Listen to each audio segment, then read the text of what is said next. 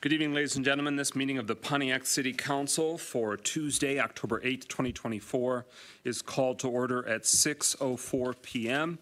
We give the floor to Councilman William Parker, Jr. to introduce this evening's invocation.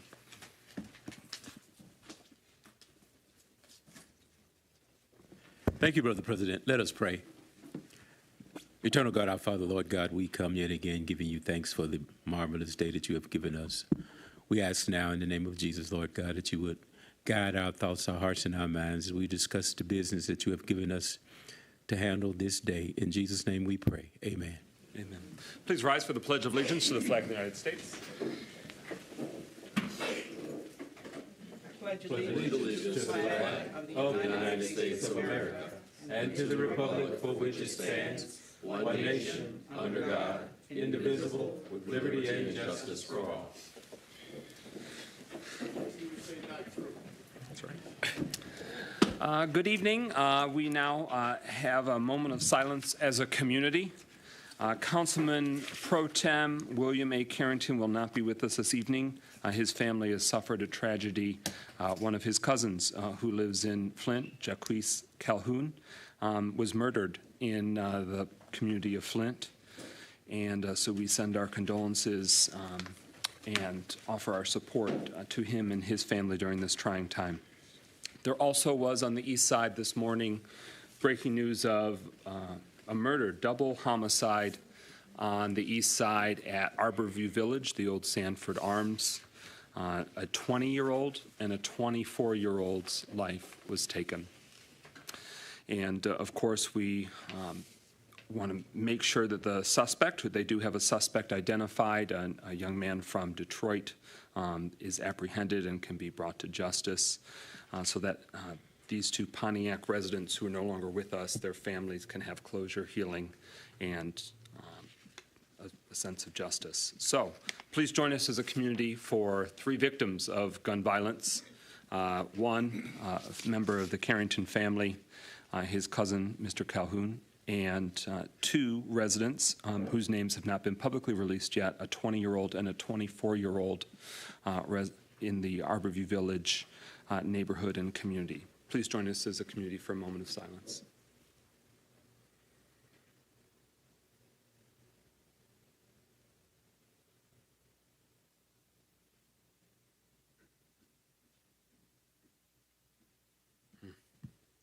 Clerk Doyle, roll call of council members. Carrington. Goodman. Here. James. Here. Jones. Present. McGinnis. Present. Parker. Here. Rutherford. Present. Mr. President, you have a quorum.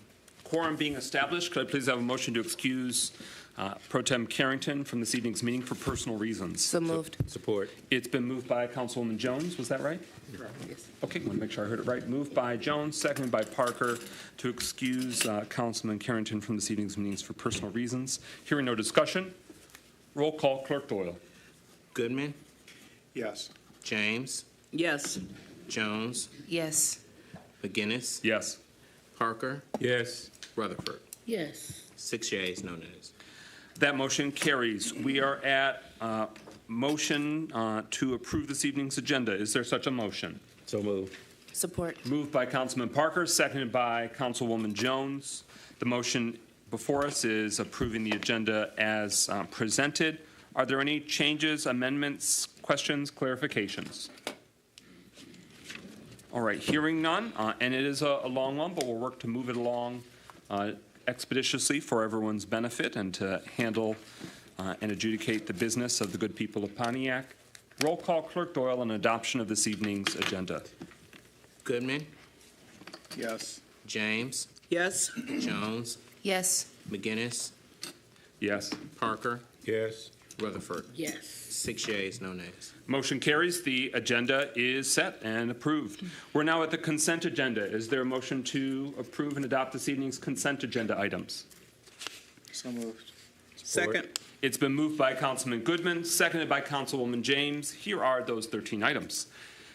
Economic Development, Housing, and Planning Subcommittee meeting minutes from September 9th, 2024. The City Council meeting minutes from September 24th, 2024. The Finance and Personnel Subcommittee minutes from September 24th. The Facilities and Property Subcommittee minutes from September 27th. The Communications, Engagement, and Operations Subcommittee minutes from September 27th. The Law and the Courts Subcommittee meeting minutes from September 30th. A resolution to approve highway easement agreement between Stone Age Properties LLC and City of Pontiac at 340 Rockwell Avenue to complete sidewalk work for the Bagley Street reconstruction. A resolution authorizing the clerk to post a notice of a budget amendment for Count My Vote Education Fund, doing business as Voters Not Politicians Education Fund, for acceptance of $10,000 general election grant funding, which we will speak during the regular meeting on further. Resolution authorizing clerk to post notice of budget amendment for Senior Chore Program for acceptance of $70,000 grant from the Oakland Livingston Human Service Agency, often known by their acronym of Ulsa. That'll also be discussed further. Resolution to authorize the city clerk to publish notice of budget amendment in the amount of $2 million for the city of to accept the legislative earmark funding for the Community Project Fund Phoenix Center site improvements. Resolution to authorize the city clerk to publish notice of the budget amendment in the amount of $4,116,279 for the city of Pontiac to accept the legislative earmark funding from the Community Project Fund for the Martin Luther King Jr. Boulevard Bridge reconstruction project. Resolution to authorize the city clerk to publish notice of a budget amendment in the amount of $750,120 for the city of Pontiac to accept the funding from the Spark Grant Program. So that's 1, 2, 3, 4, 5 different notices of budget amendments. Those will be back in 2 weeks. This just authorizes the clerk to post it, and so that way we can come back. But those related items, we're taking related action, and we'll be discussing them further during the meeting itself. This is hopefully just try and make it swift for that administrative process of publishing the notice of the budget amendment. And then finally, a resolution honoring the life and service of past city employee Willie Mae McCoy Johnson. Ms. Johnson passed away September 30th at the age of 88. She worked for 34 years for the city of Pontiac as a dispatcher for Department of Public Works for DPW on the from the old Wesson Street site. And her daughter, Alicia Woodfork Wilkerson, is a current employee of the city of Pontiac at the 50th District Court. We send our sincere condolences, and we'd be adding to the record the honoring of her life and service for being a former city employee. That is the consent agenda. Hearing nothing further, no request to pull specific items. Roll call. Clerk Doyle on the motion that was made for approval and adoption of the consent agenda items. James, Yes. Jones, Yes. McGinnis, Yes. Parker, Yes. Rutherford, Yes. Goodman. Yes. 6 yeas, no nays. That motion carries. The consent agenda and those items included are now approved. We're at recognition of elected officials. Are there current elected officials wishing to give an update on their role? Renee Beckley, Precinct Delegate 14 Pontiac. Like I see, Clerk Doyle does have. Okay, let me repeat myself. I'm sorry, my mic was not on. I'm Renee Beckley. I'm a precinct delegate, Precinct 14, Pontiac. I see Clerk Doyle does have a presentation on voting. I'm just going to do a short one, just practically about the voting. Please turn your absentee ballots in as soon as possible after you make your decision. This is a very important election. It's going to be a very busy election. So if you don't want to get caught up in lines, I say submit your vote early. Also your early vote, I believe the clerk will speak on that. But for the absentee ballots, turn them in as soon as possible. I just wanted to tell you to heed caution when you're filling out your ballot. There's parties. I'm not going to mention which ones because we can't say. You choose one of the parties up here at the top. That will take care of everything all the way down to the nonpartisan. That's called the judges.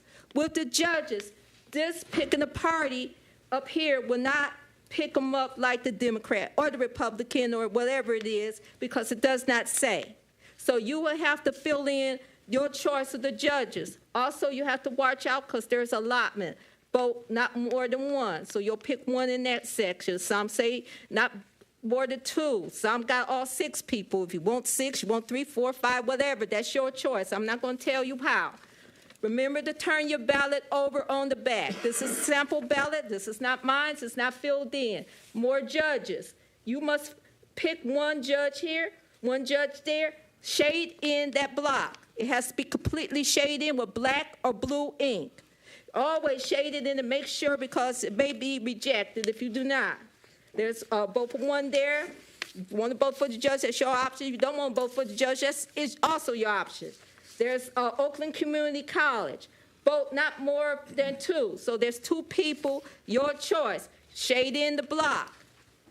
If you're in Pontiac, now other cities may not have this. You might have your city. Pontiac School District is up. They want 3 people. If you want 2, if you want 1, you want nobody. That's your option. But if you voted, shade in the block. This is the ballot proposal for Oakland County. It's about the parks. This is a 65 meal equals 65 cents per 1,000 of taxable value for 20 years. If you want to pay that, if you want that, yes. If you don't, vote no. So shade in the block. Then you put it back, follow the instructions on that envelope, and turn it in. Please do not hesitate to vote. This is a very, very important election. Whatever your side, it's very important that you vote. Young people. Also, I'm going to give the clerk's number, and he's going to continue after I'm finished. 248-758-3200. That's 248-758-3200. Let me repeat myself. 3200. That's for Pontiac voters. So you also come to the clerk's office if you have any questions, you make a mistake, please do not hesitate. Call 248-758-3200. I'm Renee Beckley, Precinct Delegate 14. Thank you. Thank you. Are there other current elected officials that wish to give an update on their position? With that, we're now at agenda address, a 2-minute opportunity to speak on items on this evening's docket before we render a decision. The first community member who signed up is Dr. Deirdre Waterman on items 14 and 29.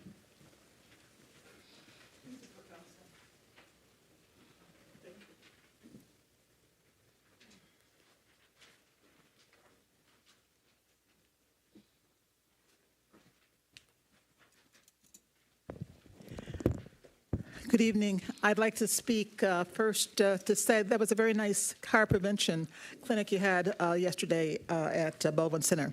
Councilman Goodman, a lot of people benefited from that, and I stopped by. Tonight, I would like to talk about the Black Leadership Advisory Council of the state, which is scheduling a public conversation tomorrow that you were invited to about their 2024 policy recommendations to Governor Whitmer on strategies to remove equity barriers for Black families and communities.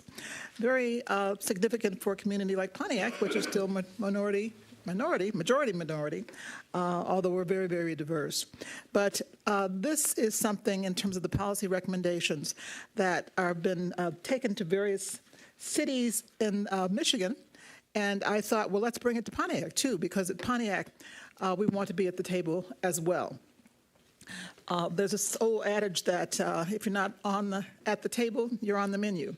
So Pontiac wants to be at the table. And this policy recommendations that the governor does get from her various groups that she has appointed. I'm a member of this particular group, the Black Leadership Advisory Council for the state. And we bring ideas in terms of helping to the equity barriers that are confronted Black communities and Black families. So these are things that we're going to do, the policy recommendations that we have for 2024. They're going to be discussed. It's going to be tomorrow, starting at 2 p.m. at the Pontiac's own Transportation Museum, right there on Pike Street, the old Crowfoot Center, for those of you who remember like that. You're certainly invited to be part of the conversation as we take back the ideas and take them back to the governor. Now, policy leads to funding. And that's what we all want to know, how we get to be part of the funding. So I invite you to be part of that tomorrow, 2 o'clock. Does conclude your time. Yes. Next is Rosalind Northcross, followed by Mr. Chuck Johnson. And the final agenda address this evening will be Ms. Darlene Clark.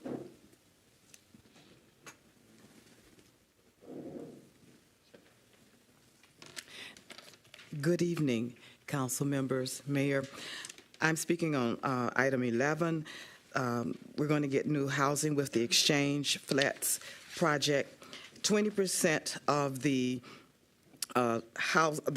rental units will be leased at affordable rates to households of 80% of the area median income for Oakland County. I'm suggesting that you consider 80% of the income for the area median income for Pontiac, because it's significantly lower than the area median income for Oakland County. And since we are trying to target that 20% of those 297 apartments at the people who are less likely to be able to afford affordable housing, it seems like we should consider looking at the Pontiac AMI instead of the Oakland County AMI. Also, the penalty that is going to be used in case the developer does not rent those 60 apartments out of the 297 to Pontiac residents needs to really have some teeth in it, and we need to look at how much of a deterrent it will be. I think of what happened with M1. The deterrent for not complying is only a $100 citation. And I hope that the deterrent in this project, if the developer does not provide those 60 units as they have promised, that there will be some real teeth into holding their feet to the fire. Thank you. Mr. Chuck Johnson, followed by Ms. Darlene Clark.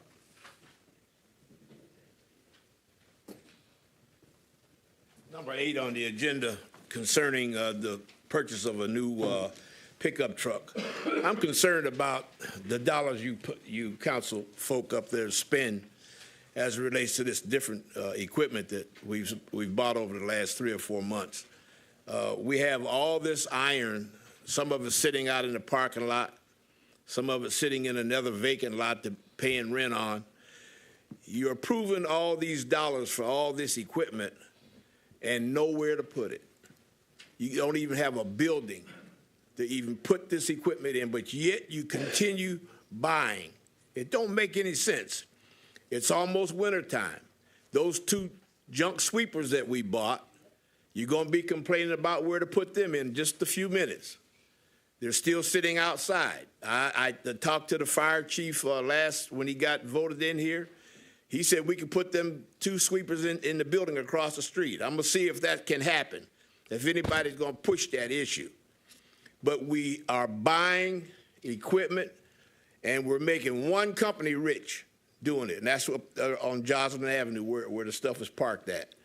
He's getting over like a fat rat off of us, and they're not even going out to bids to buy these different snow plows and equipment covers and trailers, et cetera, et cetera.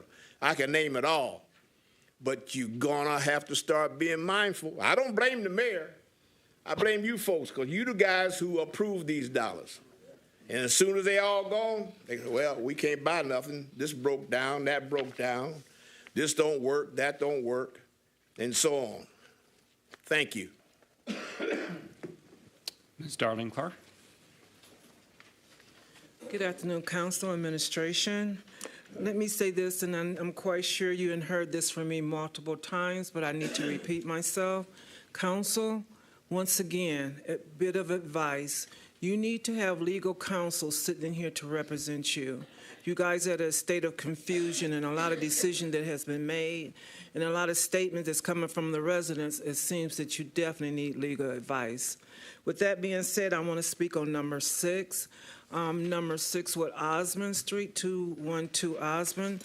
Please explain to the public if there's a survey from planning that has been done and it states that the street is not allowed or cannot hold a heavy truck traffic.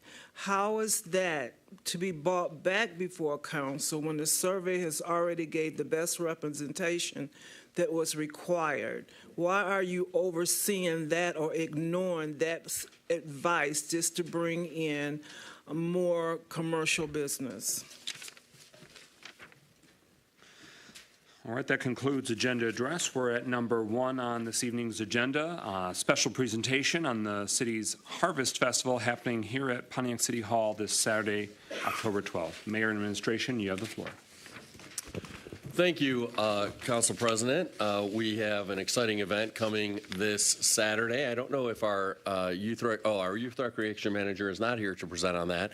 Deputy Mayor, do you have the information to share? Yes, Mayor. So it's actually not a special presentation. It's just an announcement. It's under special presentation to make sure that everyone was still here at the time of its talking. We may have a video? Oh, we have a video. I did not know. She prepared a video. She is actually at a conference this week. Hey, everybody. It's that time of year again. That's right. It's our 3rd annual Harvest Festival. When is it? It's on Saturday, October the 12th from 1 to 5 p.m. Where is it? Right here on our City Hall grounds. We will have our annual pumpkin bowling, hayride, face painting, food trucks, vendors, and more. Come on out, bring the family, and have a good time.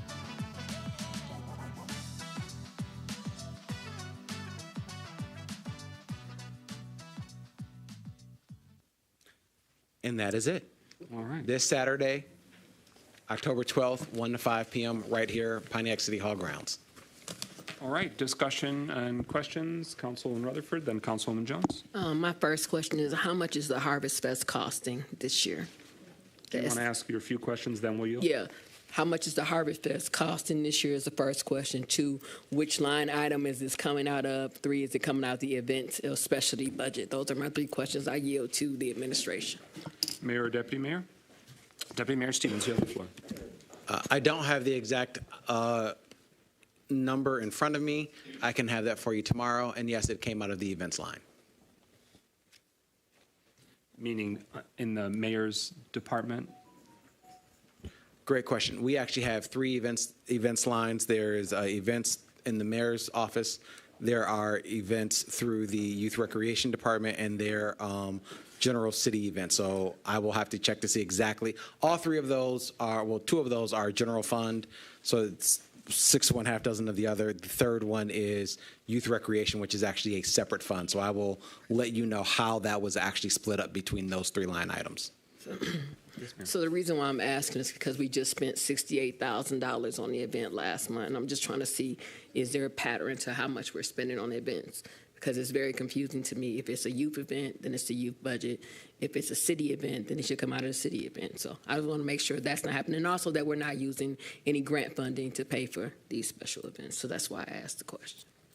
Okay, and council leadership will follow up, make sure we get that information. Councilman Jones, you're next on the speaker's list. I would also like the amount that is spent on the event, and I wanted to confirm 2 questions. 1, this event is free for entry for Pontiac residents, and 2, is the parking lot going to be accessible? Is where exactly on the City Hall grounds is the event? Yes, Mayor. Yes. So, yes, the event is free for entry. You did hear that there are food trucks, so obviously you would pay at the food trucks. But the rest of the event is, in fact, free unless, of course, you purchase something from one of the vendors. And the event itself happens on the front lawn of City Hall. So parking is free in the parking lot, and the parking lot does not interfere with the actual event itself. Any further discussion? All right, that concludes the first special presentation, and the community, of course, is encouraged and invited to come out this Saturday to take part in the Harvest Festival. Number 2 on the agenda, each city council meeting between now and November's general election, we're going to have a check-in from the city clerk, so that way he can share from the city clerk's office relevant information about how you as a Pontiac citizen can take part in this election, and also give us an update on how voter participation is tracking, because now more than ever, there are many different ways for us residents to vote early and do it in a way so that way it can make the process hopefully smoother for you, the voter, and smoother for our hardworking permanent city clerk office staff, but also those that are working the election specifically.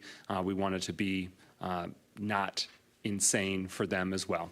Clerk Doyle, you have the floor. Thank you, Mr. President. So just to begin, the clerk's office model is we're working to ensure that everyone can vote in 2024.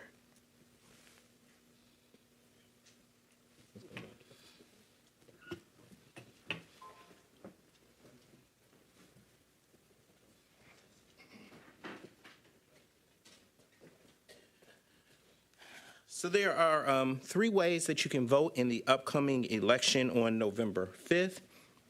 You can vote by absentee ballot now all the way up until November 4th. You can request an absentee ballot. If you want your ballot to actually be mailed to you, I would say that please submit that request no later than October 28th so that we can ensure that the ballot gets mailed to you in time enough for you to vote and you're able to return the ballot to the clerk's office. But you can also vote by absentee ballot in person in the, let's go, can we go back? Did I hit it? Or? Back one more. Okay. You can vote in person by absentee ballot in the clerk's office now through November 4th. That's the Monday before the election, all the way up until 4 p.m. After 4 p.m., the Monday before the election, we will no longer be able to issue you an absentee ballot. You can still return your absentee ballot all the way up until 8 p.m. on election day. There's also early voting. Early voting starts on October 26th and runs through November 3rd. The early voting site in Pontiac is the Pontiac Library. These are the hours for early voting: 8:30 to 4:30 every day except for Thursdays. On Thursday, early voting will be from 12 p.m. until 8 p.m. You can also vote because we partnered with the county to do early voting. So they have a regional county site, which is actually in Waterford. So anybody who has partnered with the Oakland County, so there are other communities such as Oak Park that are other municipalities in the county that have partnered where you can vote early. So you can vote at either one of those sites, early voting, starting on October 26th.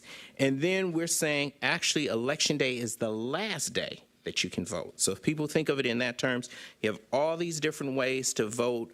So we're really not encouraging you to wait to the last day, but the last day that you can vote is actually on Election Day, and you would have to go to your assigned polling location, and that's on November 5th. The polling locations will be open from 7 a.m. until 8 p.m. I would ask you to visit. You can track your absentee ballot. Once you mail in your application, you can go online, put in your name. You can see actually when we received your application, when we mailed you out a ballot. When you return your ballot, you go to the site, it will say when we've received your ballot as well. So if you go to mi.gov/vote, if you want to know where your polling location, you can go to that same website, or michigan.gov/vote. It's pretty much the same website, but it works whether you put in michigan.gov/vote or mi.gov/vote. Try this again. Okay. As it relates to absentee ballot, like I said, the clerk's office is working to ensure that every voter can vote. So we have a service team. We established a service team during the last presidential election, and it's been in place ever since. So if you know any like homebound senior or anything like that, they just simply need to contact the clerk's office. We will actually have staff that actually can take them a ballot, or if somebody is hospitalized, we can actually take them their ballot as well, too. So we want to make sure that anybody who wants to vote actually can vote. So that's the job of the service team. If you're voting by absentee ballot, you can return your absentee ballot by mail, or you can return it to one of the early voting sites when early voting starts on October 26th, and you can actually insert your absentee ballot through the tabulator, and it will be counted right at the early voting site. Or you can bring it to your assigned polling location, and these are new options. These weren't available in previous elections. Or you can bring it to your assigned polling location on November 5th, and it will be ran through the tabulator and be counted. Or you can return it to the clerk's office or one of our official ballot drop boxes no later than 8 p.m. to be counted on election day. And those are the drive-up ballot drop boxes: the Bowen Center, City Hall, Ruth Peterson Center, and then the fire station on Huron. All of the ballot drop boxes are open 24 hours a day, and they're all under 24-hour video surveillance. And we do collect the ballots every day that the clerk's office is open, and that's all required by state law now. As it relates to voter registration, to make sure that you're registered, to check your registration status, go to michigan.gov/vote. You can register to vote online, by mail, or in person, all the way up to and on October 21st. After October 21st, beginning on October 22nd, you will have to register in person if you have not registered before, in person in the clerk's office. And then actually you have to have proof of residency to register 14 days before the election. And these are what are acceptable proof of residency requirements to come in, like your driver's license, a utility bill, insurance documents, a bank or credit card statement, like with your address, a lease agreement, a paycheck, or another government type of check. What are not proof of residencies, a package or parcel, a business card, a club or membership. So definitely you want to register before October 21st, but you can still register all the way up and including on election day, but you will just need to bring in proof of residency to the city clerk's office. And then to contact the city clerk, precinct delegate Renee Beckley gave out the clerk's office number before. I'll give it out again. It's 248-758-3200, 248-758-3200. These are our office hours. We're open Monday through Friday, 8:30 a.m. until 4:30 p.m. But prior to the election, beginning on Friday, November 1st, we're open until 5 p.m. That Saturday and Sunday will be open from 10 a.m. until 2 p.m. Monday will be open from 8 to 4, and then Tuesday we're open in essence from 7 a.m. until 8 p.m. Because again, you can register same day now.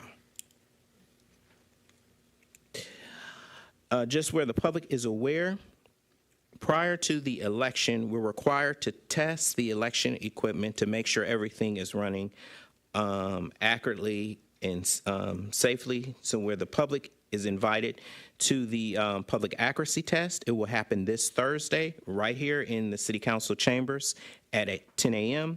It will be the Election Commission public accuracy test. And that's where you'll see the tabulators, ballots, and the whole process. So feel free to come out this Thursday at 10 a.m.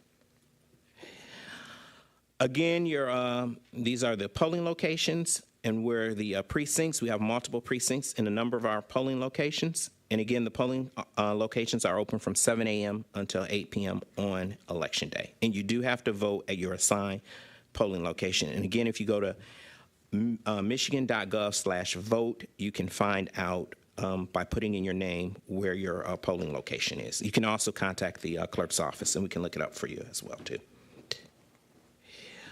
I think it was 2 years ago, because we did not have an election last year. We had like a friendly competition amongst city council members. We really want to increase voter participation. So we call this the Pontiac Votes Community Challenge. So already, as of yesterday, we didn't finalize the numbers for today. But there are 49,570 registered voters in Pontiac.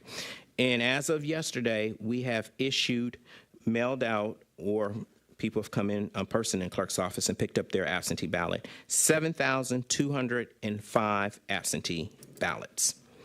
And then this shows you by highlighted in yellow which districts those are, and the corresponding precinct, and how many voters, the total number of registered voters in each of the precincts. Like, for example, Precinct 1 has 2,901 registered voters. So far, 493 of those voters have requested an absentee ballot. Of those 493 ballots that have been issued, 145 of those ballots have been returned, so that's a 29% return rate. So we'll be tracking these numbers every single week, and we'll just be showing who is like leading and stuff like that, just to encourage everyone to return their absentee ballots as soon as possible.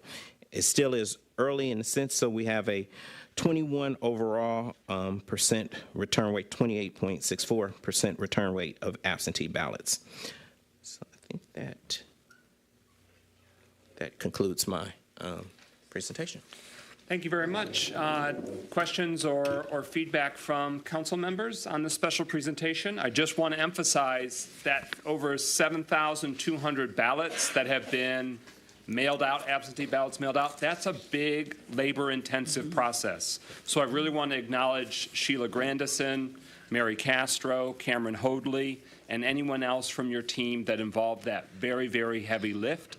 And thank you for the presentation you gave to the City Council Subcommittee on Communications, Engagement, and Operation. My question is, have you made any headway in that second temp position being filled? Actually, we have. So you mentioned most of the staff members. Jonathan Starks is another staff member in the clerk's office, and then we have Kenya Earl and Janet Jimenez are our temporary employees that are assisting us in the clerk's office. Both ladies have assisted us before. Both are Pontiac residents. And LaShonda Reese will be coming on board soon as well, too. So we are pretty much fully staffed in the clerk's office. If we see that we need more people, we'll bring them on, because we want to make sure, again, that everyone that wants to vote is able to vote in this upcoming election. Very good.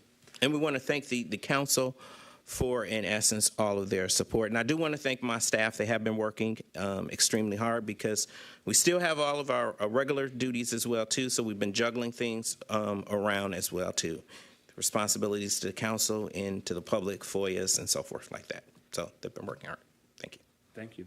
Further discussion or questions from council? Councilwoman James.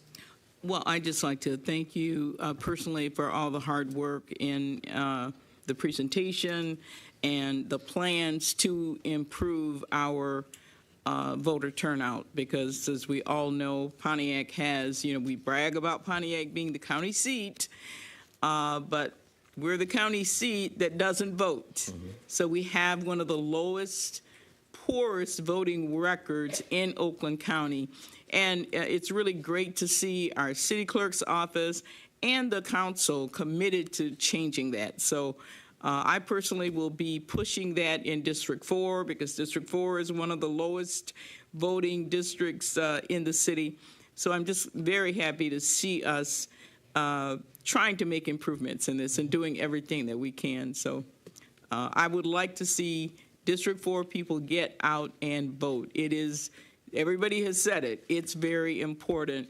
But I think we don't realize not voting, we're hurting ourselves. So, I mean, you think you're doing one thing and you're actually doing just the opposite, because when you don't vote, you are really robbing yourself of power and robbing yourself of the ability to get things done. So, I appreciate all the hard work you're doing. Thank you. Councilman Goodman, followed by Councilman Parker. Yes. Again, thank you, Clerk Doyle, for coming to the Communications Subcommittee that I chair to, give a lot of these updates a little while ago now. I just wanted to, give you a chance to also mention that, the number of drop-off locations for absentee ballots has decreased from the last election to this one. Mm-hmm. And the reason why we did that, because just logistically, state law requires that we have a ballot drop box per 15,000 voters. So we're in compliance with the state law. So we have 4 ballot drop boxes. The majority of ballots get dropped off here at City Hall. And just to making sure that utilizing staff time efficiently and stuff like that, we would be going to some ballot drop boxes, and there may only be 2 ballots or something like that. So we pick the locations that have the most ballots that are delivered to them, and we're in compliance with the law. So there are 4 ballot drop boxes. If you could, can you go back? I'll put them back up so where the public is aware. And again, all of the ballot drop boxes are under 24-hour surveillance, and we do pick up from them each day. While that's getting pulled up, Councilman Parker next. Thank you. On your sheet, you have Harrington Elementary still listed as a voting location, but that's closed, so will they still be able to? Thank you for bringing that up, Councilman Parker. Yes, that still will be a voting site. I've talked with the facilities manager with the school system, so people will still be able to vote inside of the cafeteria or auditorium at Harrington. Thank you. And we'll have proper signage. Also, for that fact, right now, in front of the, here, I'll advance it again. Can I pull up the drop boxes here, location? Right now, in front of the Bowen Center, the road has been torn up, but that will be in place prior to the election, too. I was out Monday at the Bowen Center talking to, I think is HRC, Hubble, Roth, and Clerk, to assure that the road would be repaired so where people will have easy access to the Bowen Center where they will be able to, in essence, vote. Further discussion? Yep, right there. All right. So those are the official ballot drop boxes, the Bowen Center, the City Hall, and you can still access the ballot drop box at the Bowen Center right now. City Hall, Ruth Peterson Center, and the fire station. Okay. Any final discussion? With that, thank you, Clerk Goyle, and thank you again to the team of the City Clerk's office, permanent and temporary staff, making that possible. We're at our third and final special presentation this evening, American Rescue Plan Act funding progress. Mayor and Administration, you have the floor. Thank you, Mr. President. I want to turn it over to our Grants Director, Lisa Campbell, who will walk us through all of the updates regarding where ARPA obligation and spending stands. Thanks, Ken. Good evening, Honorable Council, Mayor and Deputy Mayor, and the citizens of Pontiac. I am here to provide an update on the ARPA funds and our progress. The original spending plan is outlined here. We have, and that includes the total award for the city. So just kind of reminder, or sending a reminder of where the funds were planned initially, and have we've maintained those spending categories as well with this funding. And as of September of this year, we have spent, obligated, appropriated, or committed almost the entire amount, $36.7 million. We have just under $1 million in uncommitted funds to obligate prior to December 31st of this year. And I will be submitting the next ARPA quarterly report at the end of this month. So that is just a brief status update as to where we are. In our previous update, our uncommitted funds were over $5 million. So as you can see, we've made quite a bit of progress to commit those remaining funds, and probably by the next update, we'll have the rest of those funds. We expect to have the rest of those funds committed. Any questions? Councilman Rutherford. Okay. Good presentation, Ms. Campbell. To the administration, July 23rd, 2024, this council voted to sign an agreement with Ernst & Young, who's supposed to be running the ARPA programs and things of that nature. Number one, has that contract been fulfilled? Second thing, the technical support contracts were supposed to be done in February. It's 9 months later. Has all the technical support contracts been fulfilled? Number three, what's the timeline if Ernst & Young is going to be hired, and why wasn't this council notified? I yield to the administration. Mayor or Deputy Mayor?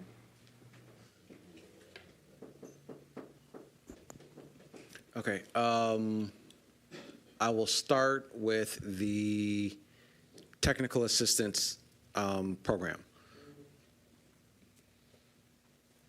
to the best of my knowledge, and I might get the exact numbers wrong, there were 20 different providers of technical assistance. As of 2 weeks ago, 8 of them had gone all the way through all of the clearances that they needed for the city, and their agreements were completely signed.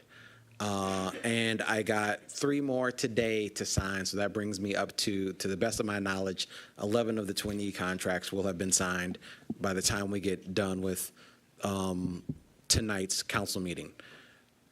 As far as, and so signed, that's how many we have signed.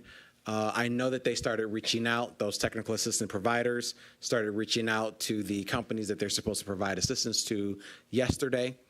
And then the Ernst & Young question, Ernst & Young has been working with the city on some preliminary issues with the ARPA program, despite the fact that there has been a continual back and forth between Ernst & Young's attorneys and the city attorney about finalizing the actual language in the contract. On follow-up, Councilman Rutherford. So as of today, Ernst & Young's supposed to get paid $25,000 a month. Has that contract been signed? It's a yes or no question. That's what I want to know. I yield back to the administration. So, no, And the reason why I'm asking is because I'm confused, and I thought that they were going to run this program. I thought it was going to be streamlined. So my question is, why is Ms. Campbell doing it?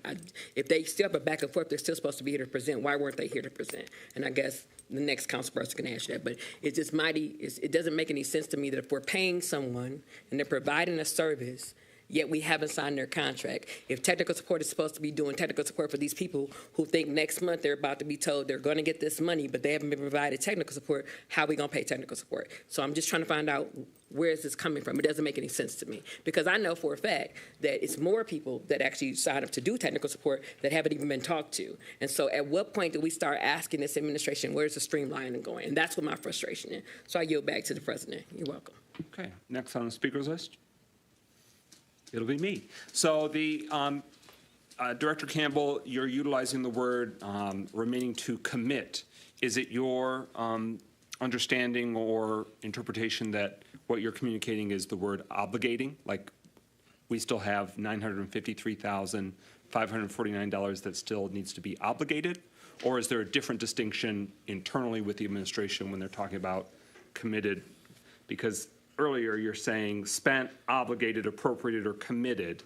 And I don't know if committed means something different, if that's a different category, because what we need to ensure for the citizens is that it's obligated, and it satisfies the federal government's definition of how you obligate by December 31st. So whomever wants to answer that, that's the reassurance that the people need. That's what the council's been looking for. That's why we want to have these regular presentations.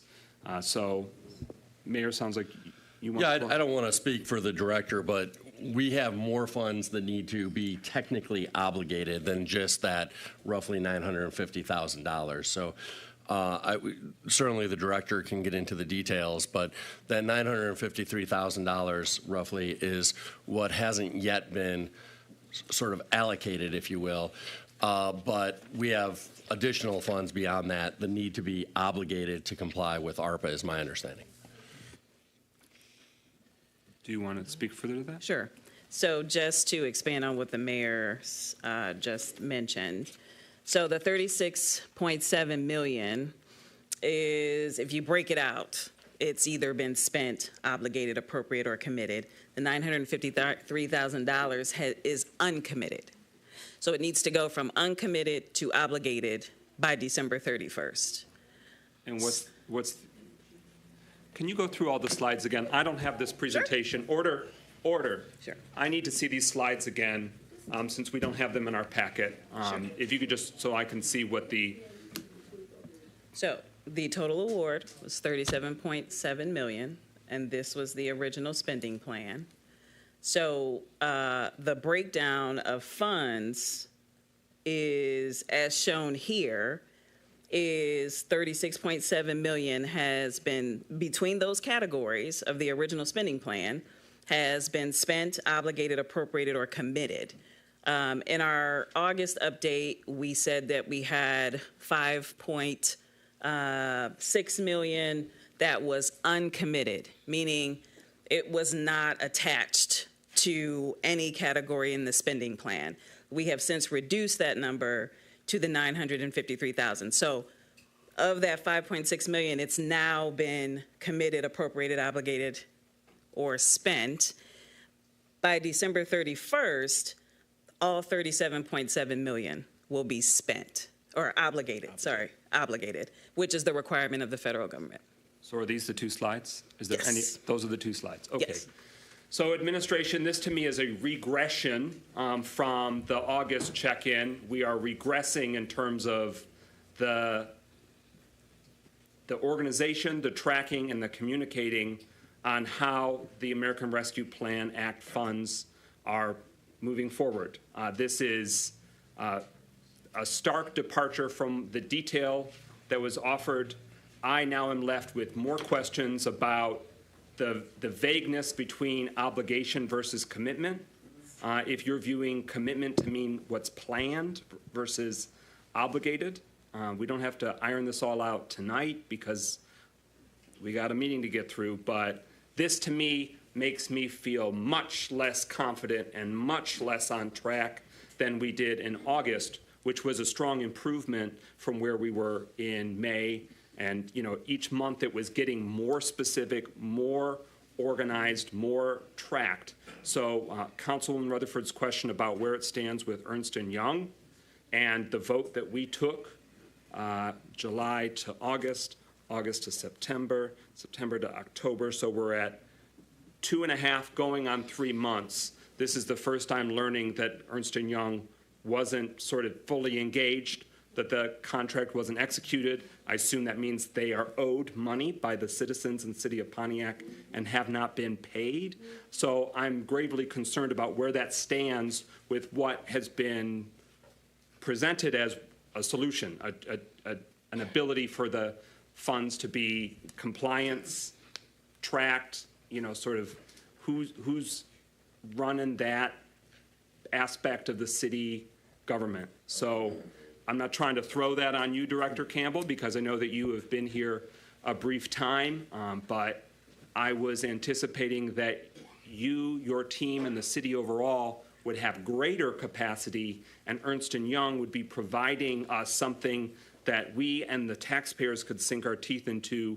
To me, this is not a presentation that I can sink a tooth into, let alone all my teeth. So I would hope that we can get more details. The Finance and Personnel Committee meets later this week. That's another opportunity for us to take a deeper dive. Perhaps that already exists and you just wanted to go high level with it. But I am now much less at ease in terms of making sure that we're hitting those obligation dates. Deputy Mayor? So you are absolutely correct, Council President, in that the idea of the simplified version was to pull this out of the weeds. We do have a much more in-depth version that we will present or give to, actually we'll send it tomorrow, but we will have it at the Finance and Personnel Subcommittee meeting. The nuanced difference between committed and obligated is that we have a number of items, and we will use the Ernst & Young item as the example of these items. We have a number of items that have been before City Council and therefore have been committed, but for whatever reason, we have not yet executed those agreements, and therefore they are not yet obligated. The $953,000 that you see here is what we are saying has not been before City Council, is not attached or contemplated somewhere. So we still need to go through the full process of figuring out how to spend those dollars. So those are the dollars that we are concerned about. Next on the speakers list, Councilwoman Jones, followed by Councilman Parker, Councilwoman James, and then for a second time, Councilwoman Rutherford. Thank you. Let me start with my request. Can we please go back to the previous slide? And maybe keep it there for a couple of moments. Thank you. Let me first clarify, and this would be for the, actually, I'll state all of my questions and then I will yield. I believe I heard Deputy Mayor correctly when he stated that Young's attorney and the city's attorney are currently collaborating to iron out some, unsaid concerns. And I'm now curious how long that has been ongoing and if a resolution is in the near future, if it's anticipated to be in the near future, so that that process can continue on. Furthermore, I would also, since we don't have this in our packet, and it very well may be explained elsewhere, but I would like to know a breakdown of which amount of funds are committed and which are obligated. I understand that that sum that was presented includes what's obligated, what's committed, or what is already spent. But a further breakdown, because if I'm correct, under the ARPA guidelines, we have to have these funds obligated, not just committed, in order to use them by December 31st. So a further breakdown along with additional information on where we are, what percentage of that is in the committed phase, and how we can expedite that, because we cannot lose this money. I think we can all agree there. Thank you. Now I yield. Okay. Councilman Parker? Actually, Councilman Jones answered one of my questions, but my other question is, the $953,000, the mayor said that's not the correct figure. Why would we present that figure if it's not the correct figure? It is the correct figure per our most recent meeting. So, and that figure shows that we've made progress, which is what I've tried to explain. So I understand not having the breakdown. We can provide that. We have the breakdown. But in the previous presentation, the slide on uncommitted funds was $5.6 million. If I did the same presentation this way, the uncommitted slide would say $953,000, which shows that we have since moved some of that money towards obligation status. So that's progress that I would like to reassure you we are still making.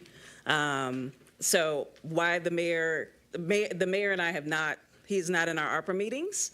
So perhaps we just need to regroup on that. So. But understand it will be presented. Oh, yeah.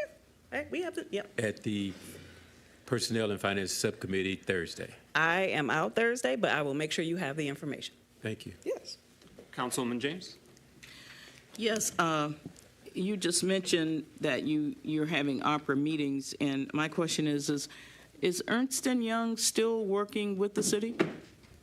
Ernst & Young has provided services to us despite the contract not being complete. So we are grateful for that. But of course, we can move a lot further along once we have a signed contract.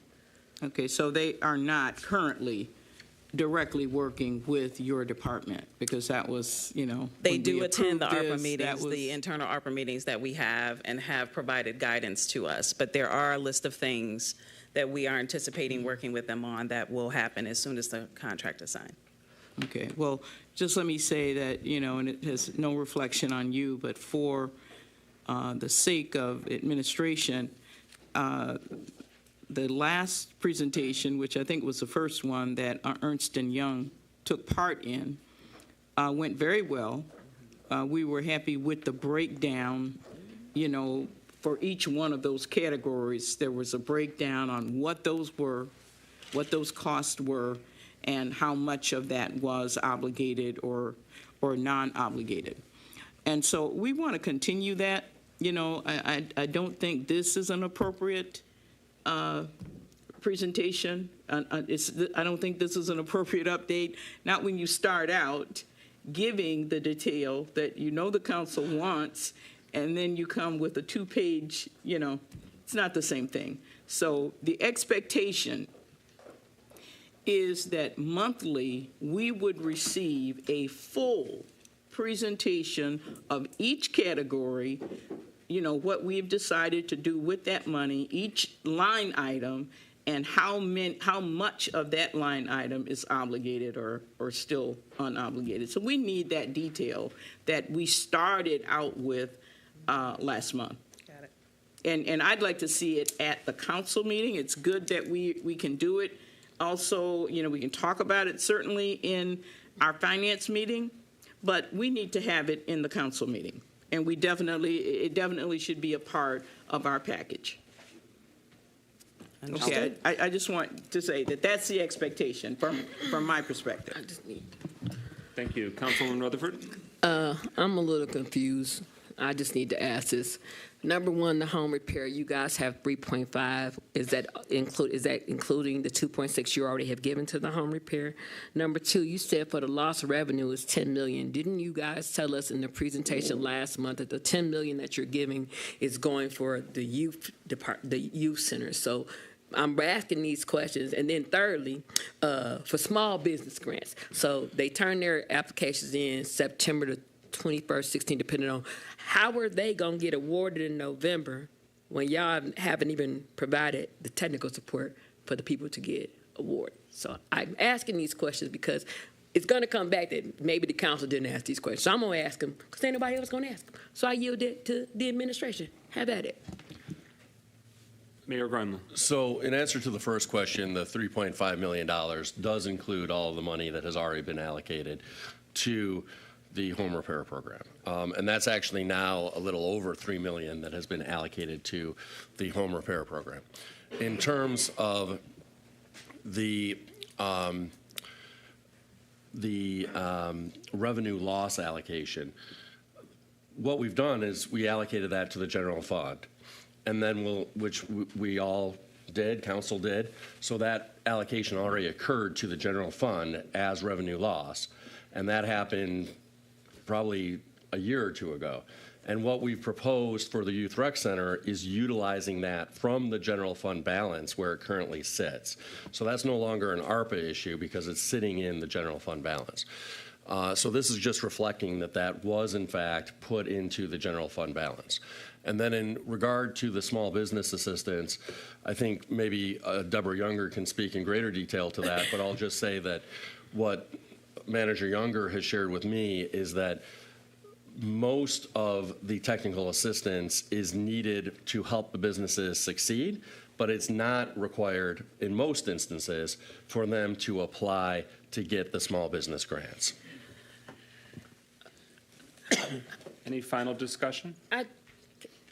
Can Ms. Younger, can you come here? Because I seem to get clarity when you ask questions. I want to ask you something real quick. You can ask and then you. Okay, yes, sir, of course. Ms. Good Younger, evening. I just want to get a real answer. Originally, the technical support was to help people get ready for the grants.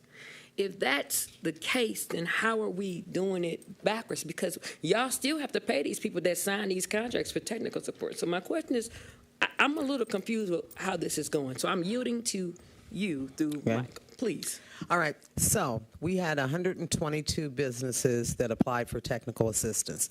Those categories include things as website design, photography, legal services to look at leases, architectural and design services, and we also have businesses that ask for financial business plan or preparation of financial documents. Of the majority of businesses who applied, there's only a small percentage that asked for financial assistance provisions. We did get QT Solutions to take some of those and work on those. Outside of, they've offered us pro bono work to work with some of the people who needed financial assistance. So I would say less than 15-20% of the applicants of the 120 that applied requested financial assistance in preparation for the grant applications. Most of them, surprisingly, asked for assistance outside of preparing for grant applications. So there are some that we worked with. Some who needed help came into the office. I personally sat down with several of them and helped them, gave them advice on how to prepare their applications, as well as people on our team.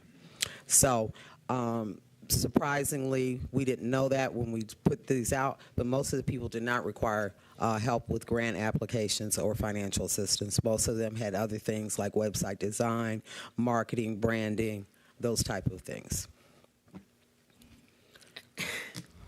Okay.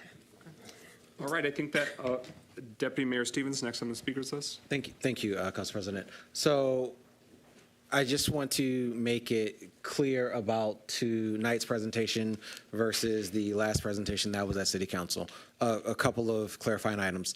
The presentation that was done before that was very in-depth and in the weeds was not done with the assistance of Ernst & Young. That was done at painstaking labor of the city's ARPA team getting together and putting that together.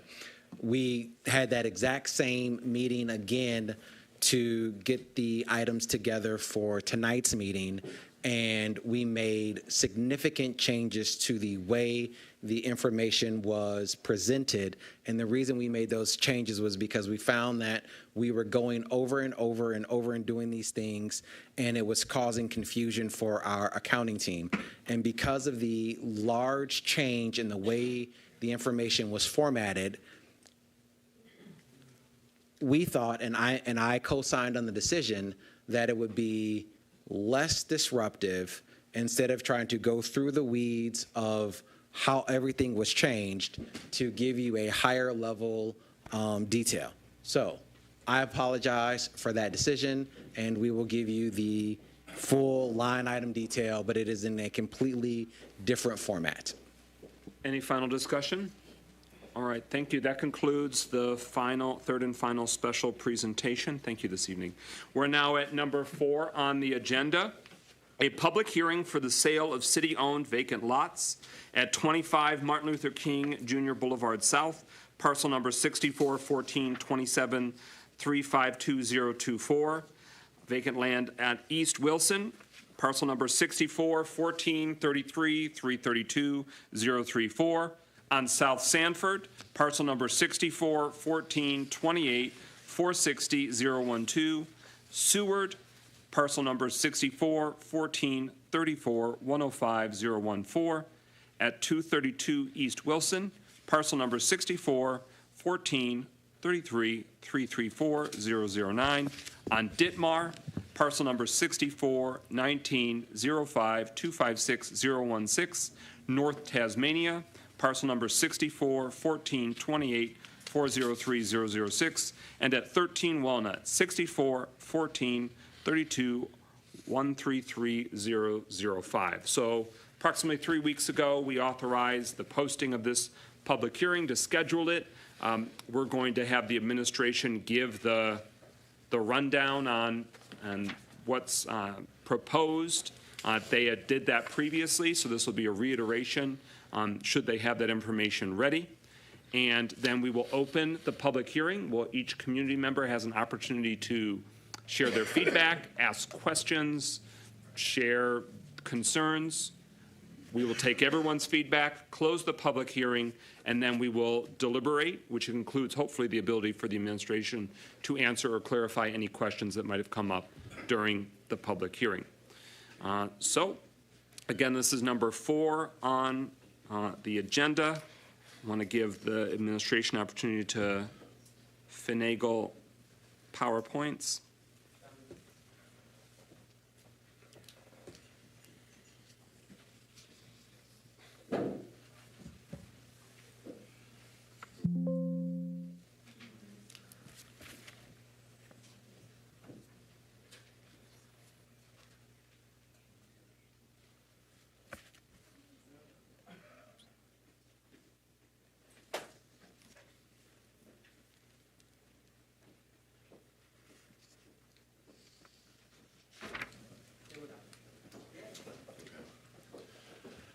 I'll allow our Economic Development Manager, Deborah Younger, to take it away. But I will say by introduction, this is all part of our continuing effort to get city-owned lots into private hands where they can be redeveloped primarily for housing. But any productive use is something that we embrace. These are lots that burden the city with having to maintain them, and they really need to be put into productive use because the city owns far too many vacant lots scattered across the city. And with that, Manager Younger. Thank you. So the first lot that is up is 13 Walnut Street. This is part of Creek Valley Properties, a infill housing development. Previously, City Council approved 4 lots. This is the 5th lot. They decided that they needed an additional lot. Here is the lot. As you can see, it's bordered by Orchard Lake Road and Walnut Street. And so this will complete the block. Council already approved the other lots going to Creek Valley. This is what the lot looks like currently. This is what the proposed infill housing would look like. These are just some examples. So the rest of the lots that are up for public hearing are all side lots. These are lots that will be purchased by the adjoining property owner. Here's a list of the lots. And the first one is on Walnut. I'm sorry, not Walnut. Martin Luther King Boulevard.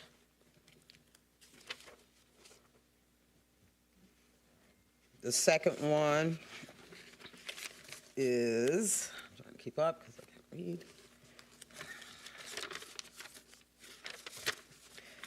This is East Wilson. It does not have an address. Some lots are unaddressed.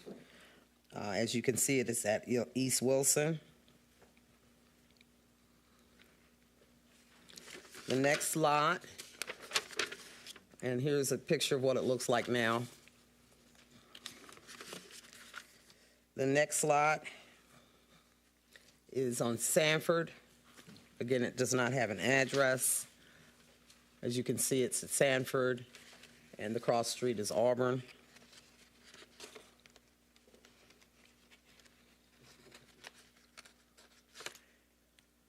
The next lot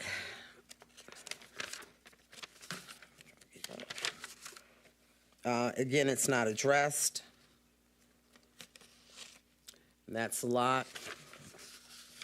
You can see the cross streets are Whitmer, Seward, and Cottage.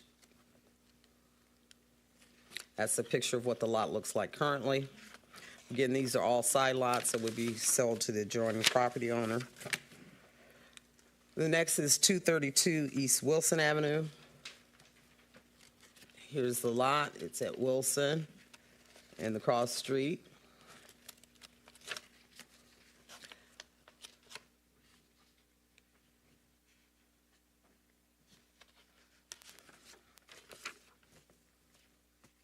The next lot.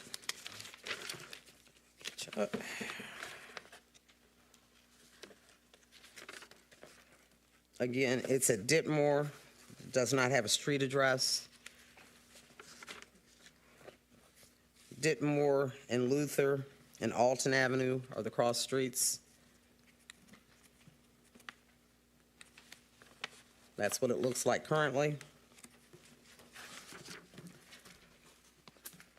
And this is North Tasmania. Again, it does not have an actual address.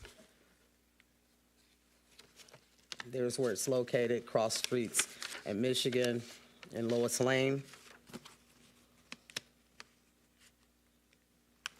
And that's the conclusion of the lots available for either redevelopment or purchase to adjoining property owners. Okay, thank you for that presentation. Now we'll proceed with opening of the public hearing. And just to clarify, Manager Younger, you are not bringing this for a vote tonight, or? That is correct. I will bring it next week for a vote. Okay, so when it comes next week, if you can make sure that accompanying the resolution in the memo is any attachments that spells out the properties in question. Thank you for being able to give the aerial visuals that show the crossroads. That helps orient us better. Okay. So that hopefully neighbors or prospective purchasers, and more importantly, the community overall, gets a sense of where we're talking about. So the Walnut Street property is for infill house, new housing, but the others you shared previously. I just want to make sure I've got it understood correctly. It's through the city's hope and attempt to sell to adjoining homeowners, that they'd be able to expand their parcels. Correct. So that way they can help maintain the neighborhood. And in many instances, these are neighbors that, out of the goodness of their heart and caring about the city, have often been maintaining it when the city was not in a position to. That is correct. And as part of the sale, we do require that they do a lot combination. So we combine it with their existing lot. Okay. All right. With that, we're going to open the public hearing. I don't want to, if there's a massive rush of people that want to participate, no need to necessarily stand up and line up. We can make it flow smoothly, but whatever's convenient for you. First up, law requires us to state your name and address for the record. Renee Beckley, I live in Pontiac. Got one question. On one of the slides that you showed, it was one of the earlier slides, I saw an address for 1200 Featherstone Road. That was the Silverdome's address. Amazon, I used to work there, that was 1300 now. And next door, that's not their address either. Who's 1200 Featherstone Road now? We'll take, no, it's a public hearing, so we hear the public's feedback, and then we'll be able to answer it in one fell swoop. Okay. Thank you. Any other individuals wishing to speak during this evening's public hearing? Any other requests? Any other requests? Any other requests? With that, the public hearing is closed at 7:20 p.m. And just so that we can close the loop, if Manager Younger wants to answer that question that was raised, we can go through the slides. It might have been on one of those property description slides. The question was, what's the backstory on the 1200 Featherstone Road that was identified with one of the properties? Can you identify which property you're talking about? Okay.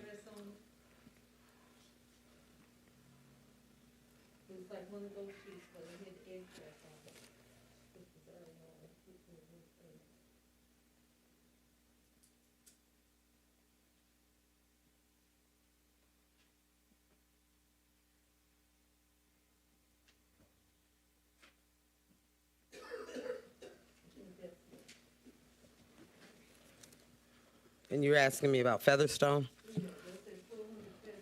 Where do you see? Look. Okay. Deputy Mayor, take it away. Okay. So on the sheet, it says City of Pontiac.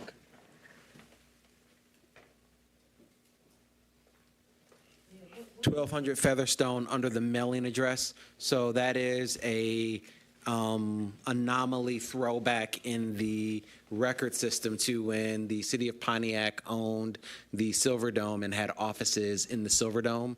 So that is the former mailing address for the department that handled these properties. Okay, so for the real estate summary sheet, they're saying it's the mailing address for the property owner, which is us, the people of Pontiac. Right. Their default address is from the glory days of Pontiac Silverdome had an office there. Okay. Yeah.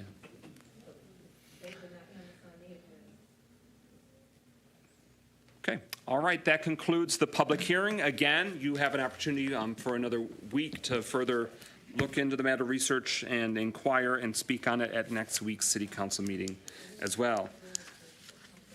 Next on the agenda is number 5. It's an ordinance to amend Appendix B of the Municipal Code of the City of Pontiac, amending Article 2, Section 2.103 zoning map to change the zoning classifications for one specific parcel on the south side of Osmond Street between South Jesse Street and Allen Street, subject to the agreed upon conditions at 212 Osmond, from R1 family dwelling to M1 light manufacturing. This is a second reading. Is there a motion to adopt that ordinance to amend?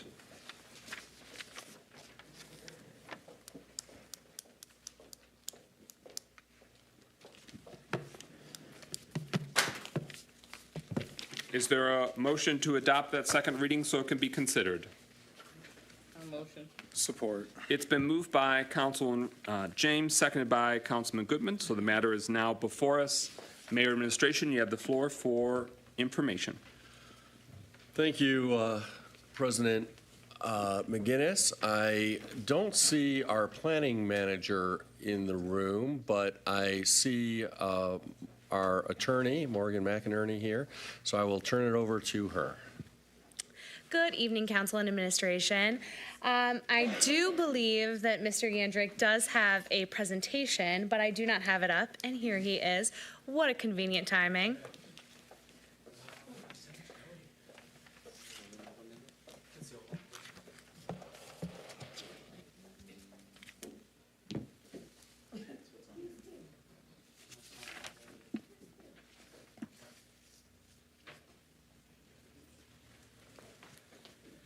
Good evening. Apologize for the tardiness. So we have a brief presentation tonight.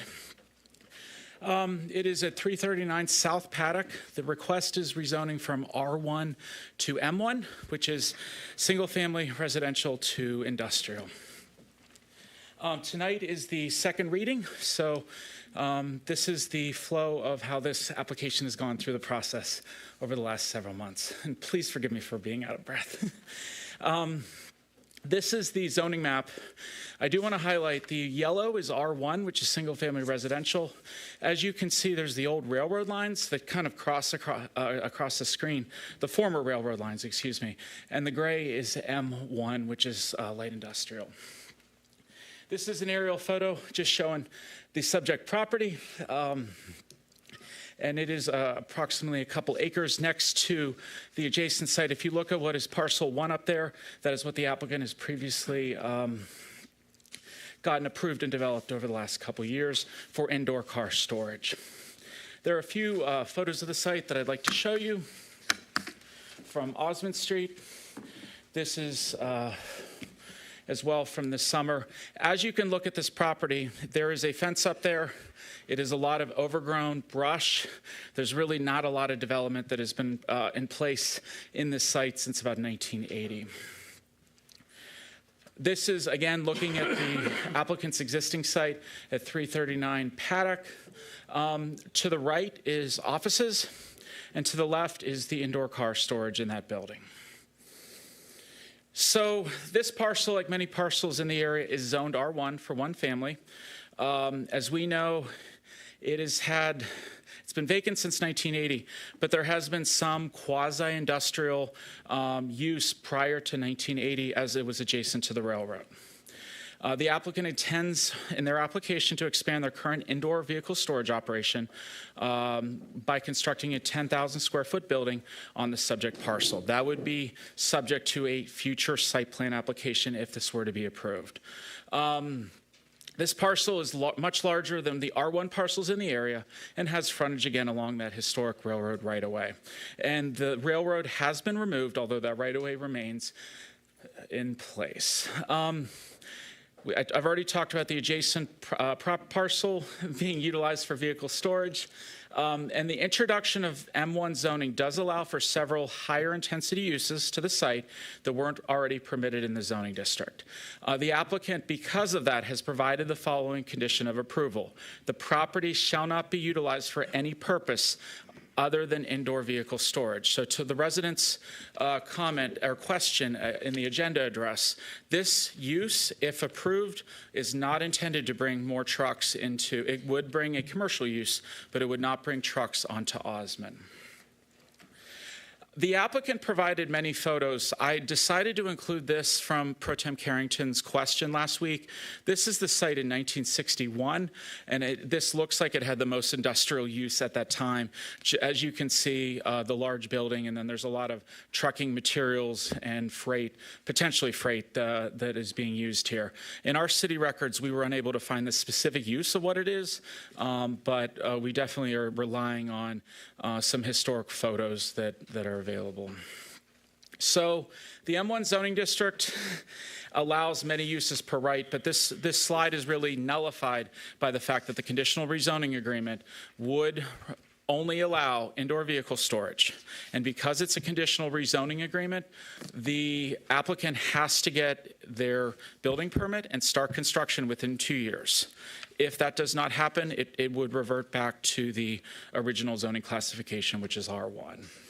And these are the uses permitted with R1, which is typically one-family dwelling units with a few other similar or compatible land uses. There are 10 standards of approval with every rezoning application. As you can see, and I go through with many rezoning requests, I won't repeat this, but there is analysis within the staff report. But a few points I would like to make is that the future land use map from the master plan classifies this parcel as entrepreneurial, residential, commercial, and green. Local business activity is only feasible use of the site that meets the future land use plan. this is not something that you would see a bunch of commercial area in here without a rezoning. The current zoning classification would allow permits single-family home by right and some community uses by special exception, such as school, park, religious institutions. But considering the contamination that has been found on the adjacent parcel that staff has in booklets down in the planning office, it is unlikely the subject parcel is suitable for residential development. Now, the applicant has provided a brief summary of this 212 Osmond site. It's a very preliminary finding, and that has been shared with City Council this afternoon in email just regarding that. The M1 zoning classification contains many uses that may present a risk to adjacent single-family residential homes. However, the applicant's condition addresses many of these, I can't say all, but many of these concerns. And the aerial photo in the bottom right is from 1967. The site, 1977. The site is cleaned up a little bit, but again, gives you some perspective of the site. And from staff's perspective, the proposed rezoning is appropriate in terms of the parcel size and a structure compliance with M1 properties. This would, if this were conditional rezoning were to be approved, the applicant would be able to go through a site plan process without a lot of variances per se. So that's the reason for that bullet point. And the proposed use of the site for individual vehicle storage could be accommodated with the lesser zoning district of C3, corridor commercial. However, being that it's on Osmond Street, that is not a corridor, that is not a largely trafficked road, and so that would be an inappropriate zoning district for that street because C3 districts are a lot on the major streets such as Woodward and University and Perry and Cesar Chavez as examples. And you know, staff understands in the analysis that every parcel, with the exception of the one to the parcel to the west, is zoned M1. So the remaining ones are zoned R1 in that area. The applicant's condition will only be used for vehicle storage should mitigate other impacts. So Planning Commission at a public hearing recommended approval 4-0 with the conditional rezoning with that condition that was offered by the applicant. So again, thank you for your time this evening, and I'll be happy to entertain any questions you may have. Thank you. Okay, Mayor Gremmel? Yeah, I do just want to try to zero in on, I think, the most important takeaways here. One is that because there's a history of industrial or commercial uses on this property, there's likely some environmental issue with the property. So that's number one. What does that mean? That means that it probably is not easily redeveloped for residential use, which is one of the things that Planning Manager Yandrick has emphasized. Number two, although it's being rezoned for M1, the only permissible use in that category is actually the car storage facility. And number three, the car storage facility is relatively low impact. I know there was a question about truck traffic, for example, but really these are cars that are infrequently moved, as I understand it, and when they are moved, they may actually be driven out of the garage in the form of a car as opposed to even being transported on a truck. So I think it's based on those three things that the view is that, hey, this is a way to take this derelict piece of property, redevelop it in a way that will not burden the neighborhood, and that safeguards are in place to make sure that it's not used for any purpose in the future that would burden the neighborhood. Councilman Parker, did I see your hand? Oh, yeah, I did. Okay. Thank you. Mr. Yamick, I believe when you did this presentation last time that you also had some signed documents from residents that approve this process. I thought this was the same project. That may have been the applicant. That was staff has never received that document. Okay. Yeah, so that was this property, and it was the applicant that provided those circulated names after they had a community engagement session. Okay. Thank you. Okay. Councilwoman James? Yes, thank you for providing the environmental study. I did, basically, I'm inclined to support the project. I've got concerns about, these neighborhoods where we're just all over the map. And again, I have to say that we need to work on that with this new master plan to get more alignment with what our residential areas and our manufacturing areas. Because right now, we just have them all mixed in, and then you get these horror stories of potentially having underground storage areas in residential communities, you know. So the question I've got is there a storage tank there? It says it's indicating that they have one, but did the test indicate that the storage tank is still there in place in the ground? May I defer that question to the applicant? Yes, please. Okay.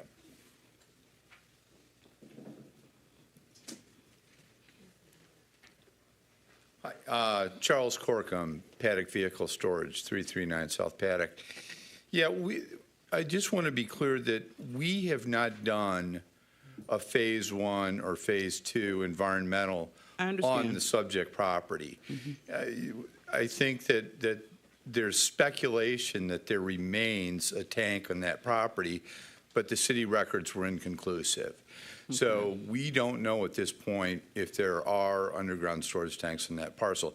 If there are, we're obligated to remove them. Okay, that was my next question. Is there going to be any remediation on your part to try to clean that up? Yeah, and we ran into the same situation on the original parcel On the at other 339, right? Okay, and that was cleaned Removed, up? yep. Okay. All right, thank you. And again, thank you for providing, you know, this environmental information because it's very important. Yeah, absolutely. You're more than welcome.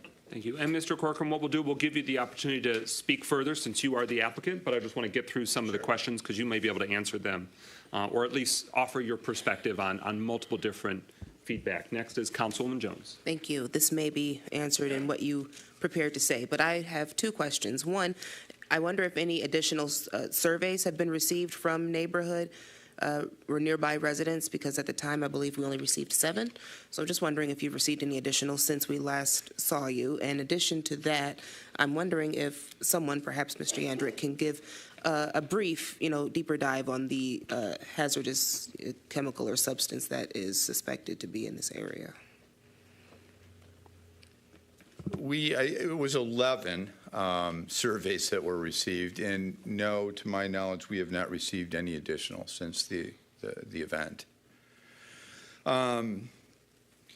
So with respect to the chemicals, there were, I think, 12 soil borings done on 339 Paddock, and numerous chemicals, lead, arsenic, fuel remnants, etc.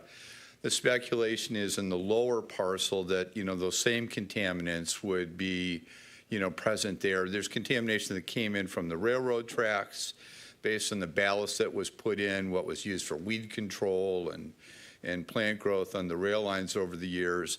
But there was also a trucking terminal that had a truck repair shop, and those were oftentimes they had in-ground lifts back in the day that were hydraulically operated, underground hydraulic tanks and hydraulic lines, and there's no record that any of that's been removed. But until you go in and you do the soil borings, until you do the testing, I can't speak directly to what contaminants are there today. Okay, one follow-up from there. So then clearly, I think this goes without saying, but given your work and your need to store these vehicles, this land, you say, can be safe, and this area can be safe for you or anyone else to enter in and drive a car in and out. However, it's not safe for a residence. Yeah. Well, yes, in the sense that there are different requirements that prevail for land use. The requirements for residential are much different than, many business industrial type uses. But we still went in with Paddock Vehicle Storage. We had a BEA done, which is a baseline environmental. We have to abide by those guidelines. We did, gas testing in the buildings to make sure there were no fumes coming up in the buildings. We weren't required to, but we did that just for, our safety, the safety of anybody that we're working with. Next, Councilwoman Rutherford. All right. Number one, is it in writing that they're going to remove the tanks if they find the tanks? That's the first question. It needs to be in writing, because we can say accommodations, but we've had a lot of people say we're going to do a whole bunch of stuff and then it's never done. Number two, you said you guys did a study on the soil, and my question is very simple. If it's not safe to build houses on, how is it safe to do garages? And the reason why I'm asking this is right in that area, because right over there by District 1 and 7, depending on what side of town, it is a playboy thing for people who have money in excess. They build these things. I don't have a problem with people having money. I have a problem with making sure that it's safe for you to be over there. So it's not a dig against you. It's just if it's not safe for the houses, how is it therefore safe for the garages? And is it in writing? Yandra, you can answer whoever wants to. And is it in writing that you're going to remove this? Because what I don't want to happen is that something happens one day where there's an explosion. And we didn't sit here and ask you, was the tanks removed? And then somebody like Miss Pat, who sells food on the opposite side of the street, or somebody else down the street, end up getting sick from it because we didn't do our due diligence. So is there anywhere in writing where y'all going to remove this tank and explain to me how, if it's not cool for housing, how is it cool for a garage? Have at it. Good evening again, Council. That's a great question. There are legal obligations when you do a Phase 1 and Phase 2 environmental study where the owner of the property, once you discover what is environmentally wrong with a property, if there are concerns, that remediation has to be done. Legally, you're obligated to do that. With regard to putting anything in writing, the city forcing conditions on this rezoning, we're not legally allowed to do that. So because the Michigan Zoning Enabling Act requires all conditions for a conditional rezoning to come voluntarily from the applicant. That being said, when the applicant does do either a Phase 1 or Phase 2 environmental study, if these things are discovered, they are legally obligated to remediate them. If they do not, different state agencies and federal agencies will get involved because it's an environmental issue. So it will be done. I will say, as of right now, the applicant does not currently own this property. They are considering buying it. I believe they have an option to buy it. Is that correct? Which is why they haven't done these things yet. The goal is to conditionally rezone so that they can develop it, and then they are going to do the environmental studies and do what they need to do. With regard to the difference between residential and commercial properties, that is based on standards that are set by both the federal government and the state agencies. So the EPA has specific regulations with regard to what contaminants must be remediated and to what level for different types of property uses. And that's for there's lots of scientific reasons for that, but of course, if you are living on a property full-time, you have, infrastructure, sewer systems, utilities, stuff like that, you are interacting more with that property, and so any contaminants affect you more than if you are simply using it for commercial purposes. That being said, I'm not a scientist. I am a lawyer, so I don't know all of the science behind it, but that's the justification. Oh, so it says in acknowledgement, I'm going to use item I. You see this paper, I'm sure you wrote this. It says the property in question should not be developed using a manner inconsistent with the conditional rezoning agreement. And so the reason why I'm asking all these questions is because later on down the line, we know that property here has been used in different uses. We know that Hayes Jones used to be where trash used to be. We know where the old Cobbs is. That used to be the dumping ground. So it's always contamination. My issue is, are we ensuring that the residents and the people that are buying it are going to be safe? And then the last question, because I forgot to ask it, because I get three, exactly how much money are they paying for this property? As far as are we making sure the residents are safe? Yes, we are. So like you said, although we do have limitations when it comes to a conditional rezoning, there is an agreement that's associated with that. But there's also site plan approval. There's also, like I said earlier, federal and state laws. There's our city ordinances. This is just the first step in the development of this property. So we do have lots of safeguards in place to make sure people are safe. As far as the purchase of the property, I am not sure. If I could defer that to the applicant, I would be happy to. Yeah, sure. The purchase price for the property, $175,000. Okay, thank you so much. I do want to thank the applicant for the improvements that you made to the neighboring adjacent parcel. It's night and day in terms of how much nicer it is for the residents, people driving by. It's a noticeable curb appeal. Thank you for keeping that property up. I want to thank you for coming to the District 7 meeting, your team speaking about the proposal, getting feedback at our meeting. That was the most recent meeting in September. So, of course, we haven't had a second meeting, but we'll update our residents that attend what the decision or verdict is here at the City Council level, because there was interest and receptivity to what you were proposing.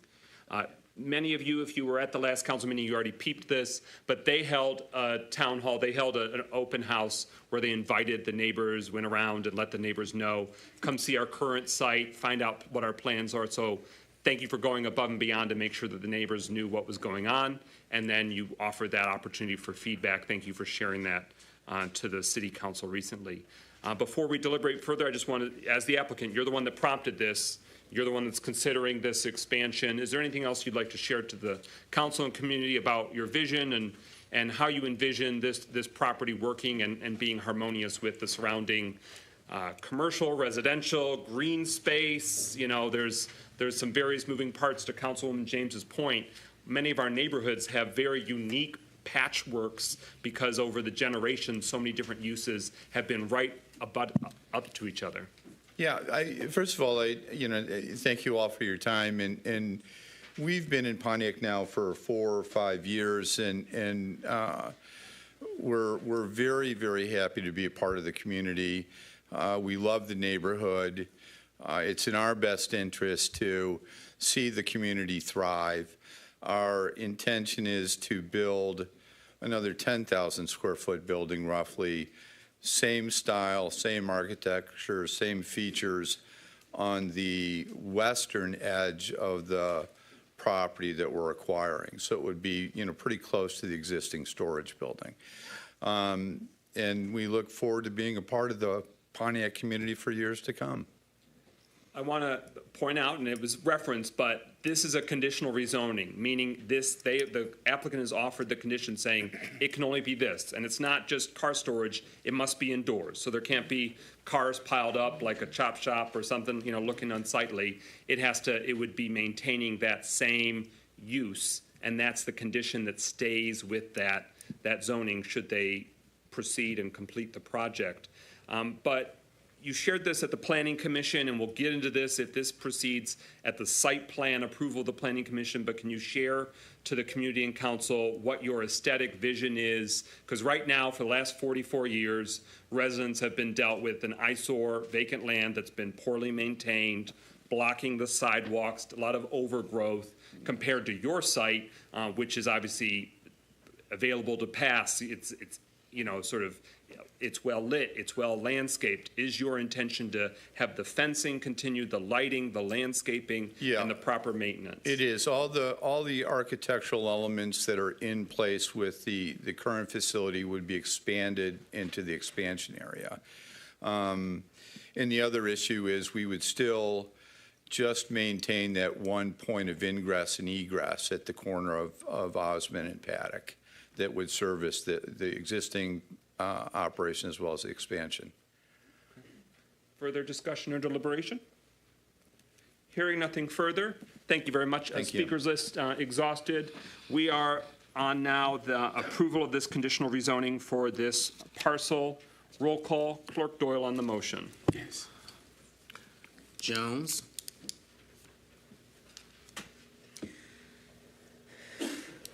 Yes. McGinnis. Yes. Parker. Yes. Rutherford. Come back to me, please. Goodman. No. So no. James. Yes. Rutherford. Yes. So that is 5 yeas, 1 nay. Thank you. That motion carries. We are now at number 6 on the agenda, a related item. This is a resolution to approve the conditional rezoning agreement for 212 Osmond and authorize the mayor to sign the agreement. So that way it bakes in, it makes that conditional rezoning that we just adopted. This is the document that essentially enshrines that. Is there a motion to adopt the resolution? So moved. Is there a second? Support. It's been moved by Councilman Parker, seconded by Councilwoman Jones. So it is now before us for consideration. The administration, you have the floor for more information. Well, I think you summed it up well. This is the actual agreement to put in place the conditions and make them legally enforceable. So this is really the mechanism that needs to be approved in order to effectuate the conditional rezoning. Councilwoman Rutherford. In the past, we've had situations like the Kenneth landfill that we voted on, approved it, and then you guys had the authorization and it wasn't signed. I say all that to give context. What's the timeline for this particular contract for it to be signed? Because there's a pattern when we have great opportunities, it's not signed. So I yield to the administration. What's your actual timeline to actually signing these type of things so people can get what they paid for? Yeah, the instance that you're referring to was a situation where the city was actually selling property, and we had an arrangement with the buyer that the buyer backed out of. In this case, the city isn't selling anything, but instead the city is simply rezoning it, and as part of that, there's a conditional rezoning agreement. So this should be signed within the next week or two at the most, I would think. And it's a very important concern that I also share, that we have many agreements. We're making these decisions. We proceed as if, okay, we haven't heard contrary, so that's enacted, it's enforced, it's on the books, it's executed. I haven't heard that same concern related to Ms. McAtemi's law firm, the ones that sort of come through the firm. So, Madam Attorney, if you'd like to help us understand that the conditional rezoning agreement, are these somewhat straightforward, somewhat boilerplate, not going to require a team of attorneys on one side and a team of attorneys on our side where we got to go through some fine-tooth comb thing? What are we looking at with practical application, so that way we know that once we are taking this decision, you can take it, run with it, bing, bang, boom? What's the forecast? I drafted this conditional rezoning agreement, so I approved it. And I believe the applicant already approved it, so it has to go through administration just to make sure that there's nothing outstanding, but there should be nothing additional outstanding and waiting to be approved. On that further answer, Manager Yandrick? Just from a process standpoint, every conditional rezoning agreement that comes before City Council has been reviewed by the applicant ahead of time, just to make sure that what they are offered, they understand what that is. As soon as that rezoning takes place, I get the ordinance and the conditional rezoning agreement from the clerk's office, and the applicant signs that with the mayor, and typically that is done 1 to 2 weeks, and that has to be recorded on the property before they can move forward with any development. So if that helps. That is helpful. Questions. That is helpful, and I'll just say that if there's anything that happens contrary to that, I'm sharing this with the mayor and deputy mayor, but let it permeate through the bloodstream of the city hall. City council would be quite interested to know if there's some hiccup or something that goes sideways where, that's going to be a few more weeks or months longer than usual. When we're taking these council actions, we go to bed, put our heads on the pillow at night, think, we did it, or that didn't happen. And so it's good to know while we were sleeping what other stuff's happening underneath the surface, if that makes sense. So that I just wanted to amplify that. And I'll say to the applicant, please communicate. You can do it through me, but whichever council person, let us know how the project is going. This is not a requirement, but so that way we can share that with the neighbors, so that we can help, share the good news or share if something is taking longer than is expected. So that way neighbors don't, they went in with one perspective and there's a different scenario because it impacts their quality of life, the construction process too. Councilman Rutherford. And I asked that to Council President, is there any way you can do a formal request finding out which open contracts we have available, which ones have not been closed, and which ones have we actually voted on? So if we voted on it, the date it was voted on, what's the update on it, and what's the outcome? Because this isn't the first time, like you said, this isn't the second time, it's several times. So at some point, we need an actual tangible list, like I'm asking my district, show me where the money is, how you use the money, where did it go? So Could you ask the administration to do that, please? I definitely, because that's information that I want to know too. So that way we as a council need to know if there's something additional action need to be taken or further communication needs to happen in the community, it can take place. So we'll definitely work to find out solutions to track that and get a sense. Councilwoman Jones. As part of this agreement that we are currently preparing to vote on, is it included that the applicant will purchase the parcel? Because I just heard someone state that they do not currently own it. So, I mean, perhaps it was more of a conditional purchase. Like, if we can rezone this for our purposes, then yes, we will purchase it. But at any point, since there's nothing really set in stone, what if there's a change We'll of let the heart? city attorney speak on sort of legal standing on when it can be executed. But to that very point, the applicant didn't want to pull the trigger on acquiring the property if the city said, no dice, you can't have that kind of facility there. So I think they were really waiting on this decision tonight before that they could even, sort of close on the property and seal the deal. But Madam Attorney, can you share the legal standing or the ability to, is this property even able to be developed if it was not owned by the applicant, essentially? Yeah, so by virtue of having the option to purchase the property, one of the conditions, I assume, for the option was to obtain this conditional rezoning. And that option allows the applicant to submit these requests for the conditional rezoning, and once that is approved, I believe, and I will ask the applicant this, that will close. But yes, as part of the conditional rezoning agreement, that is a requirement that they... Couldn't a property owner, couldn't he be a leasing? Yes, you have to have an interest in the property.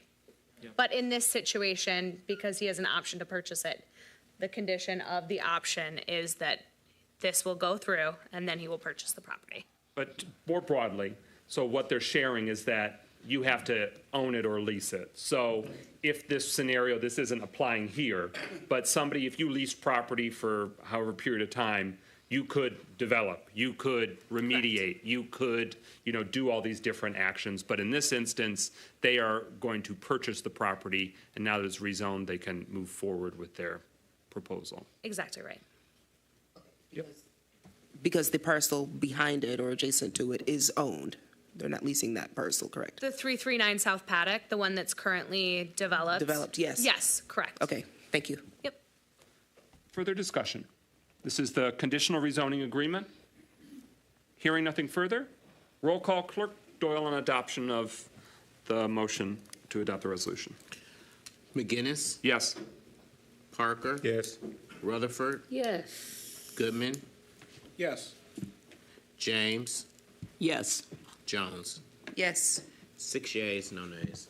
That motion carries. The resolution is adopted. We're at number 7 on the agenda. Is there a motion to adopt the resolution to approve the acceptance of a $10,000 grant from Count My Vote Education Fund? So moved. Support. It's been moved by Councilman Rutherford, seconded by Councilman Goodman. That fund is doing business as Voters Not Politicians Education Fund for general election funding.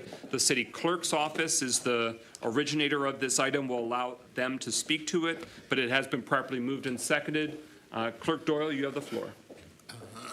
Thank you, Mr. President. So, Voters, Not Politicians, Education Fund is a nonpartisan, nonprofit 501c3 fund that gives grant money just to help get the vote out message. So we'll be utilizing the grant funding to help us with mailings. The residents of Pontiac soon will be receiving a sample ballot for the general election. And then they also will be receiving, closer to when early voting starts, a early voting mail piece as well, too. We really want to encourage voters to vote early. This time is a new option. It's just like voting on Election Day, but basically it gives you 9 days in which to do it. Thank you. Thank you, and thank you for being receptive to these creative solutions. Is there any further discussion? Councilwoman Rutherford. I just want to say, Good job, Mr. Doyle. You don't often hear that a lot about just trying to engage with the public. I think this is so important. Voting is your right to vote. You have a right to be heard, and it's the only time can't nobody tell you what to do, because behind that curtain is you and your vote. So thank you for doing and going above and beyond the call. All right. Any further discussion? Hearing nothing further, roll call Clerk Doyle on adoption of the resolution to approve the acceptance of that $10,000 grant. Parker? Yes. Rutherford? Yes. Goodman? Yes. Down, Jones. McGinnis? Yes. 4 yeas, no nays. That motion carries. The resolution is adopted. We're at number 8 on the agenda. Is there a motion to adopt the resolution to approve the purchase of a city vehicle, a 2025 Ford Explorer 4x4 for $46,250 from Longhammer Ford through the My Deal Cooperative using the Capital Improvement Fund? So moved. Is there a second to allow debate? Support. All right, it's been moved by Councilman Goodman, seconded by Councilman Parker. We give the floor to the administration for information. Thank you. This is a proposed purchase of a pickup truck to allow a shared vehicle that DPW staff can use when they need to go out into the field to visit road construction sites, other sites that require field work, so that they're not banging up their actual personal vehicle. And with that, I'll turn it over to our DPW Director, Mark Ragsdale. Button on, yep, there you go. Good evening, members of council, mayor, deputy mayor. With the previous DPW director, he had a DPW vehicle, a pickup truck. Due to the expansion of the building maintenance team and the absence of the DPW director, that particular vehicle was recirculated into the fleet and became the building and ground superintendent's vehicle. So on my arrival, there is no administration vehicle, so that's why we're requesting the Ford Explorer so that we're able to travel throughout the city and check on job sites, also attend meetings and whatnot, but it would be shared with the administration, the deputy director within the department. Okay. And the question came out in agenda address in terms of where would a vehicle be stored, housed, obviously, and the Facilities and Property Subcommittee, City Council, and other venues. We've been actively delving into the question of next steps and next options for DPW facilities, so that way we can enter or return to the 21st century by having a city facility, which we have not had for quite a long time. So do you want to speak broadly before there hasn't been finalization on that? But what's your vision, short-term and long-term, for where the vehicle would be parked when it's not during business hours? So this particular vehicle, since it's an admin vehicle, that's a moot point because it will be parked out in front of City Hall just like the other admin vehicles. However, the other vehicles that are being purchased and the equipment that was brought up, we are in the works of getting a new temporary DPW facility, which is with indoor offices as well as outdoor buildings. And then also the city is working on a permanent home for the DPW. So these things are starting to fall in line. But as for this particular vehicle, it's an admin vehicle, so it will be here at City Hall until the DPW moves permanently. And how long does it take to order it to delivery? Obviously, some of the more specialized vehicles, so it could be 6 months, could be a year, but is this more of a quick turnaround? I don't have that particular information because Vince is the one that's been, my DPW superintendent is the one that's been dealing with the particular dealership, but this Longhammer Ford has the contract through My Deal. Okay. and my deal is a cooperative in terms of trying to get the best deal for different municipalities. The state puts out a contract for each particular vehicle. For instance, an F-250. Well, Avis Ford may have won the bid for the F-250 for the 3-year period of the contract of my deal. In this particular case, the Ford Explorer, the bid was won by Longhammer Ford. So that's how we go about choosing who we get the vehicles from. Councilwoman Rutherford. Okay, question, didn't we just buy a whole bunch of vehicles earlier this year? I'm a little confused because I know you have shortage in your department for positions that's opening. So if we just bought a whole fleet of vehicles, we actually why can't they just use one of those to the administration? Because we bought a whole fleet. We even use ARPA dollars to buy them. Why are we now buying additional equipment? I'm just very confused. That's the first question to the administration. Do you have others? Yeah. 2, do we have a list of every vehicle we currently own in the DPW department? Being old, online, offline, stuff that's in use? Because I would like to see that because, you know, I never have seen it. And I happen to be over building facilities. I'd like to know what we actually have in place. 3, and this is the most important one, how do we explain buying another one, even though we bought new ones, and if each department is supposed to be working with each other, it just doesn't make sense. So I guess it's just 2 questions. So I yield that to the minister. Hopefully they give me some I can bite my teeth into. Yeah, so for context, because it's important, there have been different moving parts about moving vehicles. There was a batch of code enforcement vehicles over the last 2 years. Code enforcement vehicles acquired, building and safety vehicles acquired, parks and parks maintenance set of vehicles, and then there have been specialized vehicles of various different sorts for public works. Some of them were getting plows, some are getting salt spreaders, some are, you know, doing various different, and what was shared with Councilwoman Rutherford in our facilities and property is that they will in the near future potentially bring another specialized vehicle that has a sidearm so they can help deal with some of the overgrowth, et cetera. But so in this specific one, the question is, so the question's been asked, our inventory of various fleets, because they're all ultimately us taxpayers of Pontiac. They are our vehicles, even if they're specifically designated. Yeah. So how's that tracking going, and can that be up, when it's updated, share with council? Because I think about 1.5 years ago, we got one broadly, but there's been more vehicles that have come on.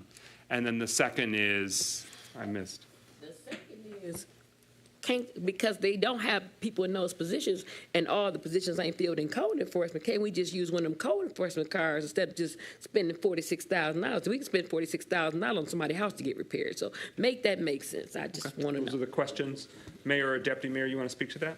Yeah, well, first of all, I think with the possible exception of one position, all the code enforcement positions are filled. So all those code enforcement cars are out on the road every day for the most part. In terms of DPW vehicles, we'll certainly provide an updated list of the entire vehicle inventory. I think we provided that more recently than 1.5 years ago, but it was still some time ago. It was probably like last winter that we provided it. So we'll make sure to update that with any purchases that have occurred since then. But in terms of the DPW staff, the other vehicles, is my understanding, and the director can speak more directly to it, is that the other vehicles were all specialty vehicles. They were pickup trucks or plow trucks or other specialty vehicles that have specific applications as opposed to a general vehicle that different administrators of that department can use to go out into the field. But Director Ragsdale, do you want to speak to that? You have the floor, sir. So to answer the first question, as the mayor had spoke, the vehicles that have been ordered are specifically for different departments, so all the code enforcement vehicles are being utilized. The last batch of trucks that were ordered, these particular trucks, some of them are like quad cab pickup trucks with long beds on them. Some of them have snow plows on them, but and some of these were set up for park and rec, for parks. Well, you may have only gotten 2 of the trucks in even though you ordered 6, it takes a long time, particularly when you're dealing with pickup trucks to get them in. Then once you get them in, then you have to go send them out somewhere to get them outfitted for whatever kind of specialty items that they need on them, whether it's a plow, salter, toolboxes, utility beds, whatever that may be. With this particular vehicle, it's an admin vehicle. It's a Ford Explorer. If you're a DPW director and you have to go out with engineering, or you have to, or there's other members of the community that you're going out, you're not touring the area in a 4x4 pickup with a quad cab and a long bed and a box on the back, right? And if you got to go downtown to Simcog in Detroit and go to a meeting, you're not taking a quad cab pickup truck and trying to park into a parking structure as well. Same thing with the alleys. If you're going and you're touring the alleys and you're getting in tight quarters, you're not doing that in a long pickup truck. You're doing that in a SUV.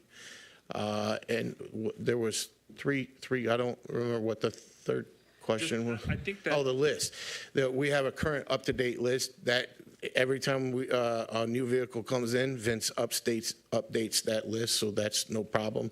We'll send that to the deputy mayor, and he can distribute out to council. Other discussion? Councilman Rutherford for a second time. So we currently only have one person that's designated in the Parks Department. Would that be correct? Parks, not the DPW. That's correct. Okay. And Parks bought 2 trucks. Is that correct? We got 6. We ordered 6. We only got 2. So could we just use one of them? Because one of them don't have nothing on there. I know that for a fact. I'm trying to save us money. I understand, but the one that they do have, and Patrick does utilize that sometimes around City Hall when it's available, but it's a quad cab 4x4 pickup truck with an 8-foot bed on it, which is designated for the lawn crew, which when Torrance gets the rest of his people in for grass season, that will be their truck. So if I was to wait until next year, I don't know how long it's going to take to get the vehicle. Then now I'm waiting 6 or 7, 8, 9 months to get a vehicle again. Does that make sense? Further discussion? Okay. Well, I really appreciate how proactive you've been in your short time as Director of Parks of Public Works. We want a very active and responsive DPW where you are making these many, many projects and improvements to the facilities, the property. I mean, when I'm looking at the few parcels of land, because it wasn't on the agenda tonight, I didn't say it, but the residents really deserve an apology from the city of Pontiac over the many years, because those are all parcels that we all own, and they look rough. I mean, they're overgrown, the site, the property lines are not tended to.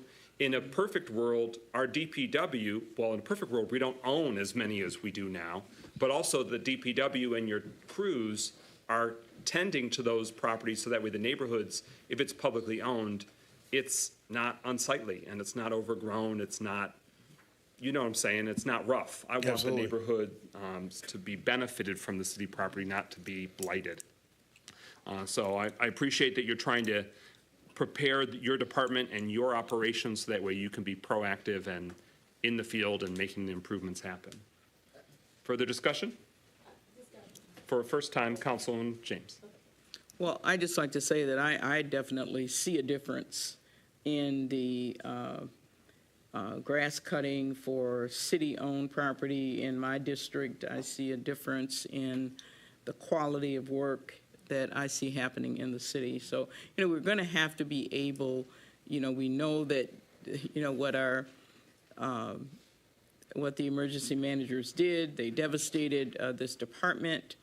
And one of the reasons that our director was hired is that he said, he has experience, he's worked in cities that had experience where the managers came in and totally devastated the DPW, sold all of their equipment. So he's used to this scenario of let's rebuild. And that's what we have to do. You know, we started with nothing with with the code enforcement. And we as a council invested in code enforcement. We bought the vehicles, we paid for the contracts, we did all of those things because we wanted our own code enforcement department. And I think we've got to do the same thing with DPW. There's still a long way to go. They had nothing. And, you know, yes, we have bought a lot of equipment, and we're not done yet, you know, because we're still, but I can see already the difference that it is making in the quality of work that I'm seeing over it on District 4, where we cut the island in front of Pontiac Oaks. That work is getting done. There was a time like last year when it would go, that grass would get high before it got cut. Now it's getting cut in a timely manner. It looks professionally done. And so I really appreciate, you know, the improvements that we're seeing. And I think we've got to do the same thing for DPW and parks that we did for code enforcement. We've got to invest in these departments and so that we can get what we want out of it. And I think that's what our residents want. Councilwoman Jones? So to what Councilwoman James was just saying, I can understand the need to invest in these departments, and I certainly do appreciate the work that has been done around the city with keeping the grass cut, and hopefully we can see an increase in these type of operations. Perhaps this was stated while I was out, but I'm wondering if someone can give me an overview of why we are looking at a 2025 model, because from my understanding, any model within the last, 4 or 5 years would be just as sufficient and reliable as a brand new 2025 model and would save us some of our funds. So could someone please explore that option with me? It was not spoken to previously, so Director Ragsdale, is that something you're familiar with? Absolutely. You have the floor.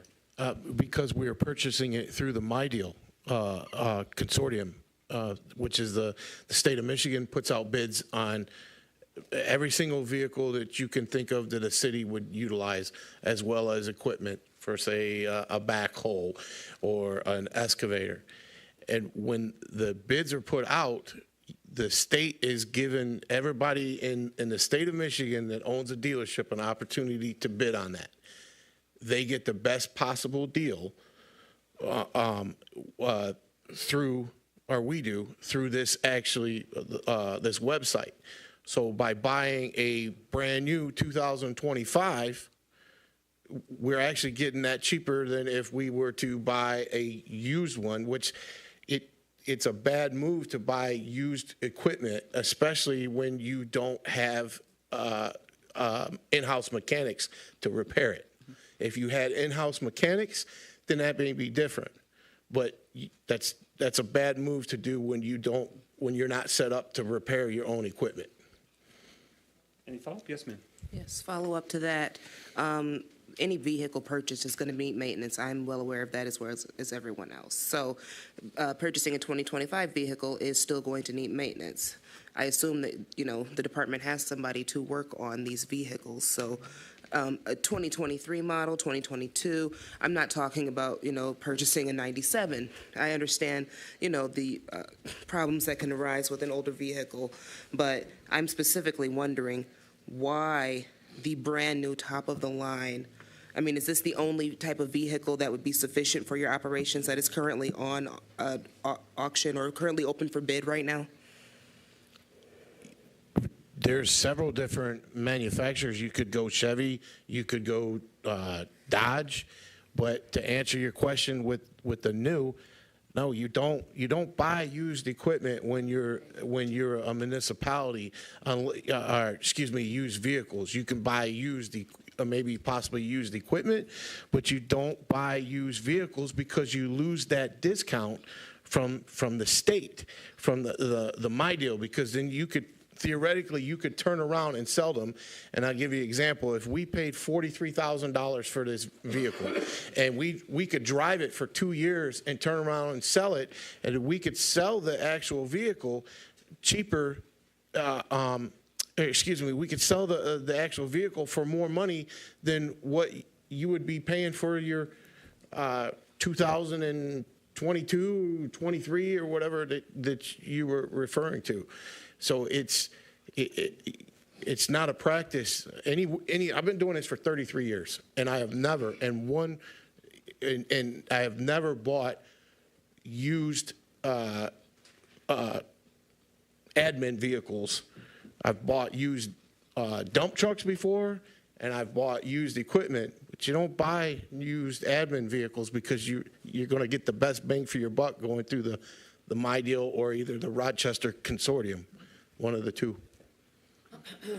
Third and final follow-up, please. Third and final follow-up, do you have any comparative prices for other vehicles that would be sufficient for your needs, or is this the only one that's before us? That's the only one I brought before you because that is the MyDeal award for a Ford Explorer. Okay, yield. Councilman Goodman, Councilman Parker. So thank you, Director Ragsdale, for bringing this to us. So I think a thing that's really important to mention is that, like, because as a municipality and many municipalities have to purchase things in general, it's sometimes easier to buy them collectively. So as he's mentioning, someone can tell me that I'm wrong. Across the state of Michigan, the state sends out bids for a collective amount of vehicles or collective amounts of equipment that lowers the cost. And to the director's point, and I believe purchasing has mentioned this is obviously before you got here, in terms of, again, like saying that this collective bid, similar to how we do insurance. If you have multiple people who are reaching out for the same thing, they can bring down that price in terms of how many they are purchasing. So to his point, I agree with you that, like, by standard thought, paying for a used vehicle will be cheaper in the long run. It will be cheaper if you're simply just buying that vehicle by itself. But because we are part of this consortium, we're part of the state that is sending out this bid collectively, and multiple municipalities are part of that MyDeal consortium to get those deals that the state's fighting for, that in this situation, we are saving a lot more money by purchasing this new vehicle down the long term in terms of maintenance, and us paying less for it because of how many are being purchased by the state in general. That, like, the investment cost for this is better than us purchasing a used vehicle that we currently, and I don't remember if I remember correctly, we don't have a person that is doing vehicle maintenance. That's correct. We do not have vehicle mechanics. So, and also with that, like, again, to that point, buying a used vehicle would be helpful if we had someone who is stationed inside of a DPW to maintain our vehicles, but we don't have a DPW location, so therefore we also don't have a full-time mechanic to maintain that. Councilman Parker. Thank you. Thank you. You mentioned that you ordered 6, only got 2. What's the lead time in getting vehicles once you order them? First of all, I didn't order those. That was through the Parks Department, and that was before I got here. It just depends. It depends on what the type of vehicle is, where it's coming from, and what you're getting outfitted on that particular vehicle. And a lot of the lag time still has to do with the effects of COVID. So there was an issue with getting parts for some of the dealers for a long time, and that put and there was issues with shipping, so that put a lot of lag time on certain vehicles.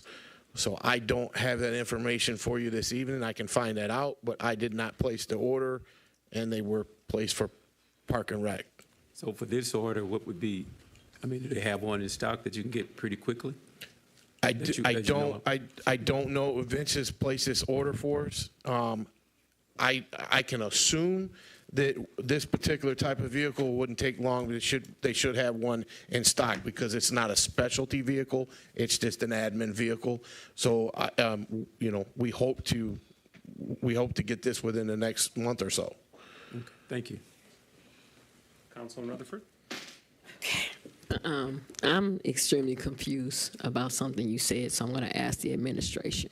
Previously, we bought a lot of used equipment, so I guess you can answer or they can answer. Isn't it still currently down, the used equipment that we did buy? And there's a reason why I'm asking this, because prior to you getting here, sir, We were told by this administration that it was a truck, I believe it was $500,000, whatever truck that cost, you know which truck I'm referring to?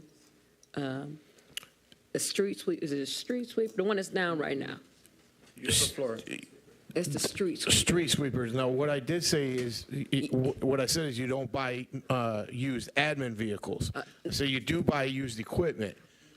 But there's a reason why I know I'm asking the administration, the used equipment that we just bought, aren't they currently not in service? So I'm asking for a reason, because before you got here, sir, and it has nothing, we were told polar opposite from what you just said.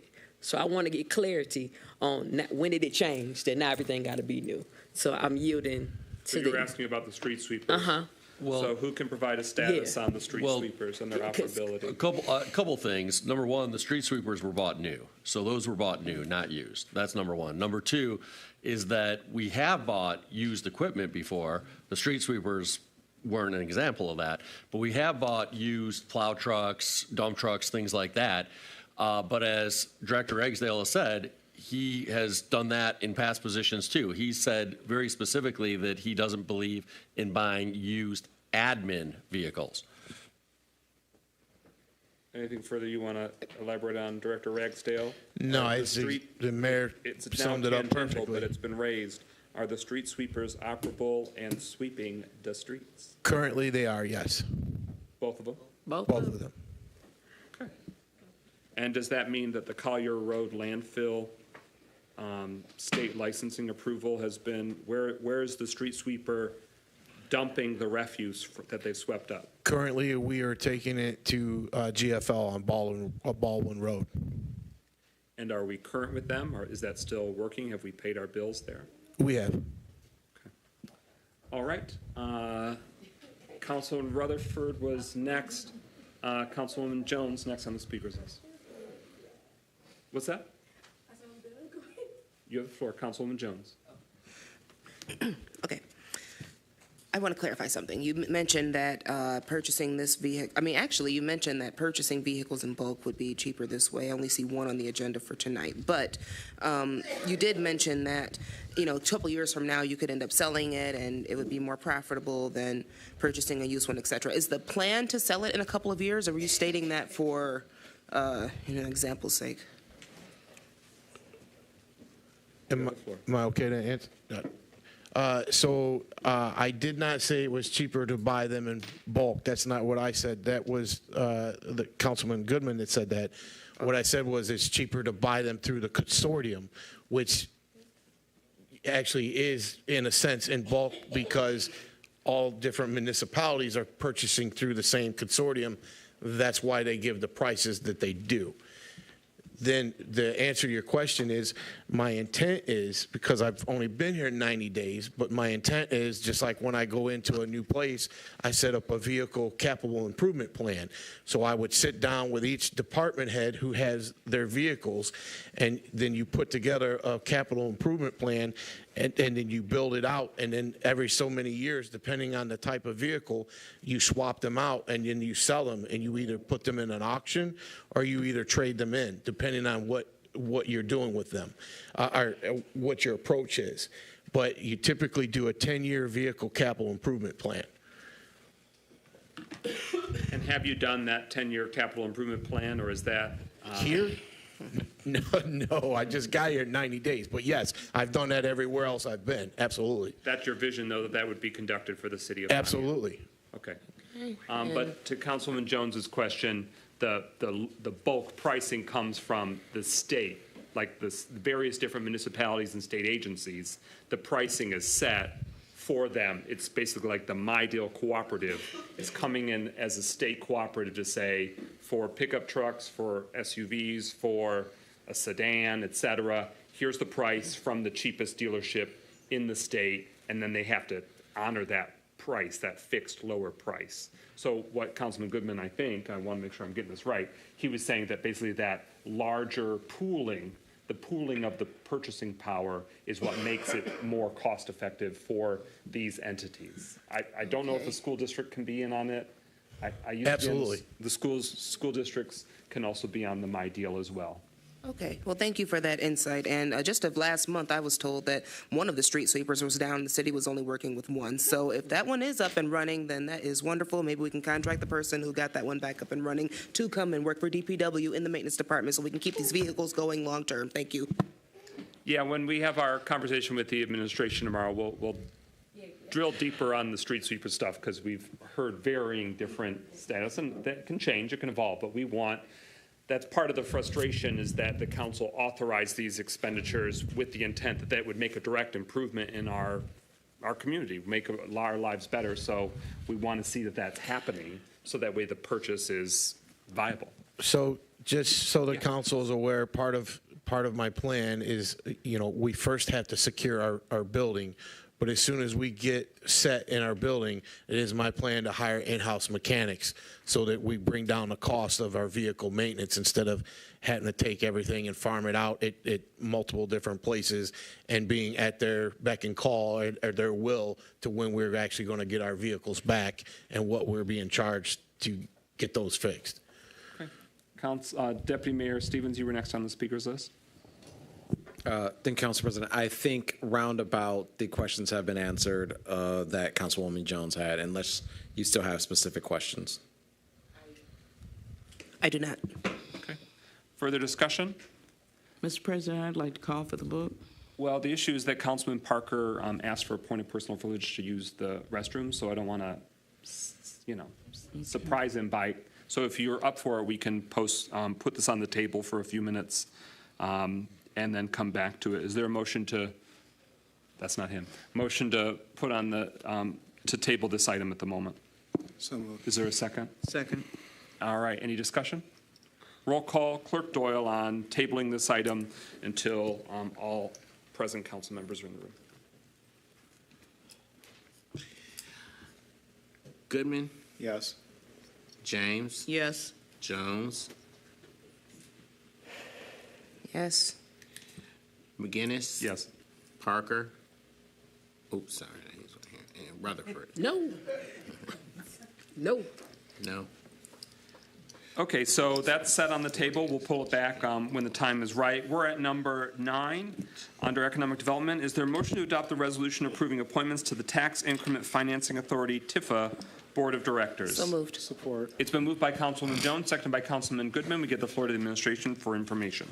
Thank you. So we have long had a TIFFA board or authority in the city of Pontiac, but there hasn't really been anything for it to do for many, many years. And so there were appointments made to it long time ago, but those appointments have all expired. And we now have need for actual decision-making by the TIFFA board because as we roll out various tax incentives, especially for housing, especially for affordable housing, we need a TIFFA board that can actually make decisions. And so in your packet is a recommended list of 7 appointees. I want to make sure that I'm giving our Economic Development Manager, Deborah Younger, an opportunity to speak in greater detail about why there's the current need to appoint the TIFFA board members. Thank you. Good evening again, Council, Mayor, Deputy Mayor. As the Mayor indicated, we currently have 2 active TIFFA districts. So when, in fact, projects come in those TIFFA districts, it's required that a TIFFA board approve them.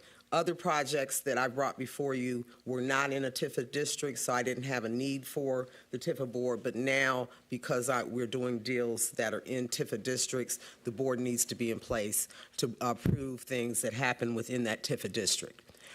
So for your edification, the TIFFA board can be up to 13. I'm recommending 7 appointments for today as we look to build out several of our economic development boards and authorities in the future. Specifically Exhibit A, I see 2 spelling errors for 2 of the 7 names. For Kenneth R. Birch, so it's Kenneth, and then Joy Dockham, her last name is Dockham.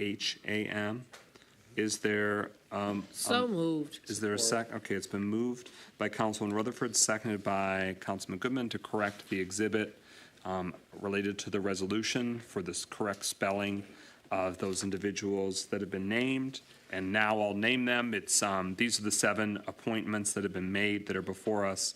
Jose Ibarra III, Kenneth R. Birch Sr., Christine Myers, Joy Dockham, Dr. Anisha Hanna, John Bry, and Levante Travis. So what we're voting on right now is just correcting the spelling of those 2 identified, Kenneth Birch and Joy Dockham. Any clarification on that specific vote on correcting the spelling? Hearing none, roll call. Clerk Mr. President, so what was the second? I see the Kenneth Birch. What was the second correction? Kenneth Birch and then Joy Dockham. Her last name is spelled Dockham. H-A-M. Okay. D-O-C-K-H-A-M. Okay. H-A-M. Yes. Roll call. Clerk Doyle on that amendment, correcting that. James? Yes. Jones? Yes. McGinnis? Yes. Parker? Yes. Rutherford? Yeah. Goodman? Yes. 6 yeas, no nays. All right, that amendment passes. The correction's been made. So those are the names. That's the mayor and manager has spelled it out what they're proposing. Any further discussion? Councilman Rutherford. Yeah, I have several questions. Number one, how were these individuals chosen? 2, did you ask anybody from council what they thought? 3, 2 of these individuals are currently running for positions with the school district, and is there going to be any conflicts with them being on this board? And oh, that was 2. And 3, why wasn't council president or pro tem approached for this board? So I yield to the administration for an explanation. Well, I'll allow the economic development manager to express her thoughts as well, but we specifically didn't want any city elected officials on the board, including myself, so we wanted to make sure that it did not include any city elected officials who represent city government. Secondly, no, there's not a conflict of interest with school board members serving on it. And third, it was the individuals were identified through a collaborative process involving the economic development manager and the deputy mayor and I. I also did reach out to President McGinnis as well and discuss that. I think Joy Dockham was one of his recommendations, or he forwarded her name as a potential. Okay, Mike, you did your job. We'll make sure they include you on stuff. All right, go ahead. Any further discussion on approving these appointments? Again, more may come, but this allows the TIFFA board to consider some of these housing items before some looming deadlines. Councilman Jones. Quick question, and just out of curiosity, are any of the TIFFA board appointees present today? No, they are not. Okay. Wait a minute. Any further discussion? Okay. All right, so this is the resolution to appoint Tax Increment Financing Authority Board of Trustees members. The mayor has made these appointments, and now it's up to us to confirm. The Economic Development, Housing, and Planning Subcommittee, including yesterday morning, heard from Manager Younger about the time sensitivity, that if this TIFFA board is not in existence or reconstituted within a matter of days, then multiple large housing housing proposals, they will end, or at least their viability with the state of Michigan pursuing different incentives. Yes. I was waiting on you to say that. So, you know what I'm about to ask, right? Uh-huh. Okay. So, Come on. hold on. I ain't come back. Which projects will this affect? Is it going to affect Lighthouse, Dennis Griffith, 28 North Saginaw? No, a Lighthouse and Dennis Griffin. And so you know, Corporate Counsel for the county and the state just recently told us that we had to reappoint the TIFFA board. So this isn't something I sat on as we moved this through the process. We got a ruling from Corporate Counsel at Oakland County as well as from the state saying that the TIFFA board had to be reinstated. So I've only been aware of this about a week and a half. And my only other question, don't we owe like $2 million, TIFFA? Am I not correct? I'm sorry. Oh, no, it's to the administration. To Kafani. So the question that Councilman Rutherford's alluding to is what are the current obligations that the taxpayers of Pontiac have from past TIF decisions? So there is currently a deficit in the TIFFA funds. Would you like me to explain the nature of the deficit, or do you want me to just stop there? Oh, no, I just wanted you to clarify so that the people at home know we owe money. That's all.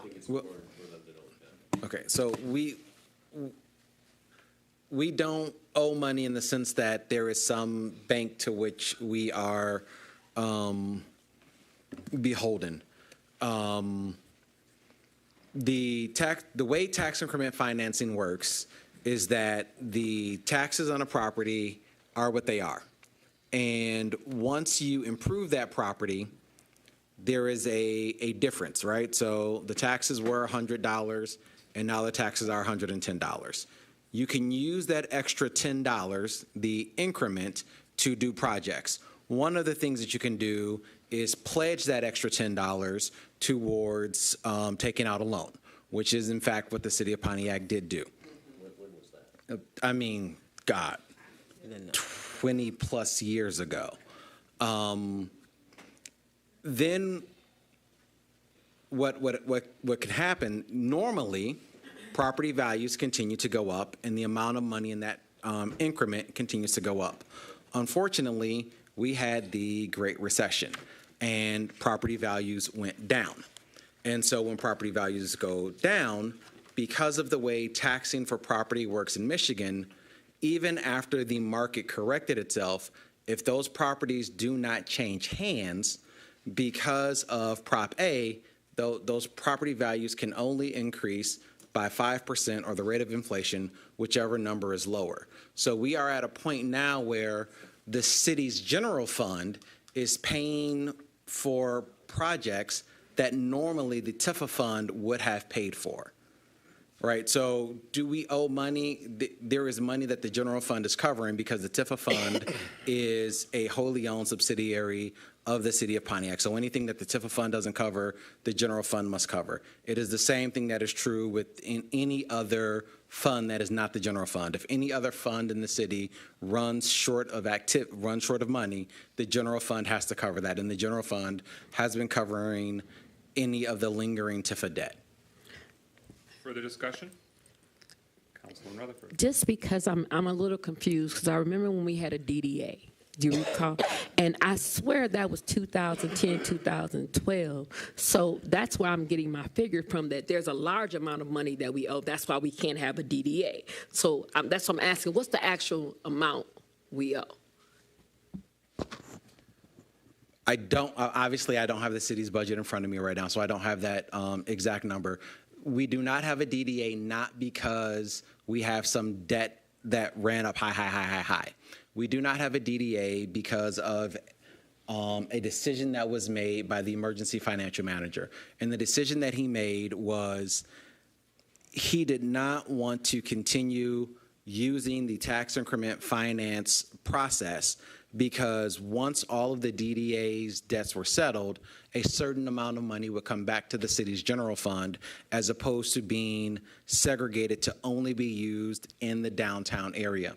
I will say that that was a relatively short-sighted decision that he made because by making that decision, he also sent back a lot of money to Oakland County and to other taxing jurisdictions because the tax increment finance does not only capture the tax increment of the city, it captures the tax increment of the county and of other jurisdictions. So when he made the decision to sunset it and no longer be able to capture those other funds, and I believe,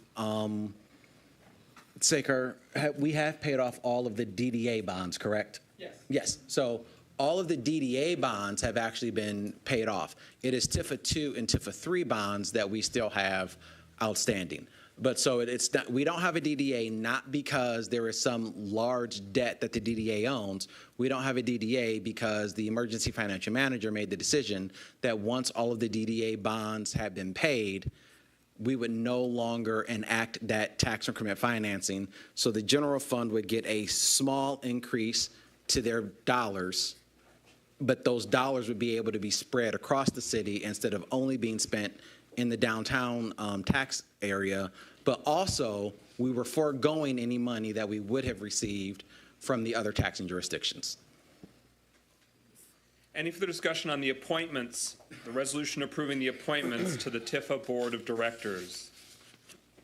Speakers is exhausted. Roll call. Clerk Doyle on the resolution to appoint Tax Increment Financing Authority Board of Trustee members. Goodman. Yes. James. Yes. Jones. Yes. McGinnis. Yes. Parker. Yes. Rutherford. Yes. 6 yeas, no nays. That motion carries. The resolution is adopted. Is there a motion to pull from the table what had been resolution number 8, resolution approving the purchase of the city vehicle? So moved. Is there a second to pull it from the table for us to consider it? Moved by Councilman Jones, second by Councilman Parker. Any discussion?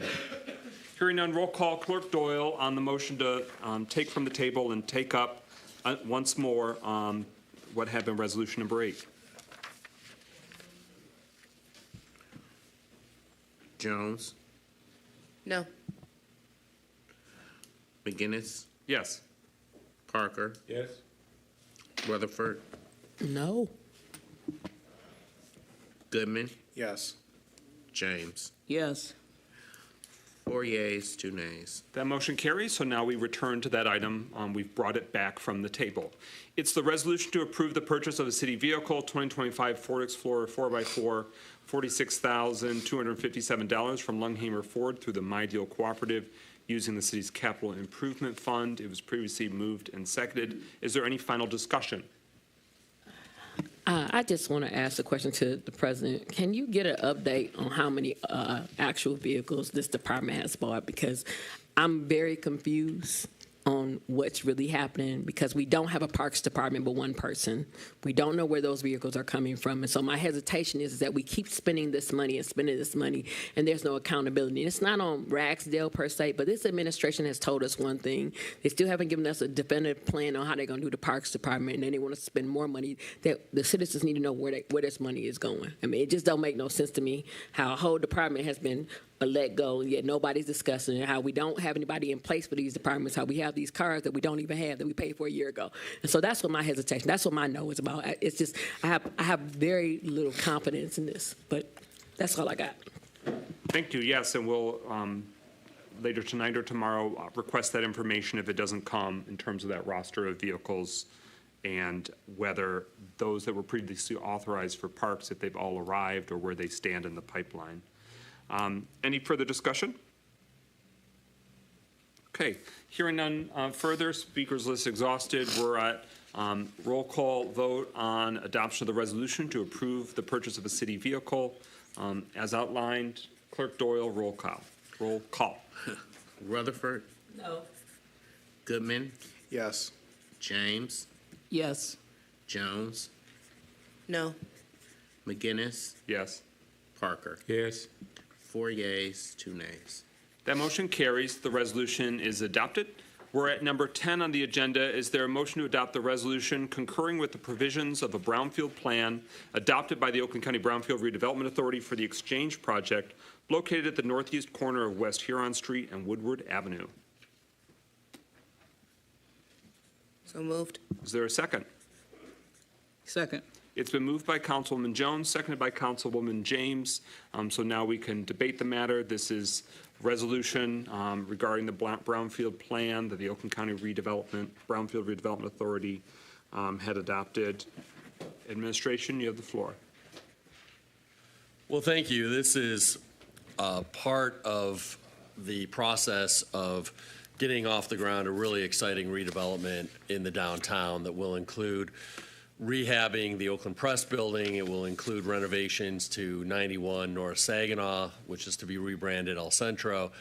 And it will also include the construction of almost 300 new residential units as well. So this is a really important project. It relies in part on the Oakland County Brownfield Redevelopment Authority's approval, which was given, and this agenda item would ratify that.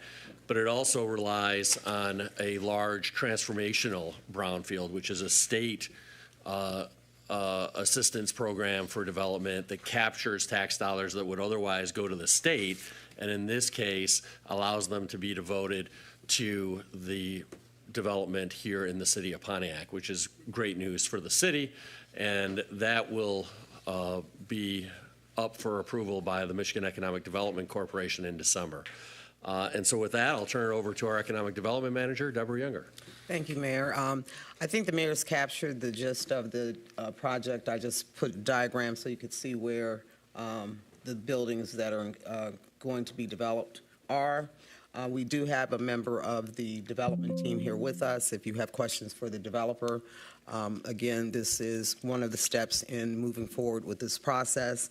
I'm asking you to concur with the Brownfield Authority's acceptance of the Brownfield plan that was submitted on behalf of this project. Okay. Does the applicant wish to speak to the proposal in terms of what it would mean for the community or what the residents should expect if it comes to fruition? That's you.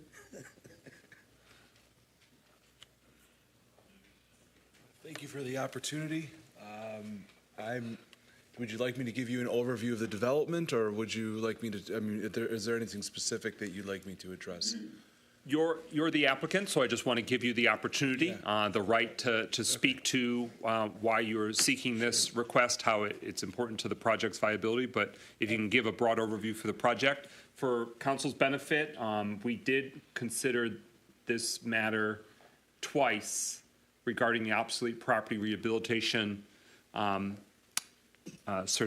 establishment, the exemption certificate for multiple portions of this proposal. So you might be familiar with it. That's obviously something that Councilwoman Jones didn't get the benefit of seeing, but so this is another action related to a project that has been before you and has been discussed in different subcommittees. But if you'd like to amplify the nature of your request, and I'm going to do a point of personal privilege. I'll be back in 60 seconds. And also, before you start point of personal privilege, can you move the microphone closer to your mouth, because you are unfortunately not the same height as Director Younger. I'm not. No, I'm 6 foot. My name is Eric Toomey. I'm representing Dennis Griffin and Pontiac OZ1 LLC, who is the developer of this site. So there are 3 broad components: El Centro, which is 91 North Saginaw, the original Oakland Press building, which is called here the Press and Arts. We're calling it the Tech and Arts building. And then within that is the Grand Hall and the Annex. A very interesting building, completely unique in every respect, given that it was once a printing press. It's actually quite monumental inside. And then a ground-up development called the Exchange Flats, which will be a multifamily 287-unit project. El Centro is intended to be a not-for-profit community hub. With many different, as you well know, the Detroit Housing Commission is in the building and several different not-for-profits that have been serving the community for many different years. The Tech and Arts building, affectionately named Tech and Arts, is meant to be a 75,000 square foot redevelopment, adaptive reuse of the space that will include mixture of uses, including traditional office. It will include maker space at the garden level floor that is right at grade along Pine Street, really creating an amazing sort of walkable district within there. And then the Grand Hall and the Annex will be a hyper-local food and event destination space with a food hall, likely with a regional or local operator. The Exchange Flats is 287 units comprised of studios, 1 bedrooms, and 2 bedrooms with amenity space along M59 and Woodward. The total current proposed development cost is about $105 million between all 3 various uses. Previously, you did approve, obviously, the creation of the Oprah district and the Oprah exemption, as well as the neighborhood enterprise zone. What we're seeking today is a transformational brownfield plan and the concurrence of that combined work plan that the Oakland County Brownfield Redevelopment Authority approved a couple weeks ago. Pursuant to what the mayor described, the intention is to have full approval of the transformational brownfield plan at the state level through the Michigan Strategic Fund, which is the body and board that administers the MEDC, the Michigan Economic Development Corporation. The benefit of that plan is not only with respect to tax increment financing, it also allows for income tax capture, sales tax capture, and withholding tax capture that allows for the construction of this project, which frankly would not be financially viable without this tool. This tool is intended for transformational projects throughout the state of Michigan. We would be one of 4 approved if this body chose to move forward with the resolution and the concurrence of OCBRA's approval. That's it. I'm happy to answer any questions related to the project in more detail, but that's broadly it. It's a huge economic development project, huge real estate project, and it will, frankly, in my humble opinion, transform this section of downtown Pontiac for sure. So it's a mix of new construction and then renovation of existing historic structures. When you're saying Centro, that is becoming the hub for Centro Multicultural La Familia. They have now moved to the sort of anchor tenant, if you will, for that complex. So just as a frame of reference, if people want to orient themselves about what we're talking about. Any discussion? Councilman Rutherford. I'm very excited about this project, first because it's going to revitalize downtown, but I only have one hesitation. When we vote on this, unless I'm going to vote yes for this part, but my hesitation is about what's the penalty for the affordable housing, because I currently sit as the vice president of the Pontiac Housing Commission. A 2-bedroom in Pontiac, say the Westwood is $1,300. But actually, the annual income for people that have Section 8 is normally between $19,000 and $22,000. So, is affordable housing, like, are y'all gonna change it to where it's based on what our vouchers pay versus what Mr. pays, who currently are not giving out any vouchers? So, how can anybody afford to stay here if it's going by the actual county rate? Because you are familiar that Mr. has put a freeze on their Section 8 vouchers and will be freezing it for the next 26 months. And so my hesitation is, what's going to be the affordable housing rate for these apartments? Let me answer. You had 2 questions. Let me answer the first question, which is what is the penalty if the affordability is not met? It is a heavy, and it was also asked by Ms. Northcross during the agenda address, there is a very heavy penalty if, in fact, they do not maintain the affordable housing units. That penalty is what the ad valorem tax would have been. They would have to pay that in penalty times the number of units that were out of compliance. So it is a steep penalty, as well as any cost of enforcement by the city to enforce that. And of course, if they fail to comply and pay those fees, then we have injunctive rights and take them to court. But in the agreement is a heavy penalty for maintaining affordability.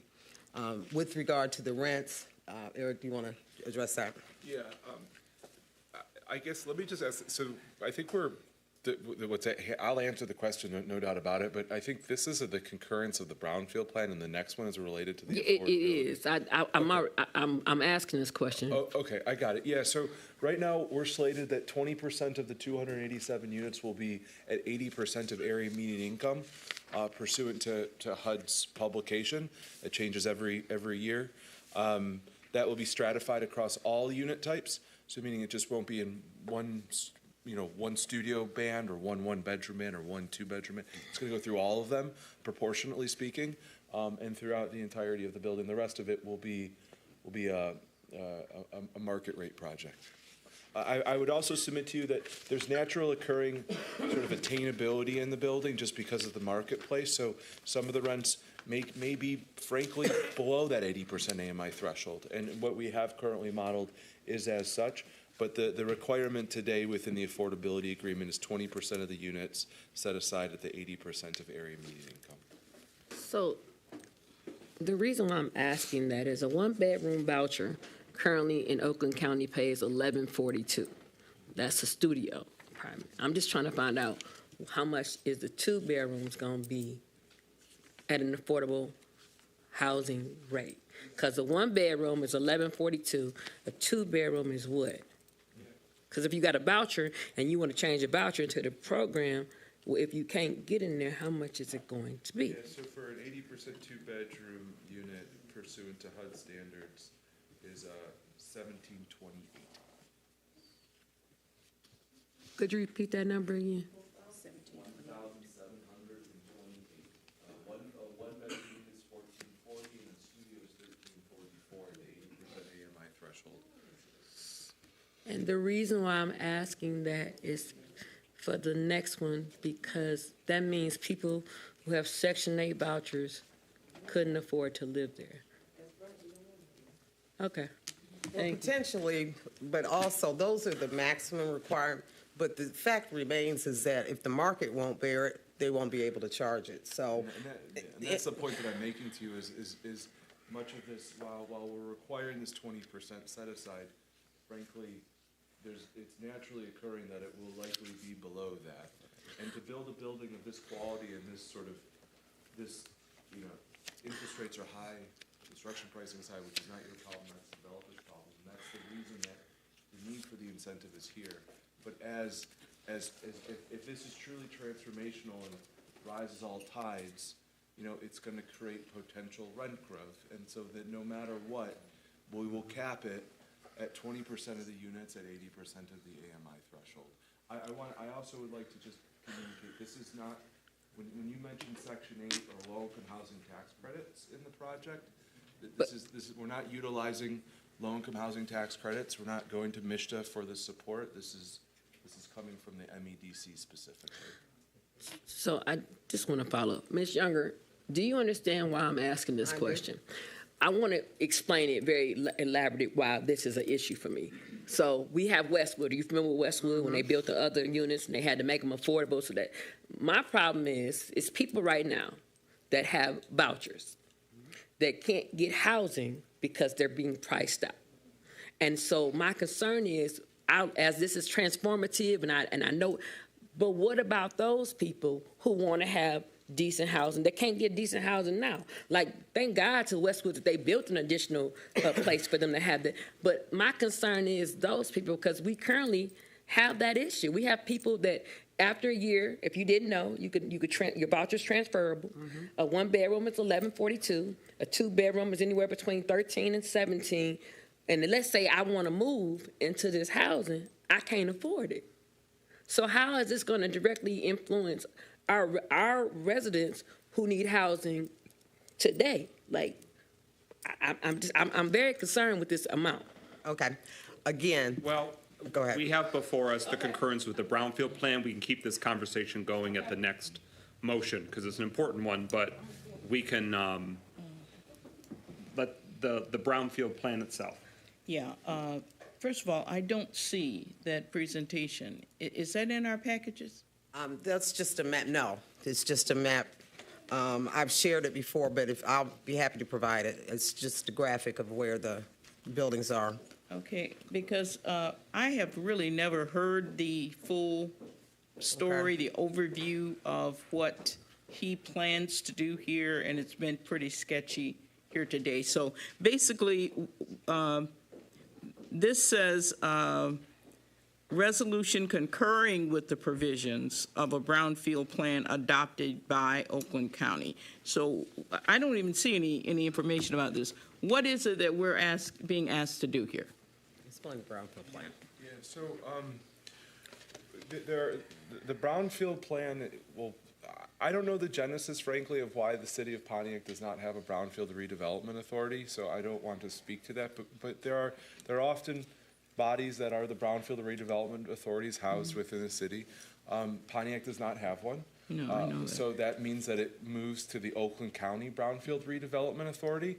As we were working with the Oakland County Brownfield Redevelopment Authority, along with the MEDC, along with city staff, including the mayor and Ms. Younger, we took that forward. And the Oakland County Brownfield Redevelopment Authority, acting on behalf of the city, well, acting on behalf of the fact that the city of Pontiac does not have a Brownfield Redevelopment Authority, approved the Brownfield plan.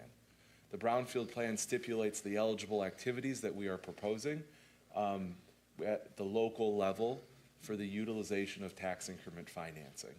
So those would be things like public, well, not we are paying for the public improvements, but with respect to various different activities within these buildings or the construction of these buildings, whether it be the podium, whether it be stormwater management systems, whether it be hazardous materials abatement, so on and so forth. And so what we're asking for now is that their approval of this plan, that you are concurring with their approval as the Brownfield Redevelopment Authority acting on behalf of the city of Pontiac. And that was approved maybe, I don't know, 2 weeks ago. 2 weeks ago.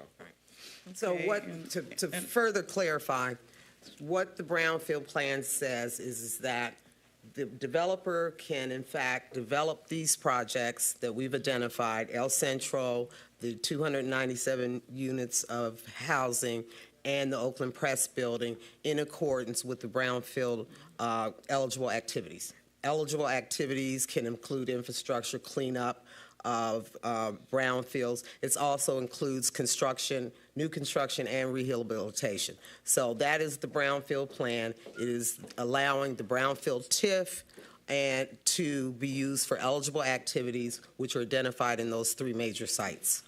And so the Brownfield Authority has approved that Brownfield plan. So it was identifying it as brownfield eligible with the state of Michigan? Correct.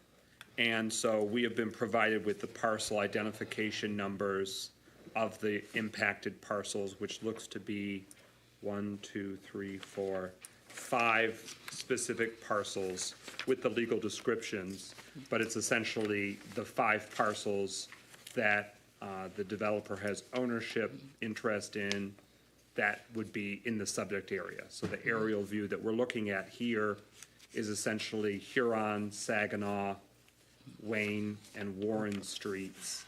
That's the area with 5 different parcels, right? Right. Okay. Councilwoman James, further questions that you had? Yeah, I understand. This is kind of confusing the way it's written, but we're basically just being asked to approve what the Oakland County Brownfield Authority has already approved. The problem is that, we have no real information. I'd like to have a copy of that because I'm very uncomfortable. Well, first of all, I'm comfortable approving it, but not with the fact that we haven't been given any, Oakland County has reviewed the project, but I don't know. I don't have any details about the project, and I would like to have them before making this step. So I really would ask if we could possibly put this off a week so that we can get a full overview of what this project, because we have not, the city council has not been given a full overview of this project. It's a big project. It's very important. And I think we need to understand what's coming. Well, so I need to first ask for her benefit. Is there a time sensitivity? Is another week permissible versus its expiration? Because I know there are many deadlines that loom in October with various different agencies. So, with all due respect, I hear you loud. Microphone, please. Oh, sorry. With all due respect, I hear you loud and clear, 100%. There are specific deadlines related to the state approval of this that requires local approval and county approval. And so there are very specific deadlines tied to this, yes. Okay. Well, Mayor, this is what you've provided to us. To satisfy what Councilwoman James is asking for, I'm willing to consider to put it on the table to the end, towards the end of the regular meeting, because I know there are various different materials that you may have at your disposal that aren't here tonight, which gives you and your team the ability to try and get that. If tonight really is the back against the wall, as we keep getting shivved with the back against the wall, if this is tonight, then you've got, I don't know, 40 minutes before the sunset window, because I hear what you're asking, and it's not an unreasonable request. Next on the speakers list was Councilman Rutherford, followed by Mayor Graham. Okay, because I need to be clear. This is for tax breaks, correct? Correct. So how many years was the OPR done for them not to have to pay taxes, Ms. Younger? 12. 12 years. No, That's inaccurate. You can't say not pay taxes. Right. You have to say freeze taxes. free, but they ain't paying taxes. You can't say it, I can't. They not paying taxes for 12 years. So they're not paying So taxes. they're paying at a frozen rate. Right. There's a reason why I'm asking the rate. I'm going to get to it in a minute. So then they're going to get an additional brownfield. And what's the additional timeline of the brownfield? It runs 25 years. So that's 40 years. No. 37? 37? Or is that 12 The plus 12 20? runs concurrent. Oh, they run concurrent. So 25 years of a certain tax rate that they gonna pay. I just need, Ms. Younger, if you can go to the mic. I need the audience to hear this. There's a reason why I'm asking this. Okay. So the brownfield is not, it's capturing the value of the increase. So if it was $100 today and after the construction it's $200, it captures that increase. That's different. And then the Oprah freezes it for 12 years at the value that it is. So they're two different.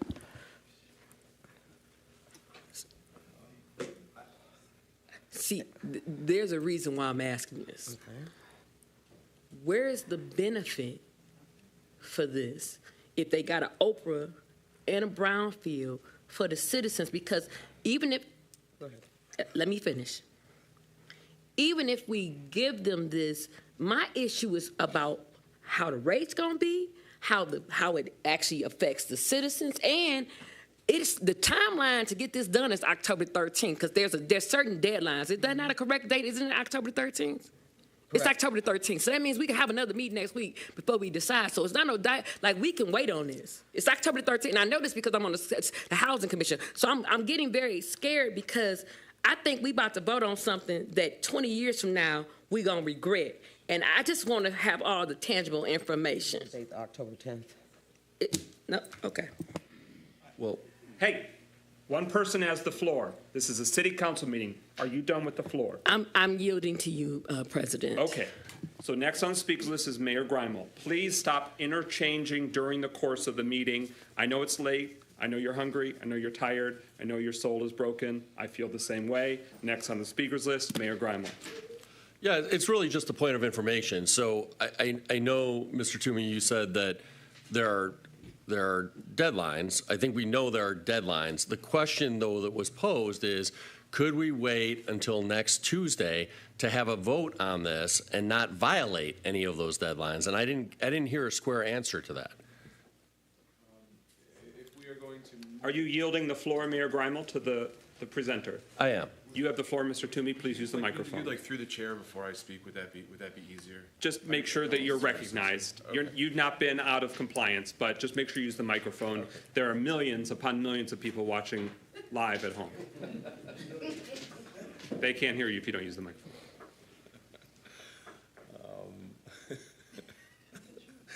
microphone. Pursuant to the, I'll just give you the timeline. I'll just tell you the timeline. So we have to seek Oakland County Board approval on the Brownfield plan by November 10th to meet the MSF board date, okay? That is an extraordinarily important date that was imposed upon us by the MEDC, not by us if we are going to meet this approval by the end of the year. Because of where the process that we have to take to get to the Oakland County is that we have to go to the Oakland County Subcommittee for Infrastructure Economic Development, and I think there's another term. In order to meet that meeting, to then get to the Oakland County Board of Commissioners meeting, we have this meeting today in order to hit that. And so without that, we don't meet the November 10th timeline that's been set in front of us by the MEDC. So frankly, to answer your question, to answer the mayor's question directly, and your question, Ms. Rutherford, is yes, this is to get approval by the end of the year. This is the drop deadline. Yes. In order to make the subcommittee to get to the full the subcommittee to get to the Oakland County Board of Commissions meeting to then prepare the MEDC to write all of their reports in accordance with what they need to do. And we were told that by November 10th was the date that we needed it by. Councilman James? Does he have to have our approval before he goes to subcommittee? Yes. Would we like to set this on the table for a half an hour and allow them to get Yes. materials to council members? Point of information. So moved. It's been moved by Councilman Jones that we place this item on the table to be taken up before the meeting is done. Is there, oh, actually, let's do it two birds, one stone. The current item right now, and then the next is related to, the next item is related to the same initiative. It's the number 11. So it would be placing those items on the table until pulled. Does that sound good? That's a motion from Jones. Is there a second? Support. It's been moved by Councilman Jones, seconded by Councilman Rutherford to place on the table. This allows the administration and staff the ability to rustle up any intel that you can put together on this large transformational project, so that way all the council members can be apprised to it. Anyone needing clarity on the motion? Can I ask a question? Yes. How long have we been aware of this project? 2 years. At least 13 months, I think, is when it was first into the consciousness. But it could have been, you know, something in the 12, 14 months, I think, unless my brain rot is really taking hold. So it's been a number of months, and different subcommittees have heard about it tangentially. The city council has considered the NEZ and the OPRA, but this is the first, I think, unless we voted to send it to the Oakland County Brownfield Redevelopment Authority. We voted. So that was the action. So there was some, again, there are some materials that probably are readily available that can be brought to benefit the council and the community. But did that answer your question, Councilman Parker? It did, thank you. So, but this is the first reading, if you will, for this request. This is the first action we are taking on the concurrence with the Brownfield plan, I think. So this is the first reading. You're saying we don't have to vote tonight? No, I'm just making it clear that it wasn't like on 3 weeks ago's agenda or 2 weeks ago's agenda. It is not requiring multiple readings. Point of privilege. Councilman, President McGinnis, were you given this material prior to this meeting, any of this? Well, we all get the finalized agenda on Friday. To her point, these visuals are not in this packet. So I think we have seen them before. You know, she's done them at different presentations. I can't say definitively we've had them in our hands, but the project in different facets has come before us or been in our position in different times. You're done with the floor? Yeah. Okay, we're voting to table the item. So are we going to just keep talking about the item versus tabling the item? Table. Mayor Grimel. Yeah, I don't want to belabor this much longer. I do just want to say that in various forums, this has come before council before, both for the OPRA, for the NEZ, and then for the referral to the Oakland County Brownfield Redevelopment Authority. Now, I acknowledge that the materials in today's package should have been more robust. And so I think tabling this for a time so that more details can be shared with council makes sense. But I do just want to be clear that this has come before council in various forms since at least last December, when I believe the OPRA was approved. But we'll gather up some additional information quickly. We'll rely on Eric to do that, and we'll rely on Deborah to do that as soon as she's done with the next agenda item, which is not being tabled. So that's all I have to add. The motion before us is to table the item for a little bit. Items, plural. Hearing no further discussion, roll call. Clerk Doyle on the table, setting it on the table. Parker? Yes. Rutherford? Yes. Goodman? Yes. James? Yes. Jones? Yes. McGinnis? Yes. 6 yeas, no nays. Motion carries. It will be placed on the table for us to take it back up in a little bit. We're at number 12 on the agenda. Is there a motion to adopt the resolution approving agreement with Genesis Credit Union to manage and service the Pontiac Small Business Loan Program? So moved. Is there a second? It's been moved by Councilman Jones, seconded by Councilman Parker. This is now before us for consideration. Administration, you have the floor. Yeah, thank you. So as we've discussed at past meetings, we have allocated most of the small business assistance in terms of actual cash assistance in the form of grants to small businesses owned by Pontiac residents. For Pontiac small businesses owned by non-residents, we are proposing a loan program because we want to really prioritize those businesses owned by Pontiac residents for grants. And in order to get the loan program off the ground, we need to enter into an agreement with the lender who will administer the loans, and that's Genesis Credit Union. And with that, I'll turn it over to Manager Younger. That's correct. Genesis has agreed to service this. After many futile attempts to get banks or others, Genesis stepped up and agreed to do it.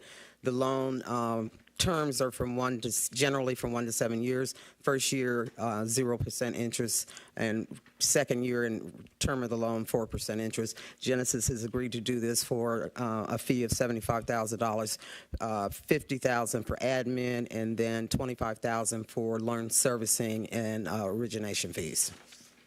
Okay. Further discussion? Councilman Rutherford. Where is the $75,000 coming from? There's indirect, when we set up the small business appropriation, there was indirect costs that we set aside for administration, and so it will come for that. There was about $140,000 set aside for indirect costs. Okay, and my follow-up is this coming out of the small business grants money as well? Because I'm still confused with how much money. No. Okay. The grants are $1,250,000. The loans are $750,000, and then this is separate from that, and that's what we set aside for admin. All right. Thank you. Councilwoman Jones. Thank you.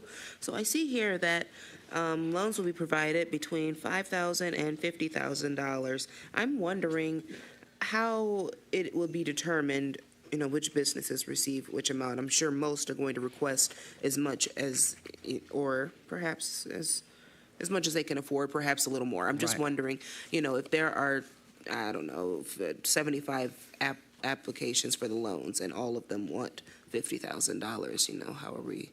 Well, some of it will be under not as traditional lending standards, but there will be debt service coverage ratios, loan-to-value ratios employed. We've relaxed the credit scores, so we will use underwriting standards that are used not as robust as a traditional conventional loan would be. For instance, the credit score is 620, which in a conventional loan, you couldn't get that. The interest rate is 4%. We know that we will have more applicants than we have funding for. The same thing with the small business grant program. We have more applicants than we have funding for. We'll try to, we've developed a rubric on how we score the applications, and by the same, there'll be that rubric applied as well as some lending underwriting standards. I'd like to ask a follow-up, please. Follow-up, yes, please. Okay. Follow-up to that, then, my next question is there some type of structure for these awards so that, for example, perhaps there's a number, 3 will receive $50,000, 4 will receive $40,000, et cetera, or are you basing this based off of the amount requested by each applicant? By requested and availability of funds and the ranking of which are the top projects accordingly. So they'll be scored, and then we'll determine how much funding we have available based on the ranking and scores. Okay. Thank you, Council President. I'm done. No, thank you. Councilman Rutherford? Okay. I'm really confused. You're not a confused person. You're very shrewd. I know. You use that as a rhetorical device. Yeah, but this is why I'm saying this. Okay. So you just said about 2 minutes ago that it was 125 people signed up for the small business grants, correct? No. How many did you say? I said there was 122 that signed up for technical assistance. We had almost 300 applications for grants that we are still reviewing, and we have not made loan applications available as of yet because we're just getting ready to enter into the agreement for Genesis. So the reason why I'm asking this is it's starting to sound like a broken record to me. Not you, but it's just like the home repair program where we have 225 people signed up. We only have enough money to fix 134. houses. No one has told me or showed me where any of the other money is coming from, and that's not a slight against you. It's what I don't have the proof of. So my question is, what's going to happen? We're going to approve this. We're going to give them $75,000 Genesis. What's going to happen when those 300 small businesses think because they signed up, they not getting assistance? Or how y'all going to offset that? Because if we only got 1.2 and the minimum is 5,000, we're only going to be able to help like 60, 65 businesses? Correct. If that. And all programs like this have a cap and a limit. I mean, other cities administer grant and loan programs. There is a cap. I think the home repair is a little bit different, but no one was promised, and because you submitted an application, that you would get funding. That's typically how these programs work. You get more requests than you have resources for. And the reason why, just to follow up, I'm asking this is because it's not going to be you that get hit with what we were promised of. You may not have promised anybody anything, but there are people who think because they're on these lists that they guaranteed this money, and the fallout is going to come upon us, because I just don't, and this is just me in my opinion, this wasn't rolled out well. It still doesn't make any sense to me.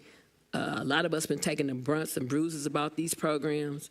Y'all asking us to spend more money. Stuff still isn't done. Timeline still isn't done. Like, we have got to start telling people the truth, because I don't want to get blamed for the 300 businesses that don't, out of the 300, only 65, and that's what's going to end up happening. And it's just like the home repair. It may not have been you, Miss Younger, that told these people they was getting this money, but we got folks that still think they getting their house fixes, and nobody has told them they don't qualify.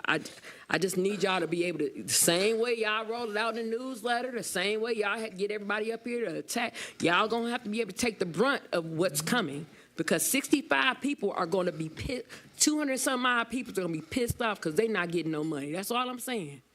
No money. It's cool. Go ahead, man. Councilman Goodman's next on the speaker's list. So I will start off by saying thank you for doing more work towards trying to support our small businesses. However, like, I have a similar concern to Councilman Rutherford and a lot of other people in the community, which is loans are great. Loans are amazing. Small business loans are great and amazing. But there are a lot of businesses that are in this community that, like, simply just needed grants, who just needed the funding for one reason or another. I mean, through COVID and everything else. There are a lot of people who, like, should be able to get loans had they been able to, thrive and flourish in the years previous. But we haven't been doing enough to actually help those people. And so I know that there are a lot of people who have applied for these grants, some of which who may get them. But I don't think that we did as strong of a job as we could have, specifically when it comes to small business loans and trying to help out like businesses and small businesses specifically in our community. That, again, this is a good thing to have happen. We should have a small loan, revolving loan fund. But, like, there's, like, a long-running concern of, like, there are people who, like, don't need loans. They need grants. And I wish that the city and the administration would have done more over the past 2.5 years up until this point, to where, like, this revolving loan fund could be a lot more useful and help a lot more people than what I think it's going to. But again, I still do want to give you credit for getting this far and in doing this, but I feel like there is a lot more that we as a city could have done for the small businesses between then and now. Further discussion? I know it was very difficult for you to find lending partners that were wanting to dance with the city on this, so I want to thank you for coming up with a viable entity. It's no secret the City Council has been frustrated by the delays with the small business supports utilizing American Rescue Plan Act funds, so I'm not going to belabor that. My colleagues have already said to that. But I need to know, how's it going to work, brass tacks, with obligating these ARPA funds? Where's the checks the box, it satisfies it? Is it this action, entering into the agreement with Genesis, Yes. makes this money fly? And you can disagree with should it have been all grants? That could have been a lot more directly helpful. The administration came up with technical service, grants, loans, and so here we are. And I feel as though if we try and re-engineer it with days is too extreme, despair, that it makes it more vulnerable. This was the strategy that they were pursuing, so this is where we're at. But your contention and what you've been able to verify is that this action obligates of the three stools of small business support, the third and final leg of the stool of the loan program. This obligates those ARPA funds. Once the agreement is signed, they will be obligated, and we can do that. So all of the amount will be obligated, and because it's a revolving loan fund, obviously the disbursements don't have to be immediately, but as long as we have an agreement with Genesis, then that constitutes obligation. Okay, so all the more important that we know, yes, those contracts, if we vote, that they are executed, that the executing of the contract does it, not our vote. Correct. Ultimately, the execution that obligates those ARPA funds. Correct. Councilwoman James? Yeah, that's my concern, because when we see resolution approving agreement, we are under the impression that once we vote for it, it's done. But in fact, what we're finding is that these agreements, even after we approve them, take months to actually get signed. So has this already been looked at through our legal department? No, it is being reviewed now. Ernst & Young is drafting the agreement from us based on their work with other cities that have similar programs, and Ernst & Young is providing that to us. So when do you reasonably expect that Genesis Credit Union will be actively taking loan requests from Mid-November. Pontiac businesses? Mid-November. Mid-November? Yeah. By the time I need time to roll it out, and we're closing out the grant applications, so it'll be about mid-November before I'm able to do that. And my last question is, who owns this, Deputy Mayor? Who owns this? Once we approve this agreement, who owns the next part that this gets approved and it becomes operational? Mr. President? You can yield, yes. I yield Deputy to Mayor, you have Deputy the floor. Mayor. Thank you. So great question. Once City Council approves anything, it becomes owned by that actual department head. By virtue of the fact that Deborah is the one who is truly working with this, we could say that it is owned by Rachel, but in all actuality, it is going to be delegated to Deborah to own. But it's owned by the department head. That is correct. Okay. And so does each department head have to try and compete for attention on the city attorney's roster of contracts to review? Who's being the umpire, the referee in terms of prioritization of the city attorney, or those that they, sort of farm out the task to external firms? To the question of who owns it, it's also in part who's owning the project management. So is your contention that each department director, they're going to run that through the course of whatever hoops it's got to jump through? Deputy Mayor? Yeah. So thank you, Council President. Yes, so essentially what is supposed to happen is before items even make it to the agenda, all of the managers have to submit them to their department heads, who then submit them to the executive office for inclusion in the agenda, which includes going through the city attorney. Usually it is our actual in-house city attorney, but this past week it actually was not our in-house attorney, it was an out-house attorney, because the normal city attorney was on a much-needed break.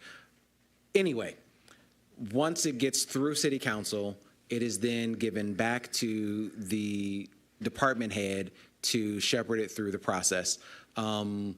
Your question is very, very astute and correct as the idea of, are they vying for the attention of the city attorney? I would say that sometimes that is true. More often when that becomes true, it is because the original request that we have laid down was not followed. And the original request that we have laid down is that anything that gets into this agenda has been given to the city attorney 2 weeks before the agenda, and city council has frequently said that whenever there is a contract, you would like, if possible, to have that contract included, which means that those contracts should have already been in front of the city attorney. Sometimes that doesn't happen, and that is when it becomes a vying for, as you would say, the city attorney's attention, in which case we have been sending more things external to deal with that logjam. Anything further, Councilwoman James? Just, again, just looking at process, because we're struggling with process here.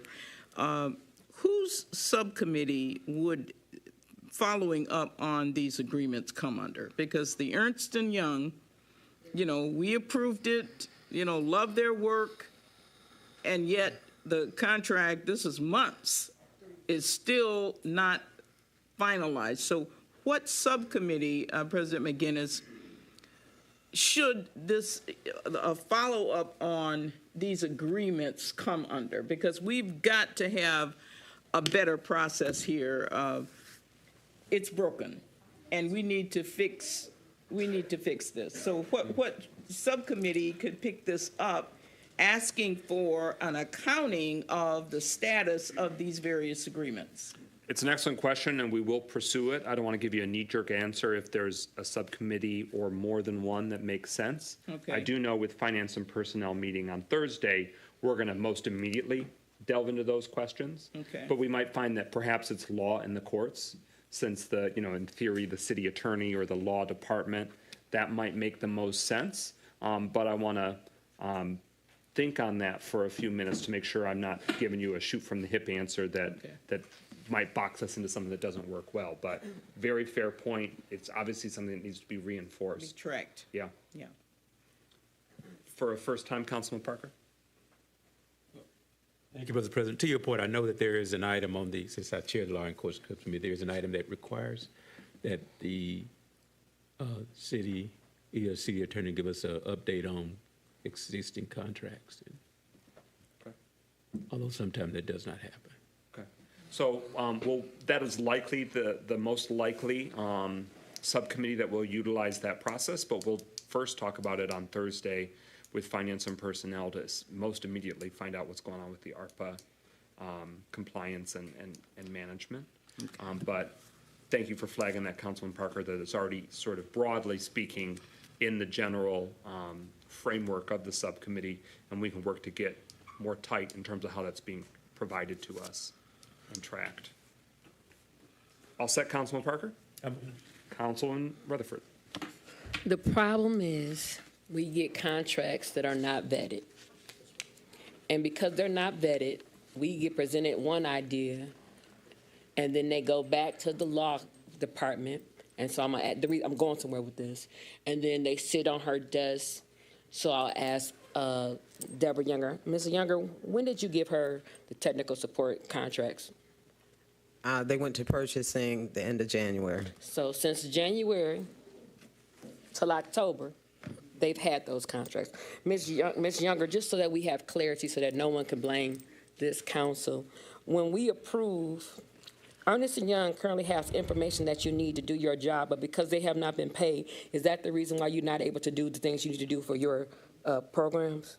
I don't know that it's because they haven't been paid, but I have not received the documents yet from them. And my follow-up is this: when was the last time that you received any information from Ernst & Young to help us with the ARPA dollars, to help us with how we gonna spend, and why? And it all boils down to they giving us the contracts and they going back and changing it, then it never gets done. When was the last time that you When's the last time you turned in a contract to the administration that it was followed through? What's the last one that you've gotten approved? right now, outstanding are just the technical assistance contracts. 8 of them have been signed. 3 more, I understand, were signed today out of 20, so there's 8 still outstanding. There are other departments that Ernst & Young is providing contracts from. I am looking for 2 contracts from Ernst & Young for the loan servicing agreement with Genesis and for the grant agreements for the small business. And so the issue to you, to President, is that we're getting one version, then another version is being presented, and then it's never being signed. That's it. Thank you for your honesty. Thank you. Further speakers on the speakers list? So what we have is the resolution to enter an agreement with Genesis Credit Union to manage and service the small business loan program. We are not approving the agreement itself. We are, authorizing that we would go into an agreement and that we'd manage and that Genesis would manage and service the small business loan program. Whereas the City of Pontiac seeks to support and enhance the local economy by providing financial assistance to small businesses located within the city, and whereas the city is creating a small revolving loan fund designed to assist small businesses cover various expenses such as the purchase of equipment, renovations to owner-occupied property, or tenant improvements and inventory, among other eligible costs.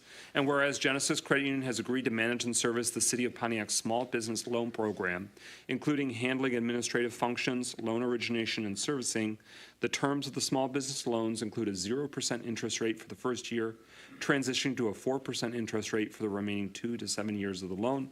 And whereas all loans provided under this program must be personally guaranteed by the borrower, with the requirement that applicants contribute a minimum of 10% equity of the total project budget, the loan program offers financing with a minimum loan amount of $5,000 and a maximum amount of $50,000, and stipulates that loans cannot exceed 90% of the total project cost. The amortization period for each loan will be tailored to the specifics of the loan, with a range of 2 to 7 years, and loan payments are scheduled to commence 90 days following the final drawdown. And whereas the City of Pontiac recognizes the importance of the facilitating access to capital for small businesses to foster growth and development within the community, now therefore be it resolved that the City Council approves the mayor or his designee to enter into an agreement with Genesis Credit Union to manage and service the small business loan program.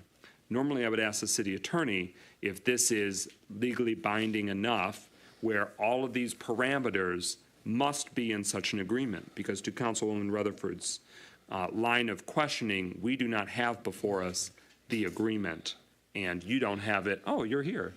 Oh, wow, look at you. Here even when it's your day off. And happy early birthday, by the way, as well. So, City Attorney Gurley, do you think that this is legally firm enough where the parameters would not then shift in the agreement details, if that makes sense? Good evening, everyone. And that does make sense. I have not seen what you have because I was in trial last week. However, what preempted that agreement from coming to you before is that we needed something from Genesis to say that these were the terms of the agreement so that it would not change, in the future. And so I don't know what you have, but that was my request, was that there was a signed email or something from Genesis outlining the exact terms that was in the resolution as what they had agreed to. And I believe Economic Development Younger was supposed to get that. I have not seen it, so. Manager Younger, are these parameters what is lined out and what is Genesis has submitted? Genesis has concurred. I sent them the resolution and the memo, and they concurred in writing that they agreed with the terms and conditions. In essence, Genesis, this is our program. Genesis will concur with how we want to do it within their limitations. For instance, we started out wanting to have a variable interest rate. They didn't have a mechanism. So the only thing that was negotiable was their rate, how much they were to how much they would charge us to administer, and they agreed to that. And they agreed to the terms in writing. Thank you. That's very helpful clarity. Any further discussion on the motion before us? All right, hearing nothing further, no further clarification needed. Clerk Doyle, roll, bless you. You're allergic to City Council tonight, Clerk Doyle. The resolution to enter into an agreement with Genesis Credit Union to manage and service the small business loan program on adoption. Roll call, Clerk Doyle. Rutherford. Come back to me, please. Goodman. Yes. James, Yes. Jones, Yes. McGinnis, Yes. Parker, Yes. Rutherford. No. 5 yeas, 1 nay. That motion carries. The resolution is adopted. We are at number 13 on the agenda. Is there a motion to adopt the resolution approving omnibus budget amendments for the 2024-2025 fiscal year? Motion.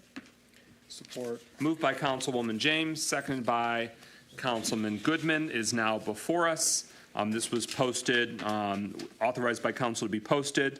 The changes to the fund balances deal with Fund 101, the general fund, decrease of $476,050.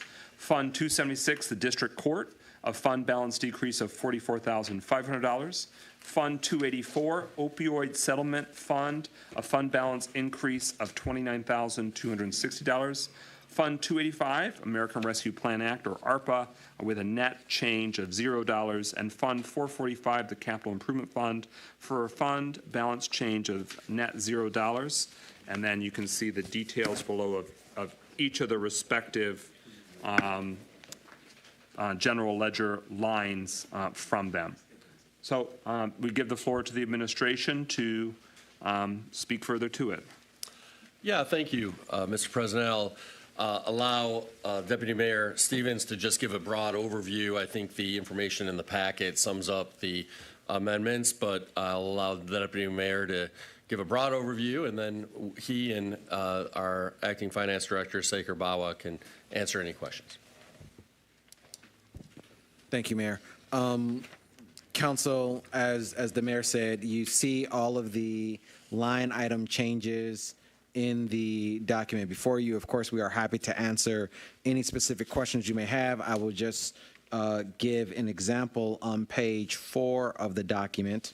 You see storm sewer repair projects, $2 million. And so that is the city council approved entering into agreements to have the storm sewer repair project done with 4 different companies. This is actually funding that line item properly so that we can pull the trigger on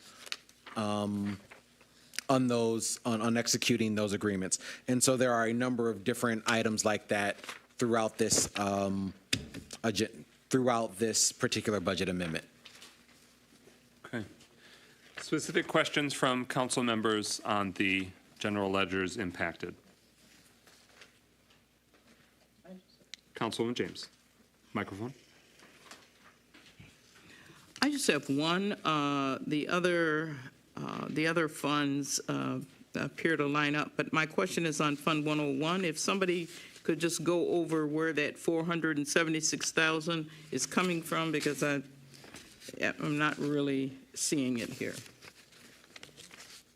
So if you could go over 101, I'd appreciate it. Okay. Good evening, council members, and good evening, Mayor and Deputy Mayor. There are various line items which in total add up to that $140,000 in that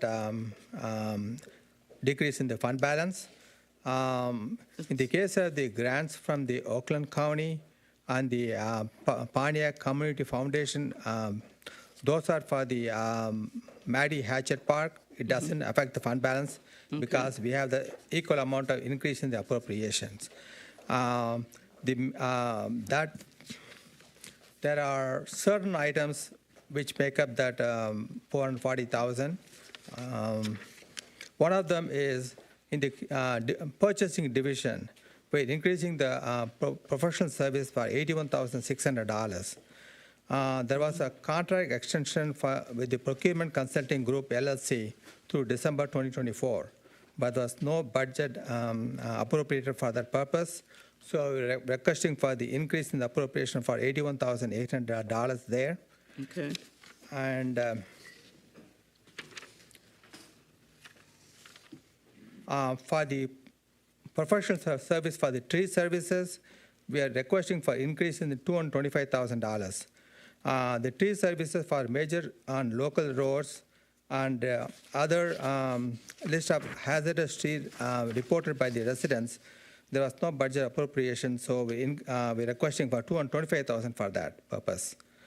And then Which one was that? Would you go over that again? that is 101-458-818-236. Okay. Professional service, tree services. Okay. And then for the motor fuel, oil, and lubricants, we're requesting for $100,000 increase because there was no fund allocated for the major and local street fuel expenses in the budgets. So we are requesting for increase in that $100,000 in that line item. And also under other professional service under public works operations, we're requesting for increase of $104,000 for the contract with the R&J construction was approved by the council, but the necessary budget appropriation was not requested at that time. So we're including that also. Okay. Other items are all small items. Okay. Okay. All set? Yeah. Councilman Rutherford. You said the fund for 101, the fund decrease is $476,050. That's for the what park? That is for, is a combination of all these things that I mentioned. Like there are small items also included, like professional service for the tree services, $225,000. And then for the other professional service, for the contract with the R&J construction, $104,000. For the motor fuel, we are requesting for $100,000 increase. No, what I'm referring to, you mentioned a park. Which park is that money going to? The first line item, Fund 101, General Fund, 101-000-582.000, Hatchet, grants from Oakland County. Yes. It's increasing, correct? So it's reflecting the $100,000 from the Oakland County reimbursement for Matty Hatchet Park. That reflects it in the budget with a specific for that park project. The next, contribution from private source, 101-000-675.000, is from the Pontiac Community Foundation portion of the Matty McKinney Hatchet Park costs. So that's the $310,000 Yes. we put together. So this is showing new revenue, which Yes. was not in the budget adopted so far. Yes. Okay. Now, there still, of course, needs to be council action to authorize that spending. This doesn't authorize that spending, but it reflects the funding sources, those new funding sources. Yeah. I'm also increasing the other professional service for the Matty Hatchet Park, $310,000. That is under Parks Ground Maintenance, 101-818-818-000, Hatchet. So 101-818-818.000, it's taking what was $310,000 cumulatively in grant and county funding, or community foundation and county funding, and you're now reflecting that would be, it would come out of other professional services. Yes. I want to point out that your notation is incorrect, I believe. It's saying the contract with R&J Construction was approved by the council. Yeah. Oh, excuse me. No, am I No, looking at the right? that's for the $104,000. Okay, what's that do? What's R&J Construction? That was a contract we entered into. It was approved by the council, but the budget appropriation was not. Okay, so I apologize, that's not referencing the 310, there is no notation, but it's showing the money in and the money out yes. from those external funds for the Matty McKinney Hatchet Park project. But that still would require council authorization before it could be expended. Is that a correct understanding? That is correct understanding. This is just putting it in the budget so that it is reflective of what is supposed to happen before the money can actually be spent. The council will have to approve an actual contract. Okay. Councilman Rutherford. So we taking money out of the general fund to pay for this park now? Yeah, According to this right here, no. This is just showing $310,000 coming from outside sources and saying that those $310,000 will be a pass-through, that we will get it in and we will put it out. So where is this contract coming for 101? For? It's what was voted down Oh, okay, 2 weeks ago. okay, so, okay. But so, obviously, this budget amendment started before that. Okay. But so what we have right now is it would change the budget. It does not authorize the spending, and because that would come from the execution of a contract. Okay. All right, further discussion on the budget amendments? All right, thank you, sir. The clerk is not in the room, so I will perform the charter required roll call. We are on the resolution to approve the proposed budget amendment for budget year 2024, 2025. Look at God, he came back. So we are doing the roll call and adoption of the omnibus budget amendments. It was properly moved and seconded, correct? Yes. Okay, so speakers list exhausted. Roll call, Clerk Doyle on adoption. Goodman, Yes. James, Yes. Jones, Yes. McGinnis, Yes. Parker, Yes. Rutherford. Yes. 6 yeas, no nays. Motion carries. Resolution is adopted. The budget is amended. We're at number 14 on the agenda. Goodness, so much more to go. Is there a motion to adopt the resolution approving the acceptance of $70,000 grant from Ulsa for senior moved. chore program? So moved. It's been moved by Councilman Rutherford, seconded by Councilman Parker. We give the floor to you, Director Campbell, if there's anything further we need to know.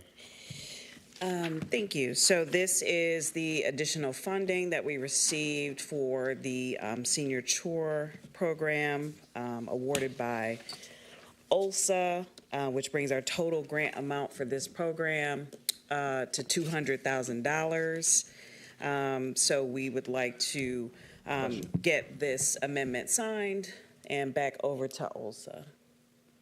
Any further discussion?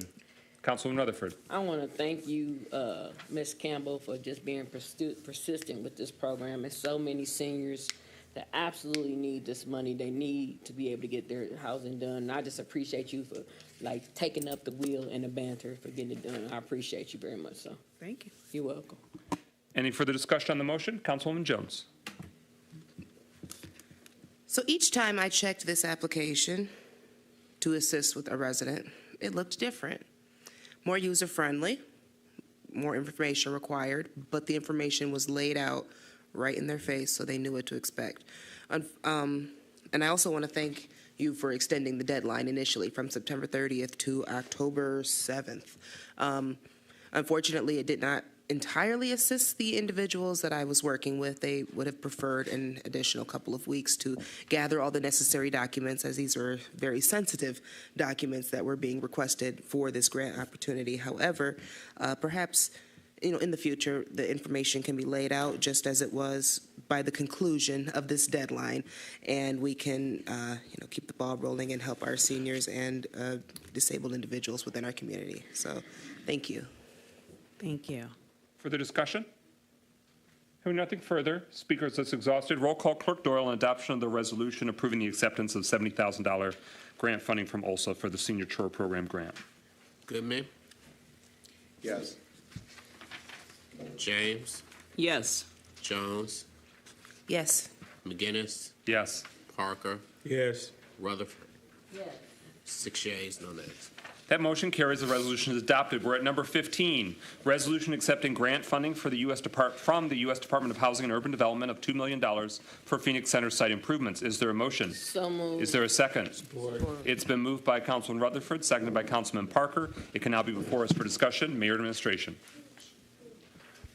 Thank you. This relates to a grant that moved through the appropriations process some time ago. And it was obtained and secured by Senator Gary Peters primarily, so we're very grateful to him. And it was at the time secured for the actual Phoenix Center itself. Obviously, that's been a moving proposition as things have developed such that the county is going to be demolishing the Phoenix Center parking garage.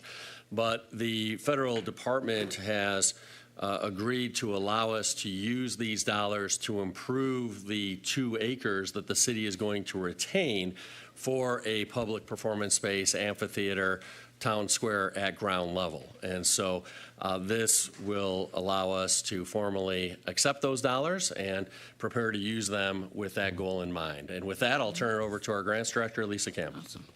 I don't have anything else to add, Mayor. Thank you for the explanation. This was in motion long before I arrived, so I'm simply just moving it through the process so that we can move on to the project itself. Thank you, Senator Gary Peters, for seeing this through. Thank you, Mayor Waterman and the previous council for initiating this, which manifested as the years went on. Councilman Rutherford, next on the speakers list. You took the words out. Oh, sorry. I was just going to thank, people don't oftentimes want to thank people for starting the process, so I appreciate former Mayor Waterman. I do have a question, though, to Ms. Campbell or to the administration. How much is the performance layout going to actually cost in totality? I know we have 2.1 million, but is there an estimation on how much we're going to actually spend on having this new design, state-of-the-art performance room? I will defer to the Deputy Mayor for that. Deputy Mayor. Thank you, Director. The answer to that question is no, we don't know that yet, and the reason that we do not know that yet is all we know right now is what we have in our agreement with Oakland County, which is we will receive a not less than 2-acre space that is adjacent to Water Street or Saginaw Street. So we may end up with more than 2 acres. We may end up with, and additionally, it must at least be a rectangle. So we may end up with a perfect rectangle. We may end up with a rectangle and a tail. So until we know the exact layout of the space, we can't plan and design how it's going to be laid out. My follow-up question is in regards to the pavilion up on top. We had an insurance claim we did on the, what is that called? The canopy.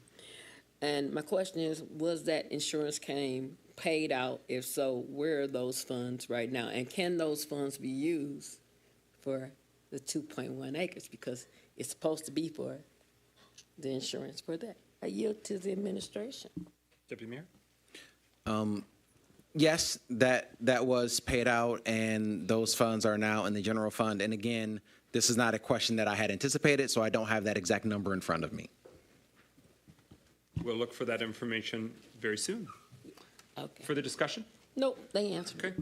All right, so good news, money to benefit the citizens of Pontiac. Any further discussion? Hearing none, roll call. Clerk Doyle on adoption of the resolution accepting grant funding from HUD of $2 million for where the Phoenix Center site was, or will have been, was improvements. Clerk Doyle. James, Yes. Jones, Yes. McGinnis, Yes. Parker, Yes. Rutherford, Yes. Goodman.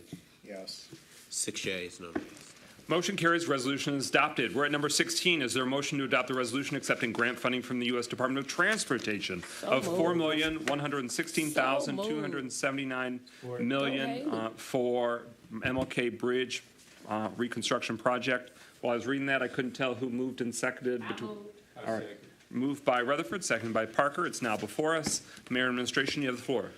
Yeah, I really just want to give a ton of credit to Congresswoman Haley Stevens for securing these funds. This is in relation to the Martin Luther King Bridge, and as we've discussed at past city council meetings, the estimated price tag for that is anywhere from $12 to $15 million. We're very grateful to our state legislators, Senator Jeremy Moss and State Representative Brenda Carter, for securing $10 million in state funds for that project. But this relates to federal funding in the amount of roughly $4.1 million that Congresswoman Haley Stevens secured for us. And so, again, kudos to Congresswoman Haley Stevens, who continues to do a great job fighting for Pontiac. Bless you for the millionth time. Councilman Rutherford. Promises made, promises kept. I just want to thank our Congresswoman who always, when we call, she tries to deliver and tries to make us to see deliverables in this city. And I look forward to working with her closely, as I always do. And shouts out to our President McGinnis, who was very adamant and advocated with his relationship with Jeremy Moss to secure the $10 million as well. Further discussion? So this action says that we can receive the grant funding. Obviously, there are many other pieces to this bigger, large project. We voted on some. We have more votes to come in terms of the implementation of the project that the grant funding makes possible. Any further discussion on this action, receiving the grant funding from the federal government? Hearing no further discussion, roll call. Clerk Doyle on adoption of the resolution. Jones, Yes. McGinnis, Yes. Parker, Yes. Rutherford, Yes. Goodman, Yes. James. Yes. 6 yeas, no nays. Motion carries. Resolution is adopted. We're at number 17 on the agenda. Is there a motion to adopt the resolution accepting a Spark grant of $750,120 for Galloway Park improvements and approving entering into a grant agreement? Did I hear Councilman Parker move that since it's in District 5?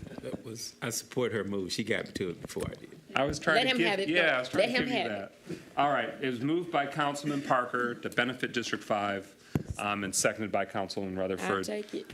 So that is before us for accepting those state funds from that, for that grant. Mayor and administration on the floor. Well, we're really happy that this has finally been ironed out, and I really want to give a ton of credit to our grants director, Lisa Campbell, for being so tenacious with the Michigan Department of Natural Resources. They kept coming back and asking for more things and more details, more information, and it was certainly a team effort by a number of people in the grants department and engineering firms and others. But I really want to give credit to Director Campbell for being so tenacious, so diligent in crossing the T's, dotting the I's so we could get this squared away. And these funds will be used to demolish the Ewald Center and the bathroom there, which was determined by an engineering assessment to be far too gone to rehabilitate. And we're really excited about this. Director Campbell? I just want to, and thank you, Mayor. I just really want to deflect all of that credit to Michael Martin, who's in grants, and also Zach Hoppola, who's one of our engineering contractors. They really worked closely with that team to help us move this forward. So I'm just here. Again, this was in progress long before I got here, just helping it get in motion. Okay. Councilman Parker. Thank you, Brother President. I just want to say thank you to you and the other administrative staff that made this happen. We certainly know that there's a lot of work that needs to be done out at Galloway, and so we thank you for making sure that some of the things that need to happen is going to be happening sometime in the near future. Thank you. Further discussion, Councilwoman. I just have a question for the administration. We haven't heard any update about the $7 million for the Ralph C. Wilson Fund. What's the update on when that fund will come to the city? And are we still using the Pontiac Foundation as our fiduciary, or have y'all created a new entity to be the fiduciary of those funds? To President, I yield to the administration. Who wants it? Yeah, I can answer that. Obviously, Director Campbell should feel free to chime in as well. But the short answer is that, yes, we're still using the Pontiac Community Foundation as the fiduciary for this grant, which was always the plan. In terms of where things stand, my understanding is that we're still waiting on MDOT to get back to us regarding the contract. At least that was the last I heard. But Director Campbell, is that still the case? Yes, Mayor, that is correct. So Ralph C. Wilson is waiting for the contract or the grant agreement to be agreed upon so that then they can move forward. So we are checking in with them regularly. They are still very interested in supporting this project. And so my follow-up is just to Councilman President McGinnis, if you were aware, have you heard that there's been some delays with the East Pike repair in regards to this funding, or have you heard anything in regards to that? No. Okay. You might want to check. I don't think I've heard anything like that. Okay. It was flagged for me that there might be timing changes when it comes to Huron. Yeah. Inside the Woodward Loop, but no, I have not heard that, so Okay. I will follow up. Thank you. the Ralph C. Wilson funding, is it related to Galloway Lake Park? No. I just asked. So which Ralph C. Wilson project is this? Mayor? The Pike Street Connector Project. Okay. Okay. Anything further on this grant, the Galloway Lake Park Improvements, Spark Grant, accepting the funding? Hearing nothing further, roll call, Clerk Doyle. McGinnis, Yes. Parker. Yes. Rutherford, Yes. Goodman, Yes. James, Yes. Jones. Yes. 6 yeas, no nays.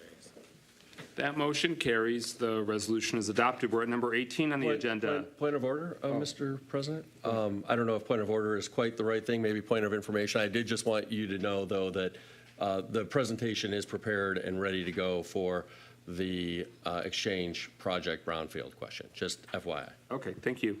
We're at number 18, resolution approving $294,705.38 for information technology servers at Pontiac City Hall to modernize aging equipment and improve capacity using the Capital Improvement Fund. Is there a motion to adopt the resolution? Beginning debate. So moved. Is there a second? Support. Moved by Councilman Parker, seconded by Councilwoman Jones. Administration, you have the floor. Yeah, thank you. This is a investment in updating servers here at the city. There are generally two approaches to making sure that we have sufficient data space to properly store data that we need to keep. One would be having our own servers. The other would be contracting for cloud computing services. And it was determined that this is certainly the cheaper option and less expensive option. So I want to turn it over to our IT engineer, and that's Cody McPhee. Thank you, Mayor Greimel. Good evening, Council. The main reason for doing this now is that we've had a large increase in our storage requirements just over the past 16 months. And with the servers now being around 5 years old and getting near end of life, it makes more sense for us to get these servers at the same time as the storage. We looked into cloud options, and the upfront cost just to migrate data was $92,000, and then a recurring cost over 5 years, we estimated it'd be around $500,000 more on top of that $100,000 compared to the 5 years that this proposed solution would be licensed for. So, thank you. Any discussion on the motion? I know that it went before Communications, Engagement, and Operations. Councilman Goodman's dived into the matter. Hearing no further discussion, speakers list exhausted.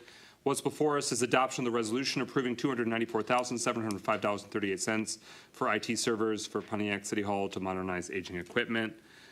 Hearing no further discussion, roll call, Clerk Doyle on adoption. Oh, I'm sorry. Rutherford, what say you? Yes. Jones? Yes. Goodman? Yes. Parker? Yes. James? Yes. McGinnis is a yes. So if I forget, we need to tell the clerk that it was 6-0 on that motion. Is there a motion to pull back from the table items 10 and 11 and take those up? Is there a second? Support. That makes it very easy. So we're all going to group effort here. So when the clerk comes, it was moved by Rutherford, seconded by Jones, that we take it back from the table and take it up now. Any discussion on that? Hearing none. Roll call. Rutherford, how do you vote to take it back from the table? Yes. Jones? Yes. Goodman? Yes. Parker? Yes. James? Yes. McGinnis, yes. All right, we got it worked out for you, clerk. We did it. We did it. All right, so now we're back to number 10. It was previously moved and seconded. But Clerk Doyle, so you know, it was 6-0 unanimous for adoption of number 18 on the IT servers. Councilwoman Rutherford moved, Councilwoman James seconded, and it was unanimous 6-0 to take those items from the table and take them up, what had been 10 and 11. So we are now back at number 10, which was moved and seconded. And so we're going to continue the conversation on the resolution concurring with the provisions of the Brownfield plan adopted by the Oakland County Brownfield Redevelopment Authority for the Exchange Project located at the northeast corner of West Huron and Woodward Avenue.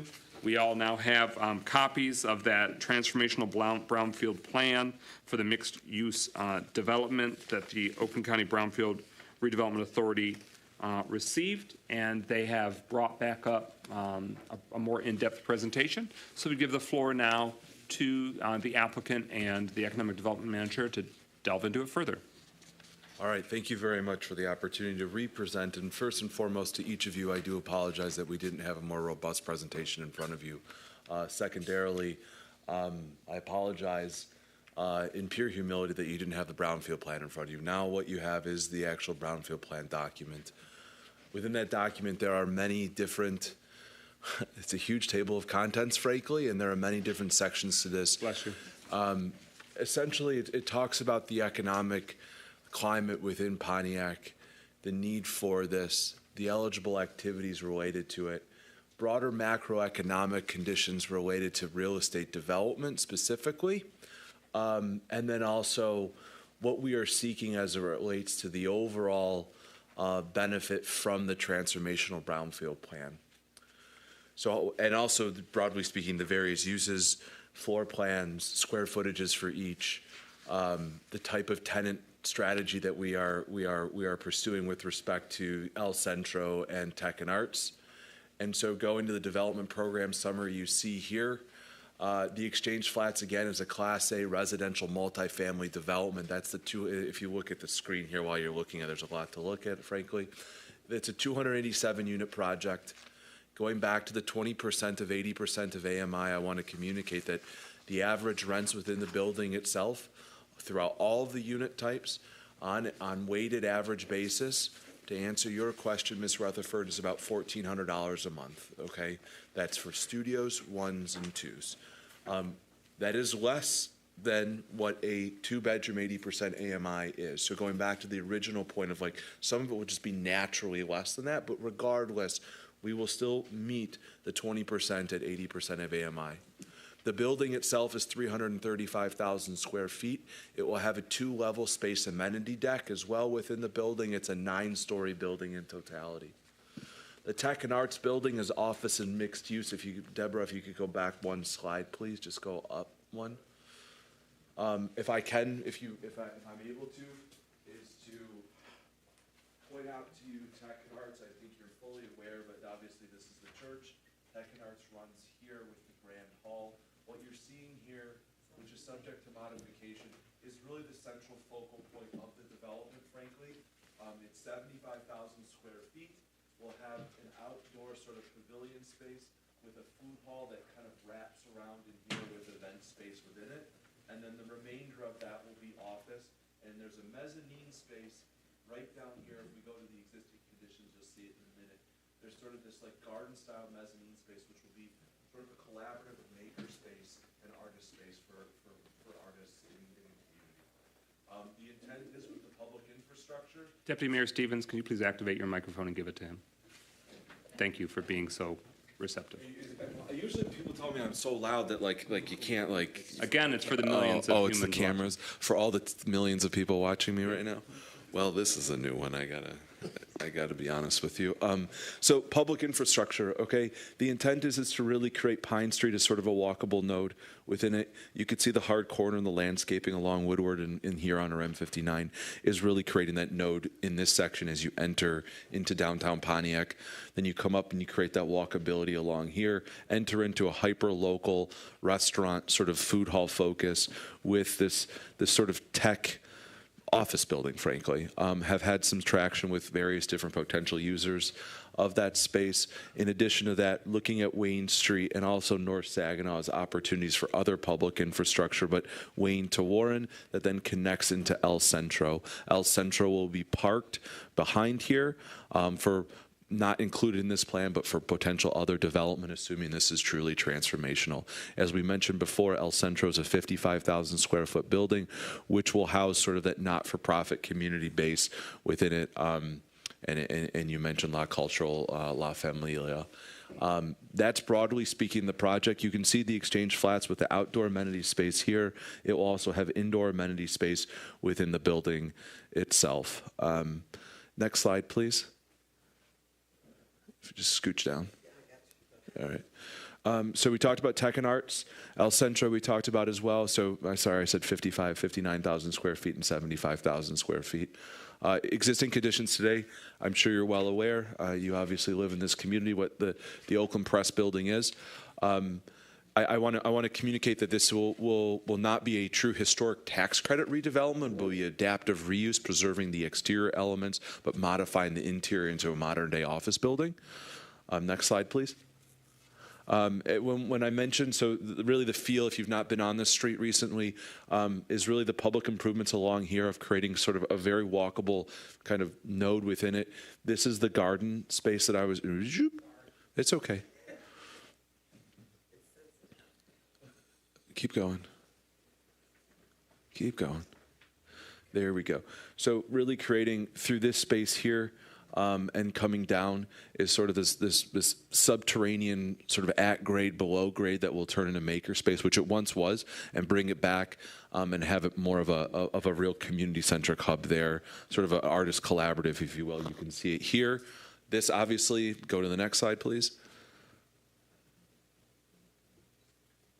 This is 91 North Saginaw, obviously El Centro, where it would be parked. Next slide, please. Wow, that's weird. So this is we would change the facade of this building. We would open up these two ground floor levels right here, creating another node coming from Saginaw going south. And so we can look at a couple renderings of what that will look like once completed. Again, creating sort of a unique sort of European, restaurant feel within this building. Next slide, please. This is obviously where the exchange flats will be. So really at that hard corner, that gateway in with a 9-story building, 335,000 square feet. This is what it is today. Next slide, please. Again, just another slide of it. You can see here, go back, please, what the total investment of all of this will be. So I said 105, it's $105.9 million, so 106. El Centro is an investment of $9.2 million. Tech and Arts is $16 million, and the Exchange Flats is an $80 million project, all in. I want to make reference that this is total development cost, so that's the land basis, that's the hard cost, the soft cost, everything baked into the project to get to that $105 million. Next slide, please. Give you a flavor of what this will actually look like. You can see sort of this L-shaped building, balconies, different material composition throughout. So brick on this 2-level, which is sort of the amenity space, the outdoor amenity space, and then sort of a metal composite going up. You can kind of see how this fits in, broadly speaking, with creating the opportunity where these two are really synergistic. So you have the residents, the rooftops, the multifamily, and then you have this opportunity for this tech hub with this food hall. Again, really being family destination driven. The idea is that it really is a destination for people to come and enjoy, have stalls. We're anticipating probably 12 to 16 stalls there, give or take, and of really the opportunity to incubate new small businesses and new food and beverage into the community. And then in addition to that, looking at sort of that not-for-profit community hub. So we've really got a varied uses, and they're all interplaying. So as the office tenants come, there's a place for folks to live, in addition to existing people in the city. And then we have the not-for-profit side of this that's feeding off of this side, that's sort of feeding off of each other with all of that public infrastructure and these varied uses to create a truly transformational development within this quadrant of downtown. Next slide, please. Just another image of it. You can kind of see how that food hall works, how Pine Street becomes a real focal point of this, and we're really creating something quite amazing with respect to the multifamily building. Next slide, please.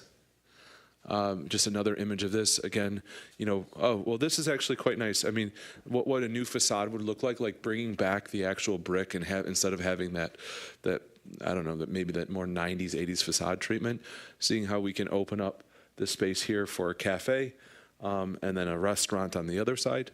Next slide, please. An image of what this would look like at grade looking south. Again, really an inviting space. That's the intent of it, and to create an amazing opportunity for a local restaurateur and a local cafe owner. Next slide, please.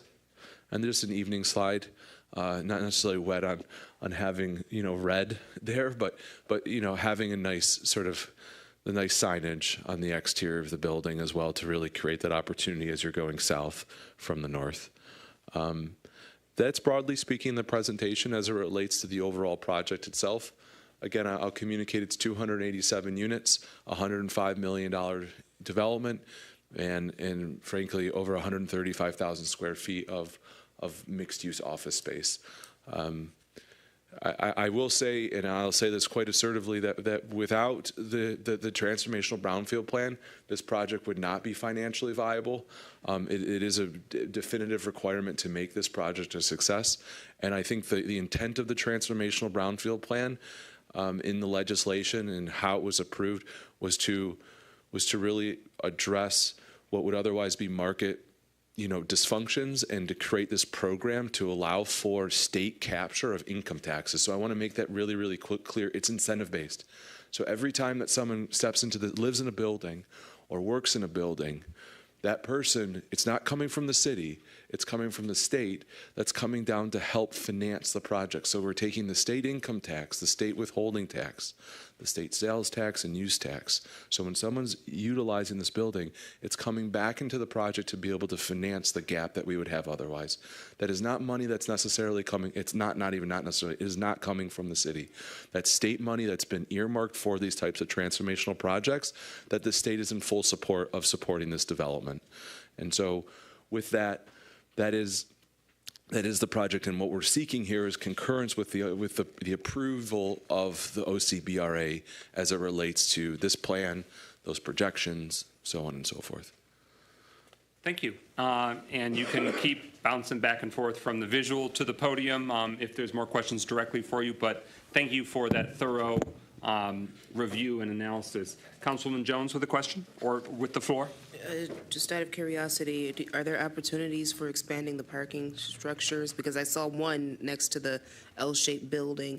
It didn't look like there were quite that many parking areas. Yeah, so if you were to look at... oh, well, that looks... Okay, that's the picture I saw originally. But there would be parking, so there would be parking in that podium. Can I go back? Yeah.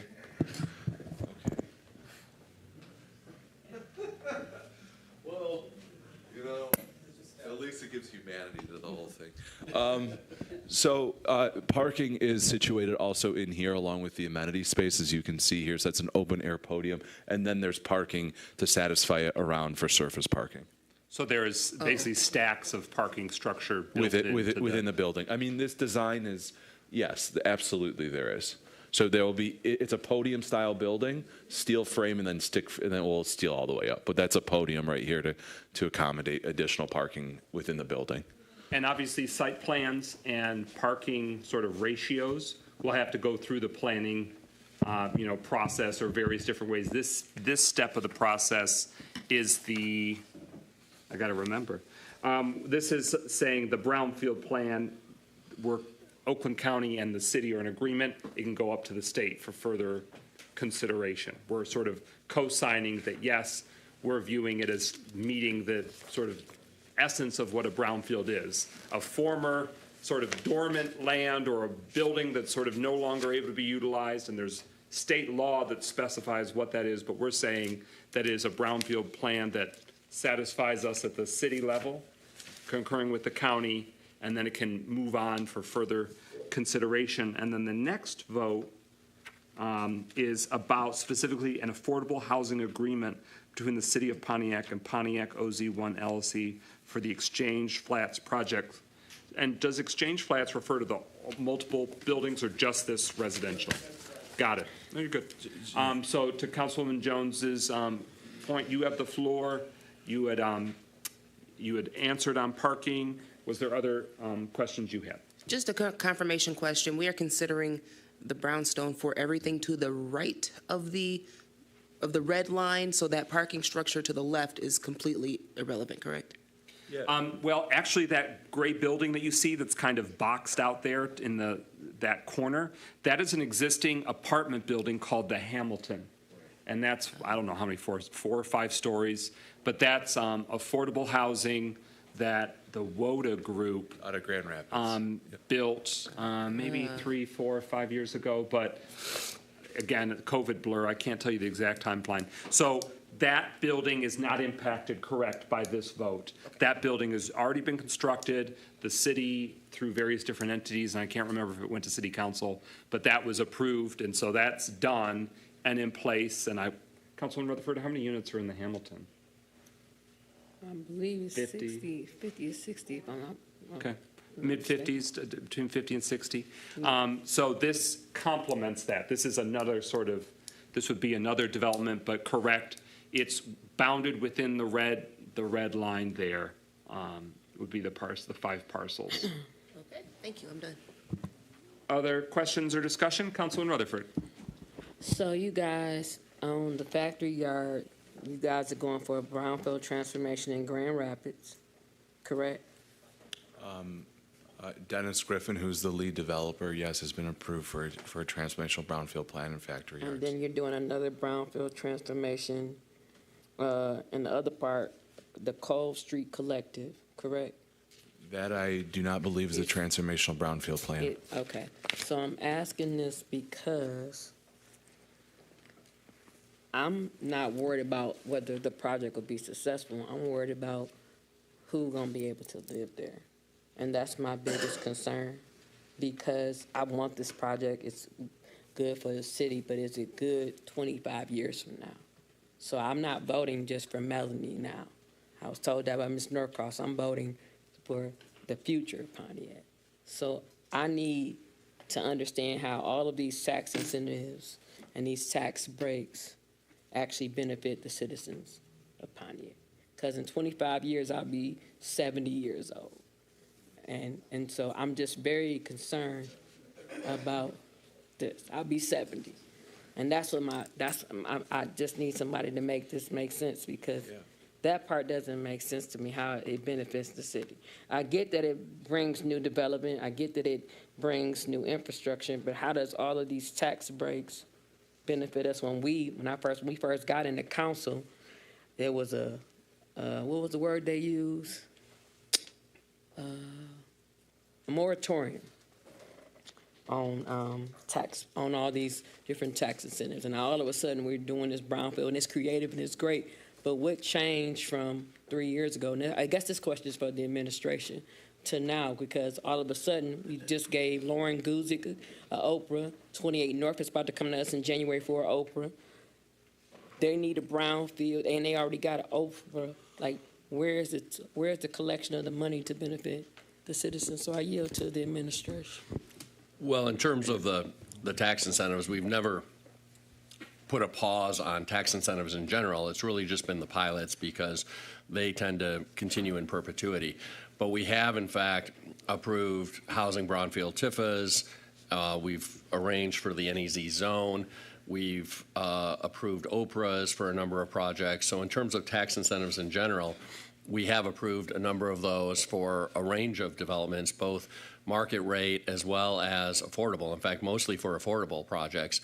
But I want to give our economic development manager, Deborah Younger, an opportunity to answer the underlying question about how does a project like this really benefit the residents of the city. So the OPRA is a 12-year. Mm-hmm. Okay. The NEZ is a 15-year. It's 27. No, 15. They run concurrently. And then brownfield is what? Well, the brownfield is, this brownfield plan will run for a period of 25 years, okay? But it's not additive.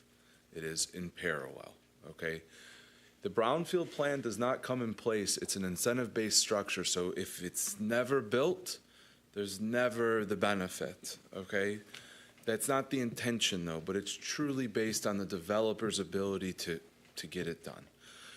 I think, broadly speaking, to answer your question as it relates to tax breaks, that when that benefit wears off in year 12, unlike a pilot, that stays generally in perpetuity for a minimum of 45 years, generally is the case, in a 9% Y-Tech deal, you will never see the benefit of those taxes. You get the affordability.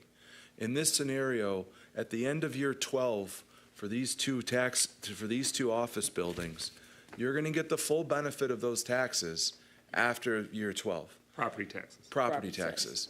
Okay, at the end of year 15. And during that period of year 12, I agree with you, Ms. Rutherford, sincerely. The taxes are being abated. But there's still taxes, to Mr. McGinnis's point, still being paid. Okay? Without that abatement, though, frankly, a lender probably would not provide the loan to make this project, to make it viable. Okay?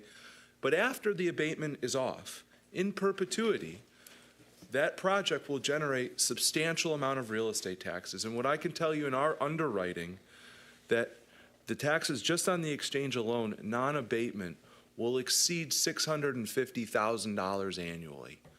Okay? If you take those other two buildings, maybe we're in the realm of close to $1 million worth of taxes that will occur in this project once these abatements are fully burnt off. I would surmise that if you took that over time, and then what happens is one day it might sell, and then it uncaps again, and then there's a new reassessment on those taxes. The benefit of these taxes, and now the short term, there's an abatement to help get the project off the ground, but in the long term, there's a real economic push for additional tax base because of these projects in the long term. And so my only follow-up would be to Ms. Younger. When we approved the NEZ, this is in the NEZ zone, correct? So they benefit from that as well? Just on the residential piece, not on the office piece. So my question to Ms. Younger. Sorry, I apologize. No. No, I'm asking for a reason. What's the amount that Okay, they the would benefit? Oprah goes to the commercial buildings, the NEZ would go for the exchange flats. So we use two different tools to get abatement for the different projects that are being developed. Does the NEZ and the Oprah and the Brownfield all run at the same time? Okay, NEZ from the date of application is 15 years. It begins to burn off in year 12. Okay. Oprah is 12 years. Got that. The Brownfield is 25 years, but it's not the abatement, it's the capture of taxes, primarily the income taxes, withholding taxes and all that the state is giving up. So for the Brownfield. But does the NEZ run concurrently? That's what my question is. Yes. Okay. Okay? All right.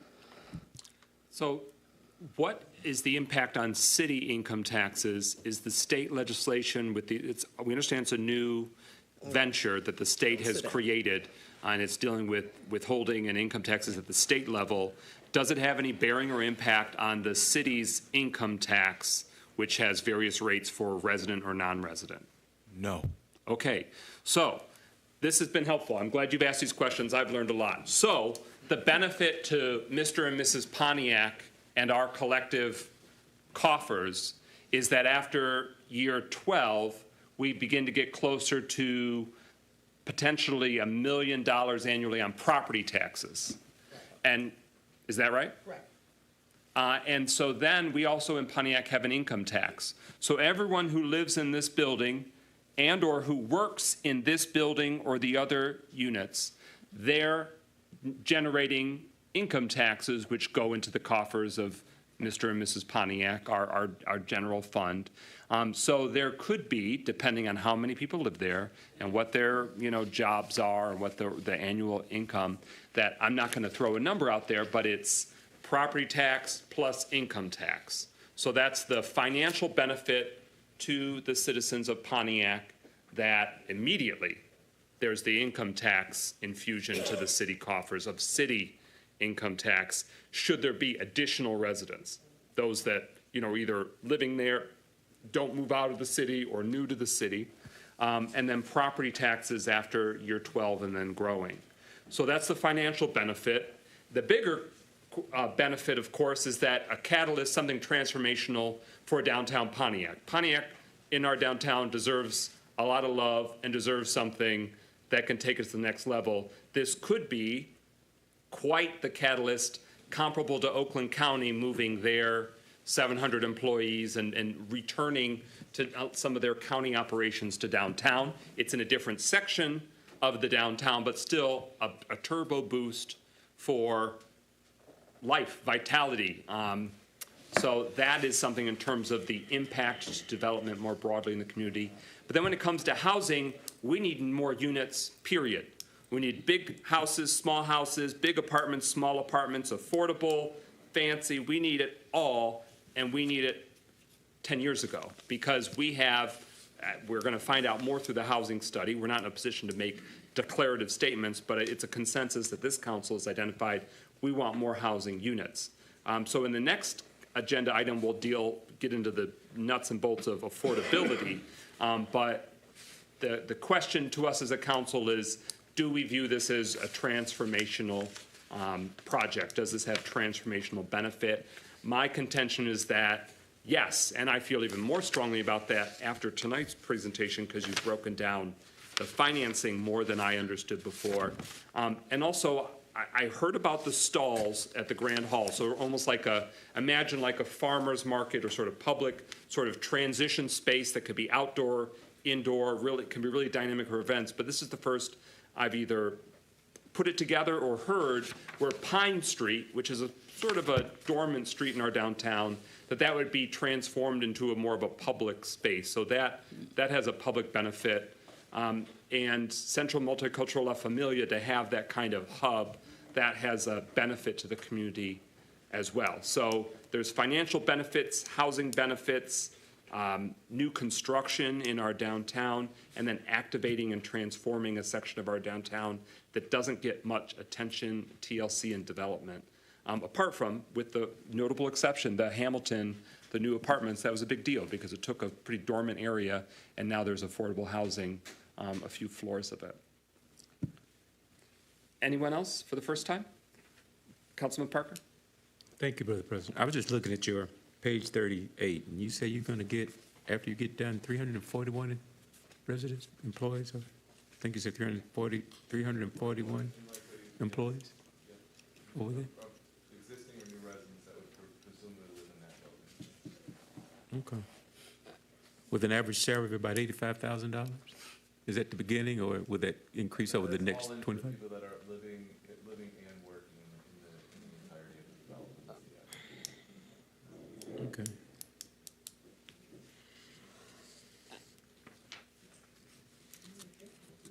Any other questions, Councilman? No, sir, I'm good for right now. Okay. Thank you. Councilman Rutherford. So I just want to say this. I just remember we had this project called The Strand. And it was supposed to be all these benefits that was supposed to be for the city. And it was supposed to be the city had a part into it, and we owned it, and we can use it. And I remember, because Kafani worked here during the time when this deal happened, so he can recall what I'm referring to. You know what I'm talking about, right, Kafani? Where I'm going with it? Okay. So it was CBGT2 funds, and it was supposed to benefit, and the Lafayette Loft was supposed to be affordable housing. And it's 2024. And I don't know most people who can afford to live in them housing, because what they said was going to happen didn't happen. I'm bringing this up to make a point. It is my hope that if we approve this tonight, that promises made will be promises kept. Because I've been here since I was born, and I've seen so many different people come in here and say, we're going to do all these things, we're going to make it affordable. And then the very same people who say that they're going to do these things, they end up sometimes selling the building like they did at 28 North Saginaw, who had an Oprah after everything else, nothing ever happened.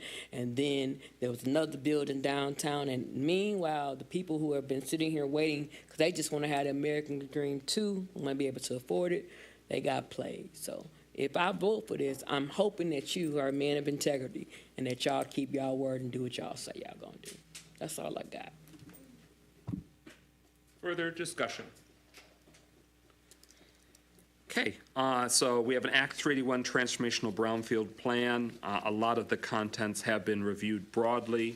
Was there anything else in our rapid absorption of this content that also prompted questions?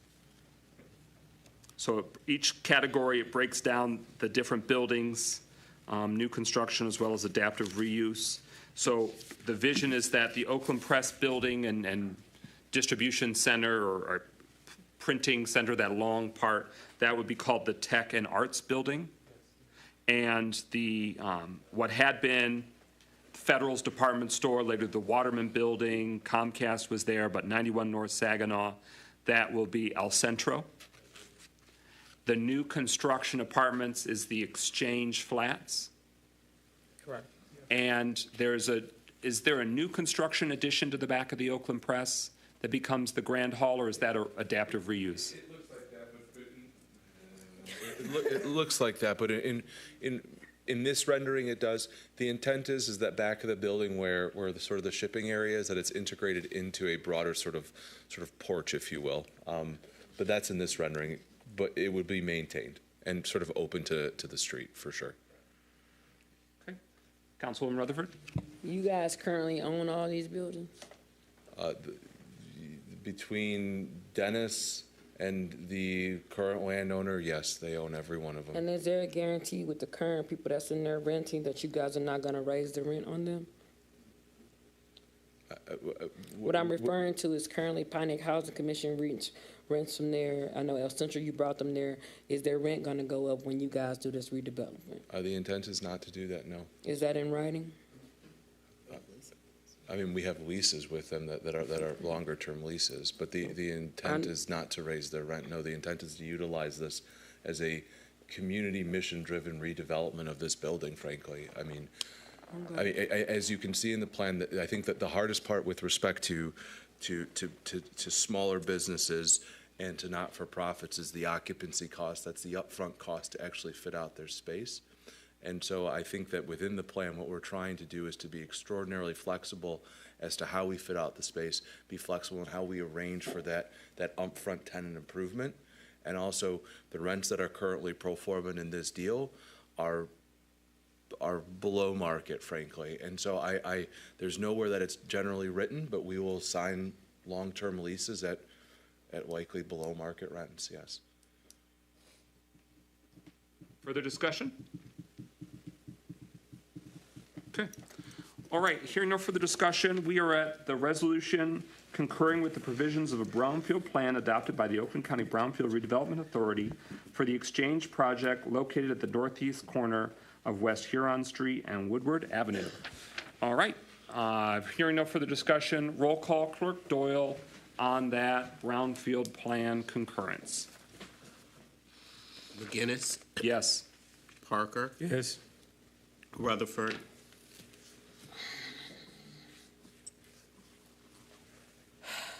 Yeah. Goodman, No.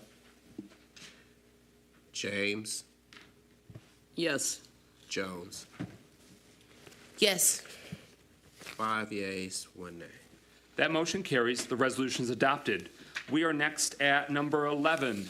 Is there a motion to adopt the resolution authorizing the execution of an affordable housing agreement between the City of Pontiac and Pontiac OZ1 LLC for the Exchange Flats project? So moved. Is there a second? Support. It's been moved by Councilman Goodman, seconded by Councilman Parker. I'm going to give the floor to the administration to spell it out, but I'm going to do a point of personal privilege. I'll be back in 60 seconds. Understandable. So, Economic Development Manager Younger, why don't you take it away? Sure. As described, this as part of the transformational Brownfield, we wanted to enter into an affordability agreement to ensure that the units in the project there's some set aside for affordable. When we say the set aside, the units will be dispersed. They won't all be in one section of the building. They won't be all studios. There'll be a range of studios, 1 bedrooms and 2 bedrooms. They will be affordable at 80% or below of AMI. Right now, the pro forma pencils those to almost all of the rents currently are at 80% or below right now, because the rest are market rate, but right now the market won't bear rents that are higher than 80% AMI. Questions from the council? Anybody?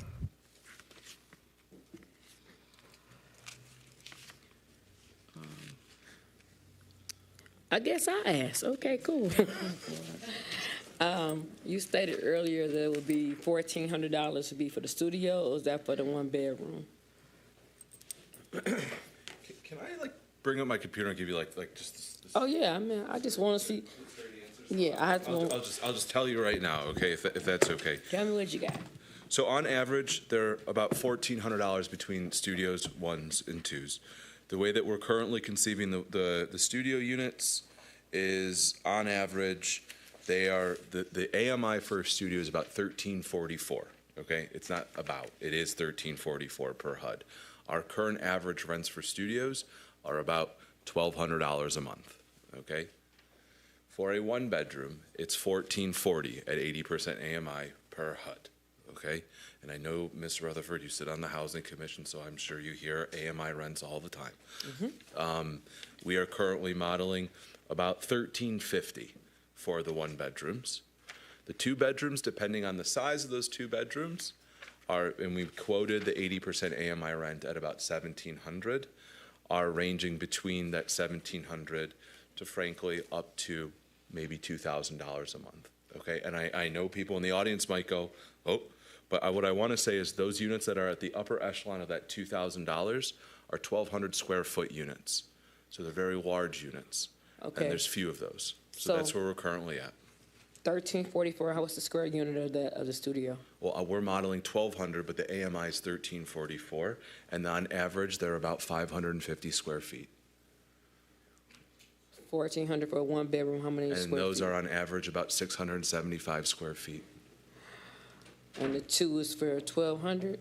And the two, they range from 950 square feet to about 1,100 square feet. Each of them only have one bathroom or 1.5 bath? No, they've not been fully designed yet. The studios will all have one bedroom. The one bedrooms are between 1 and 1.5, and then the twos are between 1.5 and 2, as currently contemplated. 1,344, 1,200, 14, 17, 2,000. Okay, and so, you know, we're having this price gouging with rent.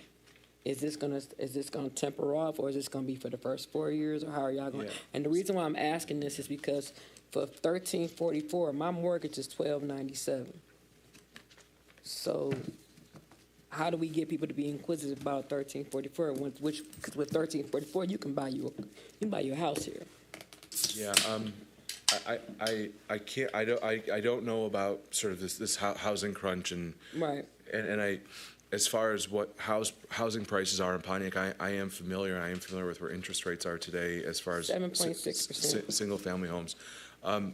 What I can say is the HUD rents, no different than when you were describing the fair market rents for vouchers, are stipulated by HUD. They are not stipulated by us. And what I'm trying to communicate, and I want to answer your question directly, is that the rents that we're currently performing in our model are below the 80% AMI threshold, okay, for all unit types.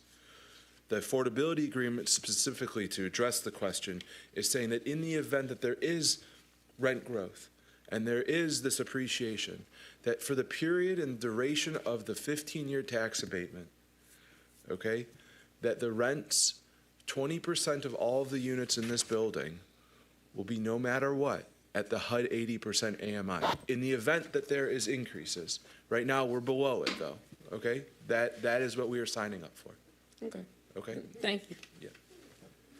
I think that we might want an amendment to add a second resolve to the actual resolution, because in the memo, it spells out if the developer fails to satisfy the affordable housing requirement as required in the agreement, the developer shall pay to the city of the following. 1, the difference for any year of noncompliance between the amount of ad valorem tax otherwise due on the project without the NEZEC applicable to the project, and the amount of the tax due on the project with the NEZEC multiplied by a fraction, the numerator of which is shortfall of the number of units that are not in compliance, and the denominator of which is the total number of affordable units required hereunder, plus 2. Subsection 2, the reasonable enforcement costs of the city. So Manager Younger spelled that out in terms of the stiff penalty if not acted upon, if it's not delivered upon. But I just want to make sure, and I want to give the opportunity to you, Manager Younger, to see if there's any qualms with that, because what we're dealing with is the resolved action. I'll read it. We've got whereas, and then resolved, the city of Pontiac authorizes the mayor or designee to execute the affordable housing agreement with Pontiac OZ 1 LLC. The whereases speak to the purpose, the project location, and there's an attachment with the parcels. The developer preserves 20% of residential housing units within the project as affordable for certain low-income households, as further described herein, and desires to make apartments available which will be affordable for households with incomes of 80% or less of area median income. So the whereases don't speak to the enforceability. I know a final agreement would, but It is in the agreement, but there's no reason that it cannot be added to the resolution. So if there's openness to it, I would entertain a motion to add a second resolved that takes the language from the memo that speaks, and it would say, and further resolved, that agreement will stipulate if the developer fails to satisfy, and then basically all that language I just read that's from the memo, 1 and 2. So that would be the second resolved. Is there a motion? So moved. Support. So it's been moved by Councilwoman Jones, seconded by Councilwoman Rutherford, that we amend the resolution to add a second resolved that takes that penalty and makes it explicit in our action. Everyone clear on that? And I can read it again if we need to. All right. Hearing no further discussion, what we're considering now is an amendment to add a second resolved that states, and further resolved, that agreement shall stipulate if the developer fails to satisfy the affordable housing requirement as required in the agreement, the developer shall pay to the city the following, the 1 and the 2. That's what adds to the resolution. Everyone clear on that? Hearing no further discussion, roll call Clerk Doyle on the amendment, adding the penalty language. Goodman, Yes. James, Yes. Jones, Yes. McGinnis, Yes. Parker, Yes. Rutherford. 6 yeas, no nays. All right, that amendment passes. Now we're back to the main resolution as amended. It's the resolution authorizing the execution of an affordable housing agreement between the City of Pontiac and Pontiac OZ1 LLC for the Exchange Flats project. Is there further discussion? Hearing no further discussion, roll call Clerk Doyle on adoption of the resolution as amended. Goodman, Yes. James, Yes. Jones, Yes. McGinnis, Yes. Parker, Yes. Rutherford. Yes. 6 yeas, no nays. That motion carries. The resolution is adopted. We look forward to updates on how it works through the labyrinth of state and various approvals.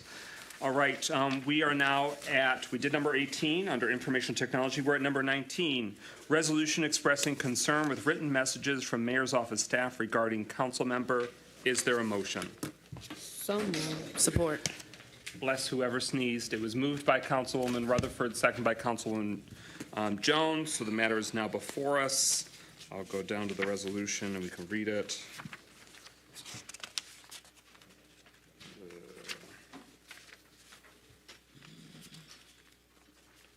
Got it. Okay. City Council resolution expressing concern with written messages from mayor's office staff regarding council member. Whereas on October 1st, 2024, a city council member was provided a screenshot of a text message exchange from a private citizen, and the text message exchange was between that private citizen and a city employee during business hours. And whereas the text message exchange reflects the city employee who works in the Executive Administration Office of Mayor Tim Greimel, offering their opinions of a city council member and stating that the community is coming for her, among other charged statements. Now, therefore, be it resolved, the Pontiac City Council expresses our strong concern with these written messages from the mayor's office staff member regarding a Pontiac City Council member. And further resolved, the Pontiac City Council believes it is not healthy for the legislative decision-making process or for the operations of Pontiac City Hall if city employees are personally attacking council as a whole or individual council members when they disagree with the votes we cast. And further resolved, City Council believes staff are entitled to their personal opinions, but urges the mayor to ensure that his staff does not openly write of intentions for retribution against City Council or council members. And further resolved, the City Council will work to improve the governing relationship between branches of city government and is hopeful that the executive administration will similarly pursue such improvements. So that's the resolution before us. Is there any further discussion? Mayor Grimo. Well, I just want to say, I think it's important for the members of the public who may be watching to know that the council member in question did go to the sheriff's office, and the sheriff's office immediately concluded that there was no harassment involved, there was no threat involved. I also think it's important to know that the employee in question did not send the text in question while they were on the clock for the city. They did not use a city device. They also sent a text that had nothing to do with city business. And so as a result, the Human Resources Department, which was asked to look into this by the council member in question, quickly concluded that there was no violation of city policy here either. So as far as I'm concerned, this matter has been put to bed. Councilwoman Jones. Aside from debating semantics or technicalities of the situation, what's inappropriate is inappropriate. And at some point, we all need to be held to the same standard. Because if I engaged in these acts as a new council person, it would not fly and it would not be put to rest, this easily. Inappropriate behavior is what it is. That's all I'd like to say. Councilwoman Rutherford. Okay. Every week we do votes. Every week we make decisions. Every week somebody says I say something inappropriate. I make mistakes. I get it. The problem isn't about us trying to cover up what happened. The problem is if I'm willing to continuously work on my behavior and correct stuff, then other people have to too. Like I've asked to meet with people off-site when I've wronged them. I've asked for meetings. We say we're going to meet. Don't nobody ever show up for the meeting or they reschedule the meeting. It's not about any of that. No vote should make anybody this mad where they want to fight you. No vote should make anybody this mad where they have clergy members walking up to council people saying, you don't want to get on my bad side. Like the vote that's in question is a park. It wasn't a vote about no money. It wasn't a vote about no small business. It was about a park. That's what the vote was about. And the day that it was wrote, it was an article wrote in the newspaper. We can keep trying to act like it's everything, because what's really it is, everybody want to be combative when it's not even necessary. I've made mistakes. I'm the first to say it. But when you get to talking about we going to get people to get you, that's a whole nother level. Like, I don't care what nobody say. I make mistakes, but I ain't texting nobody saying, and send this to her too.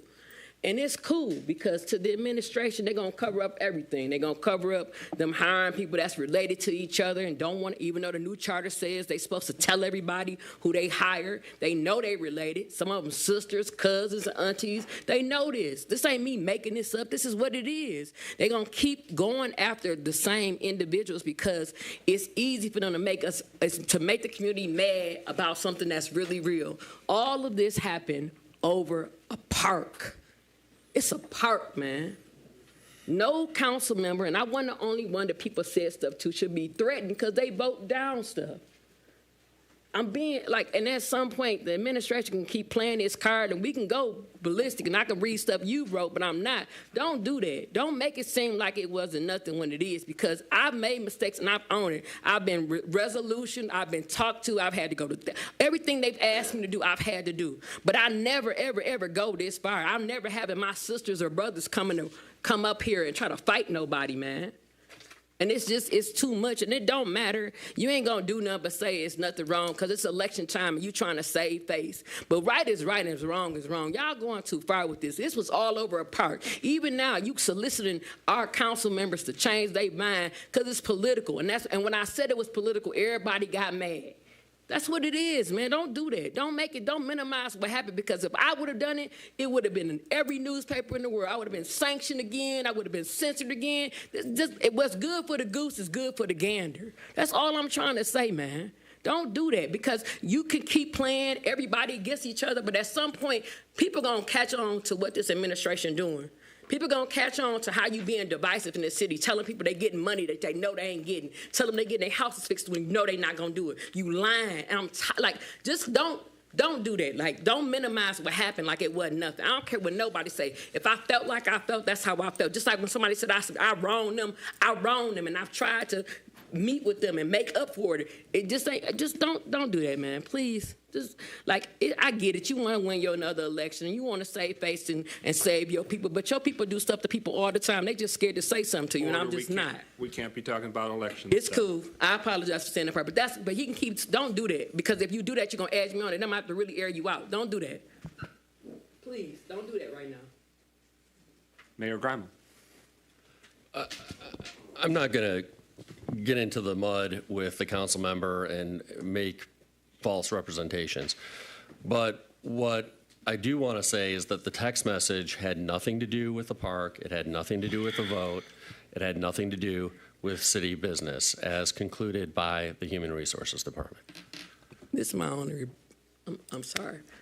Councilman Rutherford. When you force the HR department to write something at 4:31 because you scared people gonna bring it up, then it's not real. Now, you could keep playing this in here. We don't have to get into semantics, but you and I both know the agenda, the toxicity that happens at city here. When I first got here, I made a mistake and I disrespected somebody that's in this audience, and I had to deal with it. I've been accused of other stuff that council has privately made me deal with certain things, but it's just a level and it was over the park. You can keep playing. That's why in the coming weeks, you're gonna bring the park right back. Got everybody right, and it was over a park. So that's what it was. And I'm sorry to put this on display. We shouldn't have to do this, but this is where the administration has gotten certain people, because I'm not the only council people they disrespect. I'm just the only one that's going to say something about it. Any further discussion on the resolution? Councilman Goodman. So the thing that I'll say is, transparently, yes, no one should be getting threatened over a vote, because the other person that has been reached out to in a less than ideal fashion has been me over the park.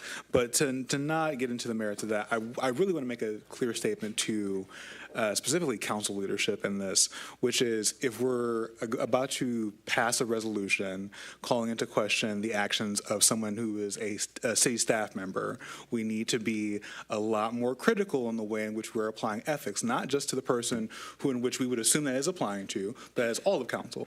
Because council leadership has a responsibility in terms of, I don't want to say policing the behavior of council, because we're all adults, but there's a level in which we have to maintain for ourselves if we're going to criticize staff members in the administration. Not saying that what was sent over was correct or acceptable, but if we are going to call people out for wrongful actions, we too, as council, and specifically towards leadership, have to be able to take the step. That way it doesn't come off as hypocritical. Deputy Mayor Stevens. Thank you, Council President. I would be remiss if I did not point out that in the second resolved, it says that staff are entitled to their personal opinions. And I want to call that out specifically because in reading this resolution, I can see that whoever drafted it went through painstaking attempts to thread a needle, to recognize that there is nothing that is actionable from the standpoint of the employer to what happened. And so as we talk about a lot of different things, at the end of the day, the mayor is the CEO, and most of the staff come and they report directly to me.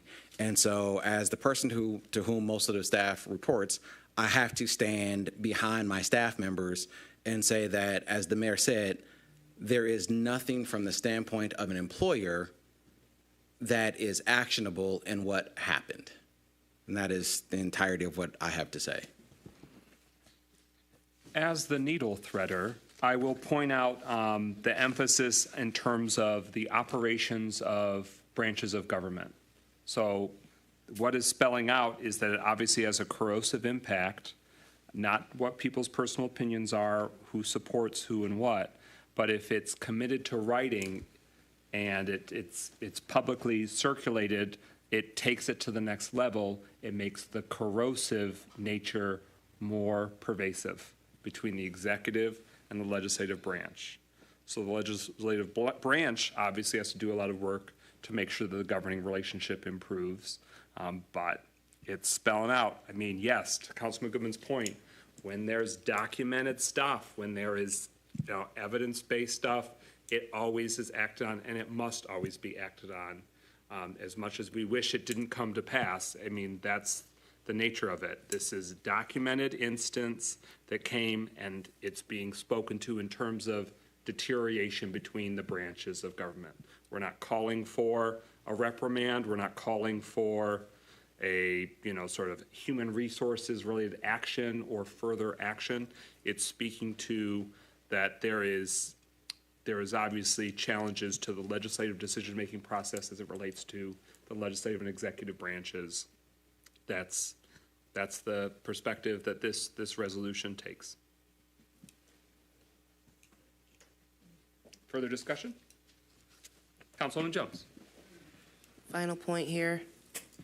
Freedom of speech does not trump, it does not negate ethics, appropriate behavior, and what constitutes as a lack of decorum should not be overlooked because you feel that an immediate threat was not present. Whether this individual meant to be threatening, whether this individual meant to be scary, is off the table at the moment. The individual did intend to be inappropriate. And when you take your freedom of speech and you put it in writing, which is one of the most powerful forms of communication that we have, that should be taken seriously because writing, black and white, is serious. And that is why we keep paper trails. That's it. Councilwoman James. Well, I think it's unfortunate that it happened. I think it's deterrent from all of the serious work that we have to do. I do feel that an apology is in order. And I think, because, we don't have to love each other, but we do have to work together. And in order to do that, there has to be a level of respectfulness. There has to be. So I think the resolution should call for an apology because, the resolution is stating our opinions about it, but I think the resolution should flatly call for an apology here. Whether it's given or not, totally irrelevant. But I think an apology is in order, and I think we need to, all of us, our residents don't need this. We were elected to get a job done, period. We were elected to get a job done here, and we got to be able to work together. We have got to be able to respect each other. And this is an example of a disrespect that really, it's not acceptable. And I think as a council, we should ask for some kind of an official apology so that we can move on here. Because seriously, we've got work to do. And a house divided can't stand. Our residents are depending on us. We're trying to move forward as a city. We're trying to put all this negativity, darkness, and hate behind us. It's got to go because we've got to get something accomplished in the city. So, yeah, I think an apology is in order. Whether it's given or not, it's in order. But we really, really have got to stop this. We have got work to do in this city. Nobody is perfect, and we're just going to have to work together to move this city forward because I think that's what everybody wants. We're tired of the drama. We're tired of it. We want things to work. And in order to do that, we've got to be able to respect each other. We've got to be able to talk. We've got to be able to get into these fights and, but still come out of it with, hey, let's move it on. Let's keep moving. Let's keep it moving. So that's how I feel. I do feel an apology is in order. Any final discussion? Hearing no further discussion, Resolution is before us for adoption. Roll call, Clerk Doyle. James. Yes. Jones. Yes. McGinnis. Yes. Parker. Yes. Rutherford. Goodman. Yes. 6 yeas, no nays. Motion carries. Resolution is adopted. We are at long last at public comment. First, Karen Jorgensen wasn't here this evening. Thomas Lawrence wasn't here this evening. Carol Wilkins. Yes, ma'am. And on deck is Christopher Northcross.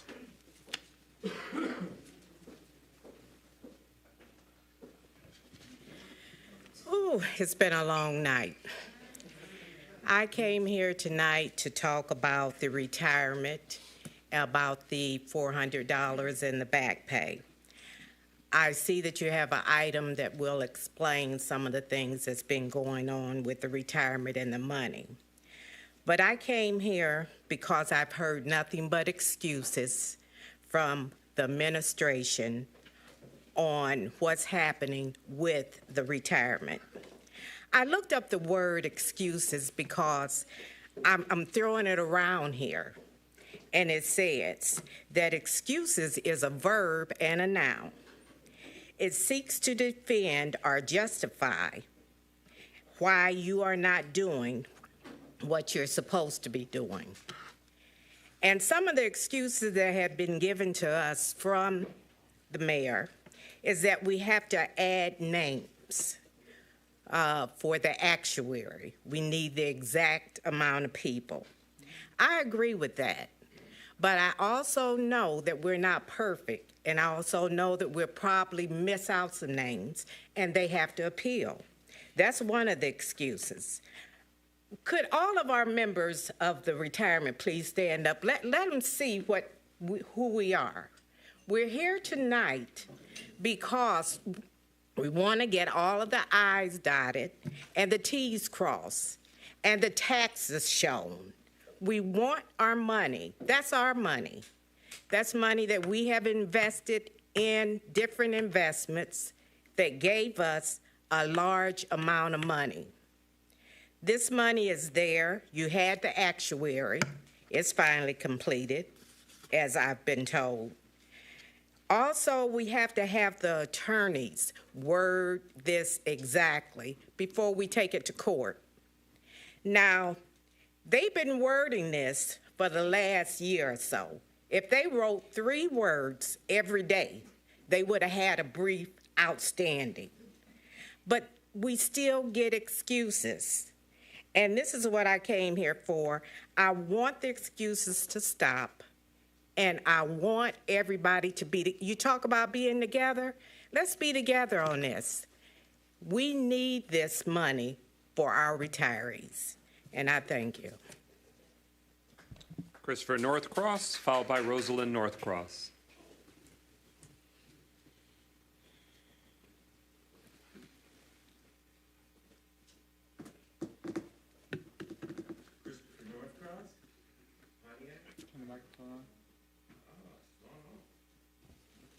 Okay, Christopher Northcross here, Pontiac. Good evening, esteemed Mayor Grimel and esteemed City Council members, and good evening to all the audience. I should be saying good night. I'm excited about the opportunity, the update of the master plan affords to all residents, to provide input on how Pontiac should be developed in the future. And we've heard a lot about development here tonight. On October 16th, a community meeting, number 3, and housing summit will be held at the Crowfoot, 6 p.m. to 8 p.m. to share with and gather from citizens their preference and vision for Pontiac in the future as part of this master plan. In addition, there is a survey on a website, and that is Vision Pontiac, that residents can use to share their thoughts on Pontiac's development. Now, as a person born and raised in Pontiac, I find this opportunity extraordinary. The last master plan, the one that we are currently referring to as we make guidance decisions and stuff, was completed in 2014. The state of Michigan requires a master plan, a city revise their master plan every 5 years. Do the math. Now, just think of how much this city has changed since 2014. Think about how much this city is changing even as I speak. If only a few people provide input, the resulting plan may not guide the development of the city in a direction which serves all its residents. Conversely, the more people who provide their input, the more likely the resultant plan will serve the residents of Pontiac. This is why it is so important to make sure all our residents know about upcoming master planning sessions. I'm asking the administration and city council to maintain the hype that you had originally when we talked about the master plan, things regarding the importance of citizens providing their input. Use the city's constant contact list, the same list we use for giving out announcements about city news. Advertise master planning sessions. Create unique flyers for each of the remaining sessions and post these on the city websites, social media outlets. Distribute these flyers at upcoming community meetings and events. Engage social media influencers in Pontiac to get the word out about the master plan. Come to the Crowfoot Wednesday, October the 16th for community meeting number 3 and housing summit. Provide your input. That does conclude your time. Thank you. Thank you. Next is Rosalind Northcross. And there's also somebody signed up, it looks like the first name Carla, but no last name here. Was there a Carla that wished to speak? All right, not hearing anyone that matches that name. After that will be Tamika Ramsey. Good evening again, Mayor and Council. October 3rd through the 6th was quite a weekend for residents who live adjacent to M1 Concourse. During that time, we were constantly bombarded by car sounds, starting in the morning and into the afternoon, every day. Code enforcement, when we called them, said that they were out and that they were taking readings. We haven't gotten the result of those readings yet, but we are thankful that finally we can open our windows and hear birds instead of car sounds. I just want to encourage all of the residents who live near M1 to remain vigilant, to keep reporting to code enforcement when you hear disturbing noises coming through your windows. Specifically, I encourage you to call Jack McIntyre, who's in charge of code enforcement, at 248-758-2820, and that's until 5 o'clock. After 5 o'clock, you can reach him at 313-682-1408. And if you can't reach Jack, you can call Kevin Henyon. He works Tuesday through Saturday, 248-758-2812. That's Tuesday through Saturday. And our regular code enforcement person assigned to District 1 is Clarence Cohen, and you can call him too, 248-758-2806. Residents of District 1, don't get weary. It is important that we keep calling code enforcement, that we remain vigilant, because we deserve to live in an area where environmental injustices are not tolerated. Thank you. Tamika Ramsey, followed by Renee Beckley.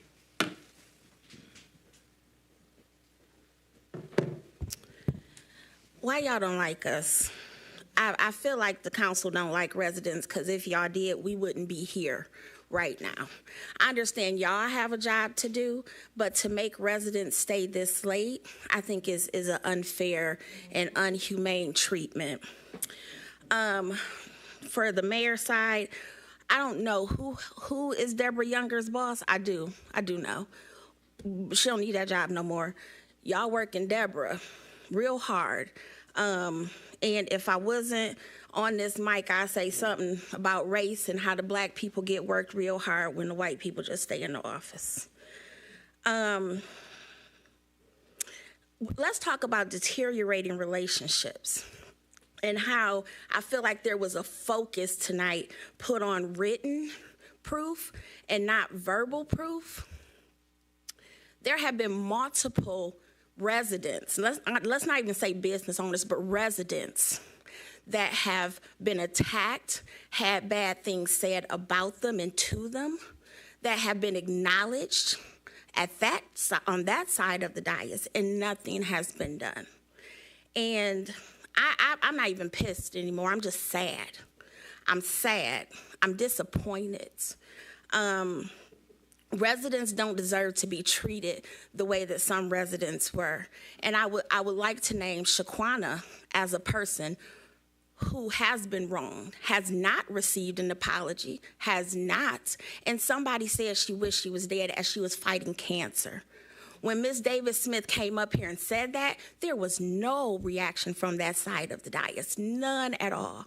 This lady gives cookies. She bakes cakes. She baked cakes for most of y'all up there for your birthday. And when that happened, there was nothing. Nothing. How sad and disappointing is that? When somebody was going around telling my private personal tax business, nothing happened. Nothing happened. But but the only reason I'm doing this is because Tim is gaslighting me and having me come here. It's not because I'm a grown woman and a business owner and somebody attacked my business and my livelihood. I'm not a martyr. I don't come up here and beg for money from the city. Most of the time, I am paying. Right now, I am paying to do workshops because there are small businesses who need help, and y'all ain't got y'all shit together to give it to them. She said word pissed. is against the I'm like, rules. so who decides what bad word is a bad word? So I just wanted to say, hypocritical is the word for tonight for this council. Thank you. Renee Beckley, followed by Carlton Jones. If not Carlton Jones, then Dr. Deirdre Weiler. And I'm not going to be as bad, but I take care of business. Apparently nobody here takes care of business. Now, why is my water bill $71 and it's been $56 for years? So I thought I was washing clothes, all at once, when you got all your stuff all together and just have to wash it on one day, you want to get it done. So it was $62. Fine with that.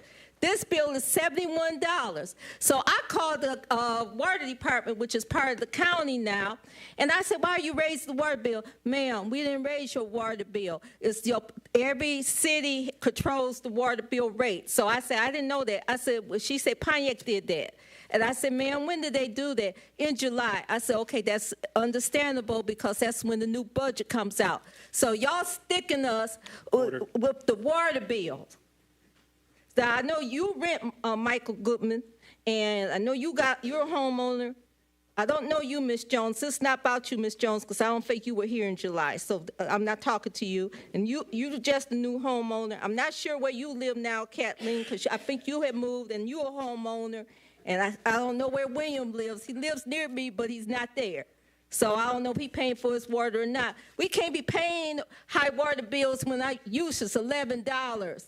And then sewer use is $16. So I go to the bathroom a lot, but that's a good deal for me. Quit raising the water bill. Okay, also this stuff, that project y'all just voted in, I saw the Glenwood Plaza. That's the same thing I heard at the Glenwood Plaza project. Go down that corner, you can't put no apartment that big on that corner. That picture is way too big. Y'all just got played up in here. Quit research stuff. Look, get these people background, and then we have to pay for it. This is Pontiac, just like White Track, go round that same circle. I've been saying that for years. Y'all need to take care of y'all business. Tim, where's the money for that bridge? That bridge been closed, Martin Luther King Bridge, for about 3 years now. I'm giving you to May. I want to see that, I don't know the terms, Chuck's not here, the thing, the ball or whatever, that thing that pulls the bridge down. I want that to start coming down May. I'm going to make phone calls. I'm going to tell them, say, y'all need an emergency manager in here. I don't care now.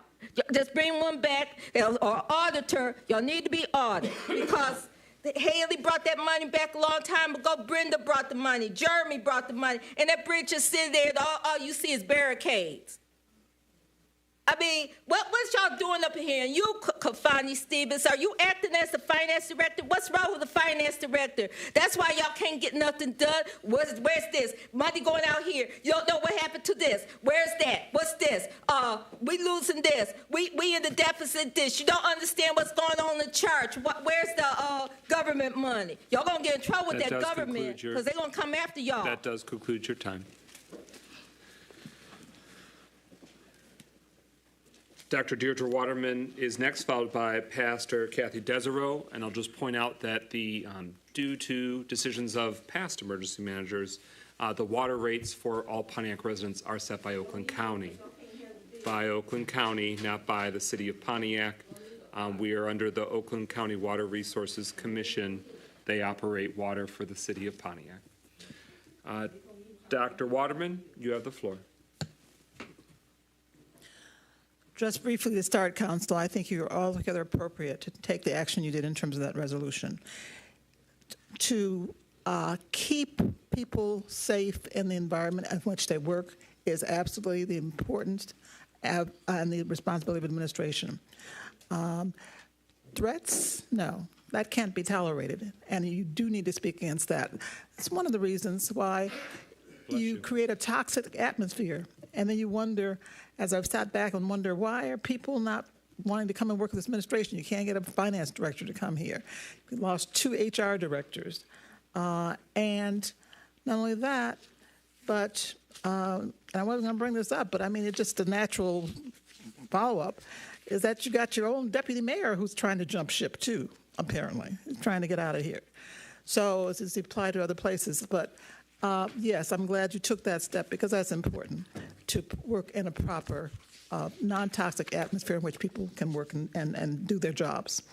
But I did want to get back to the items, I think it was 15 and J, and that was about the $2 million that you accepted from the Gary Peters appropriation. I want to take you back a little bit more to give you a little bit more history on what that was about. Because, yes, that was something that we applied for during my administration, and it was granted the $2 million for Phoenix Center amphitheater improvements. Order in the chambers. Dr. Waterman has the floor. Amphitheater improvements.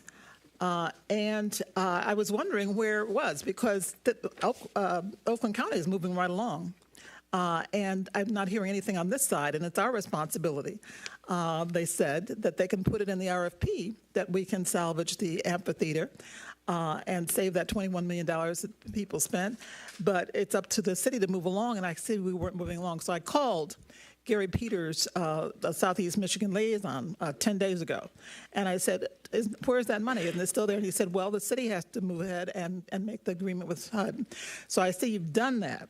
So that's $2 million that can be used for the amphitheater, salvaging and relocating, in addition to the fact that the mayor did tell us before that there's $5 million in the insurance fund, because you're going to use that if you needed it for the youth center.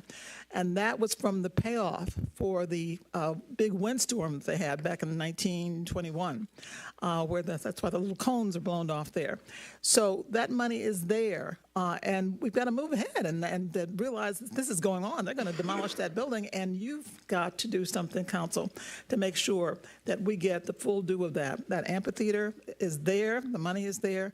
We need to salvage that and save it and make that part of relocate it to our entertainment center. Not much time, but move ahead and do something about the fact that you don't have enough money for the COVID relief that people are expecting. You talked about that. You got money there that's not committed. Make sure that gets committed. I don't want to make sure That you does people get conclude taken your care of. time. Next is Pastor Kathy Desereau, followed by Mr. Greg Muscavelli.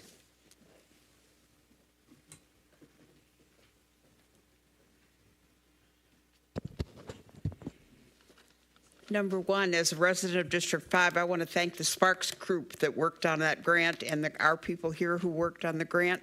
We're grateful for that money for our one and only park.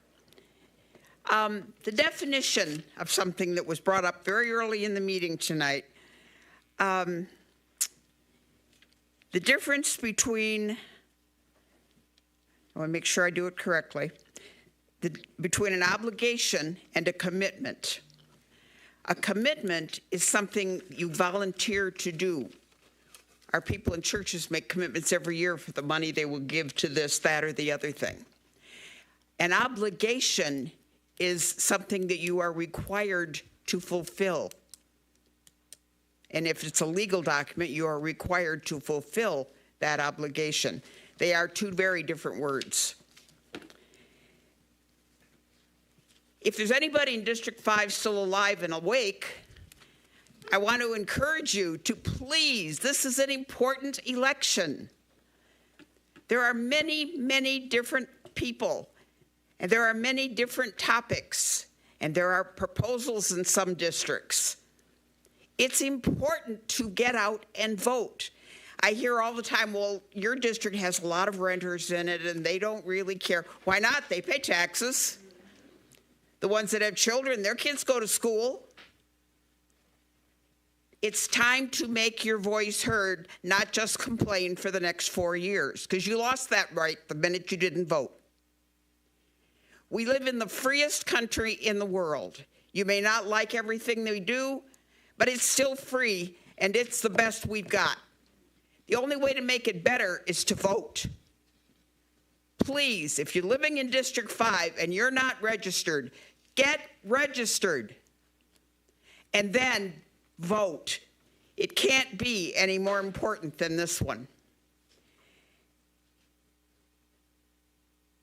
And then, District 5 once more, we have a meeting Thursday night, 5 o'clock, this building, down in the Lion's Den.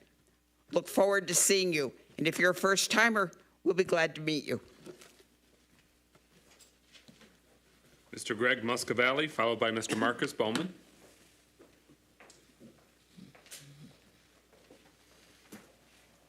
Good evening, Council, Mayor, Administration. Greg Muscavelli, 389 South Boulevard West. I try to narrow my focus to my street because I don't know how to build a bridge. I don't know the fiduciary. I don't know. This is you guys' job. So I just want to keep it simple. South Boulevard between Franklin Road and Bagley has not had a speed limit sign for a long time. This corridor is very busy. It gets busier every year with traffic from UWM, with traffic, depending on if there's an event or not, from M1. And my concern, and the reason why I came tonight and stayed this long, is because Gulf Drive is about to open. And it is going to be a smooth ribbon of raceway traffic. Last night, at around 1 o'clock in the morning, there were 10, so I don't lie, at least 10 police cars, ambulance going up and down South Boulevard.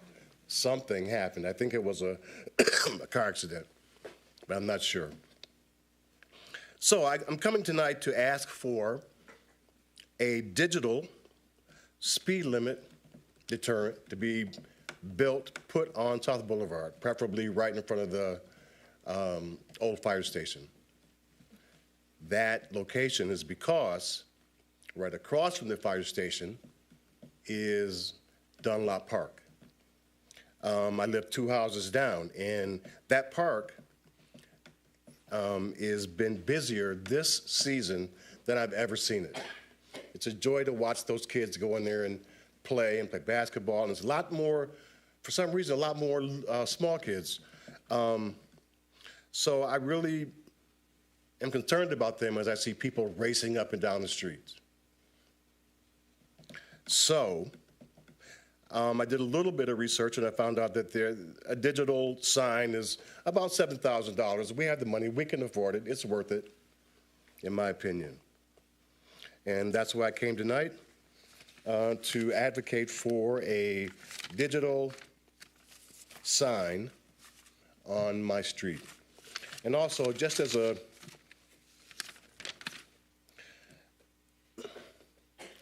resident who has applied for, because I'm retired now and I don't have that income I had from Somerset back in the day. So I applied for a lot of grants and a lot of, my feeling is that I'd like to see the administration and council adopt a policy of under-promise and over-deliver. If the cake ain't baked, don't say it's cake. Because I want cake now. And that's it. Thank you very much for letting me speak tonight. Mr. Marcus Bowman, followed by Ms. Darlene Clark.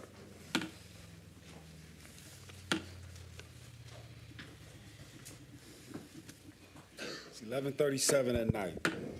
I need to put some coffee in the lobby or something, because this is crazy.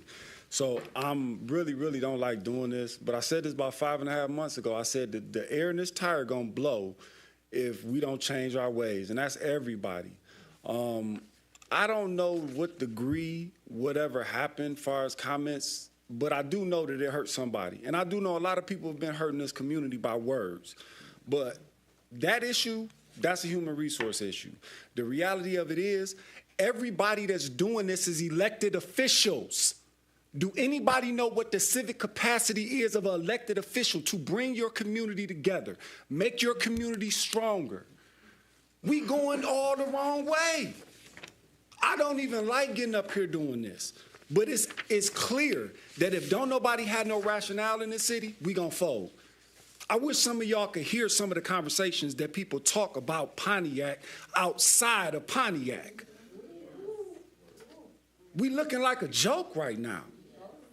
And no, I'm not up here taking sides, because whoever was hurt, Mel, if you was hurt, you right, because I hurt you before and said something. And I took my lashes and I made my apologies as a man should, as an adult should. And whoever made the comment just need to say sorry. But at the end of the day, everybody in these elected official positions, because I didn't get voted in. But I guess what? If I did get voted in, I wouldn't be behaving and carrying myself around like some of y'all are. And that's just truth. I remember as a kid when preachers would preach and they would say, get your house in order before you start fixing somebody else's house. We need to start getting our houses in order. I don't care who it is. It could be my son, my wife. God rest her soul, my mother. If she wasn't right, I would tell her about herself, because that's the type of man I want to be. That's the type of image I want to carry. The type of change I want to see, that's who I'm going to be. I suggest everybody else start being that way, because right now we a sinking ship. A sinking ship. Who gonna lead us? Tim, you're doing the best you can. Nobody's knocking you for what you're doing.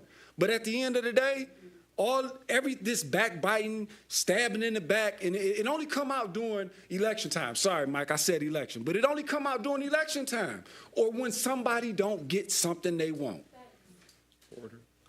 Like, I feel like a big dad trying to tell a bunch of kids that's all older than me to stop fighting.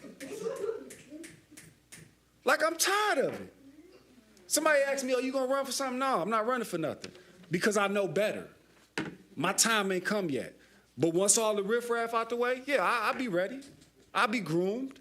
But until then, watching what y'all doing, y'all embarrassing us. Y'all embarrassing this community by doing this. Get it together. This ain't cool. This ain't nice. This ain't the popular thing to do. And this ain't high school. Grow up. Ms. Darlene Clark. Yes, it is very late, guys, and I'm very sleepy, so bear with me if I kind of talk in circles. Let me first say this, okay? When the council and administration ran for office, they guaranteed, they tried to make a promise to the Pontiac people that things will get better. And this is and everyone in this room has said it very clearly about how you say the pimple has come to a head. Mayor, I have not the right to tell you how to do your job, but I can tell you what the feel of the people is. You came into this community and you promised Scourge to give them their money, and we're 3 years in and they don't have it. You came into office to say you was going to help clean up the Pontiac, and it's no more better clean today than it was yesterday. I'm not trying to knock you, and everybody cannot carry the weight of the world. You can carry the weight, but I don't believe in my heart that you can carry the weight of the whole city of Pontiac. Your intentions may be well good. I don't doubt that. But what I do understand that I cannot party with my father and expect him to be the man of the house. That's something you have truly done. You have put this to this day where people have come to you in this council, and it's a beef. The beef has always been there. It was there when you guys took your seat. It was there when you took administration. It was a dysfunctional administration. It was a dysfunctional council.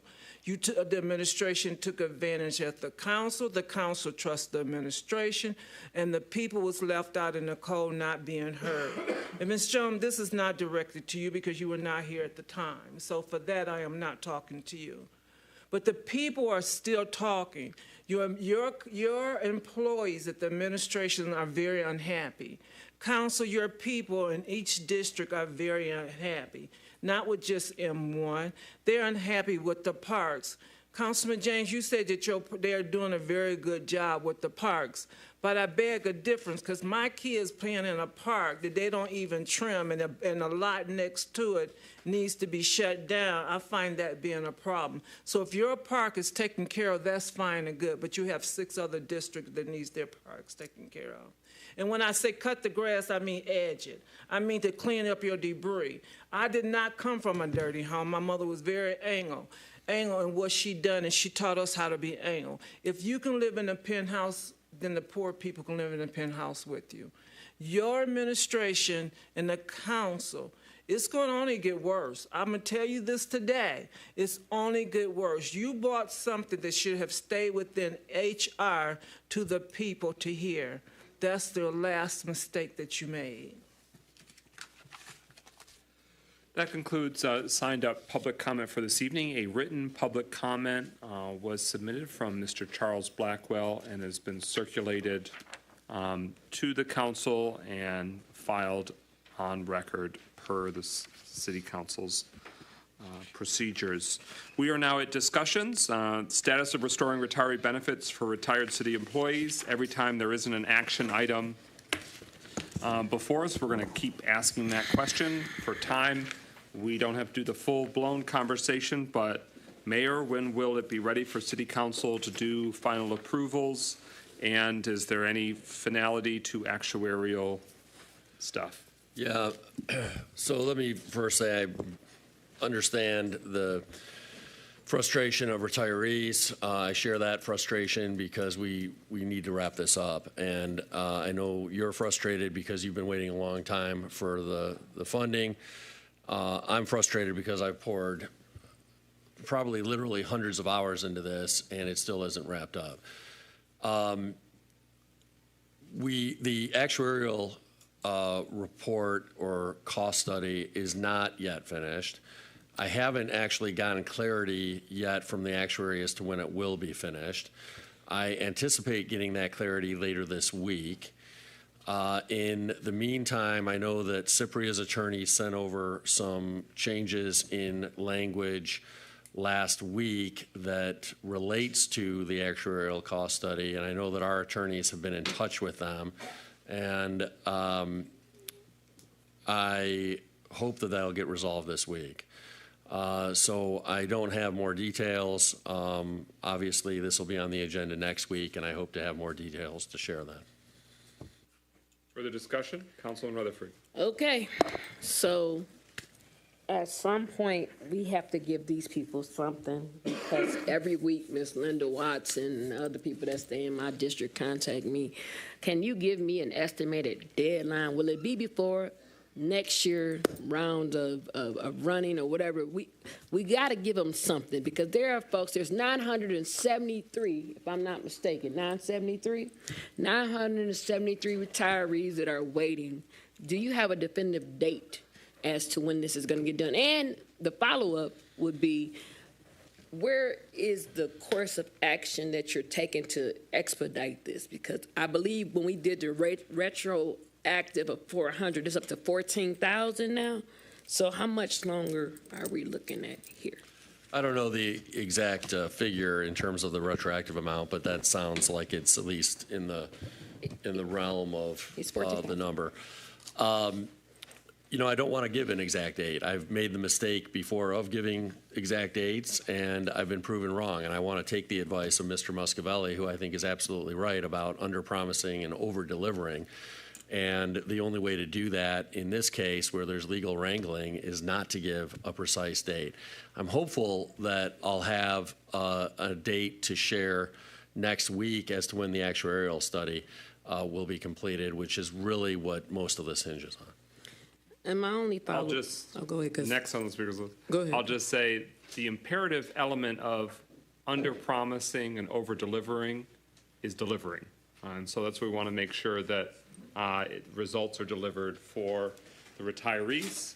And we have a new death, Ms. Willie Mae McCoy Johnson, retiree from the city of Pontiac. One more retiree that didn't get to live to see the full fruits of their labor.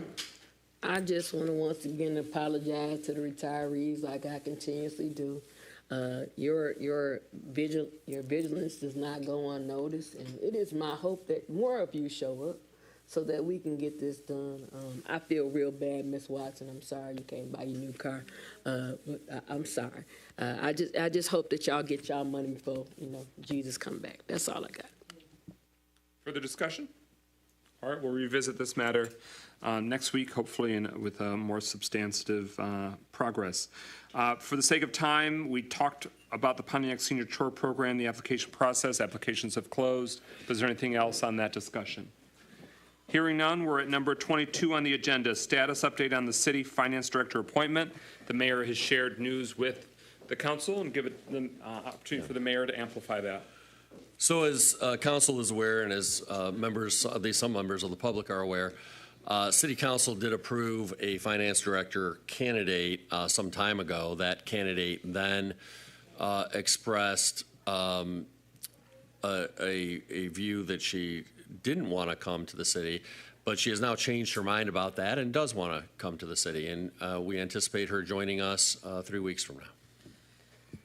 All right, so that's Deanne Irby. The city council's already voted to approve the mayoral appointment of Deanne Irby as the city's finance director, and he shared at the end of October she will begin her tenure in that role. Any further discussion? Yes, ma'am. Quick question, was there some type of negotiation that occurred regarding contracts, or was this a spontaneous change of mind? Mayor? It seems to, there was no change in salary, if that's what is being asked. It seems to be a reconsideration on her part. She reached back out to the recruiter and expressed a change of heart. Further discussion, Councilwoman James. We also talked about possibly bringing on a firm to assist. So, here again, she was supposed to start at the beginning of the month. Now she's changed her mind, and we're pushed out for another 2 weeks. Where are we with bringing on the firm, the Deputy support Mayor. firm? Thank you. So we were set to bring that announcement to council this week. We have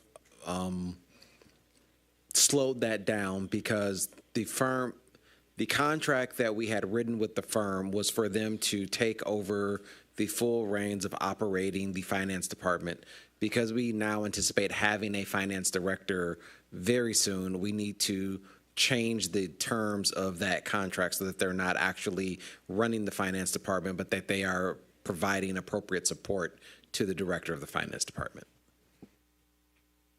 So what does that mean in terms of when we are going to have both a director and a support staff so we can begin to catch up, the business of the city? So the extra support, we would not initiate a new we would not initiate a contract with a support team until such time as we have the director in place to determine the type of support that she feels she needs.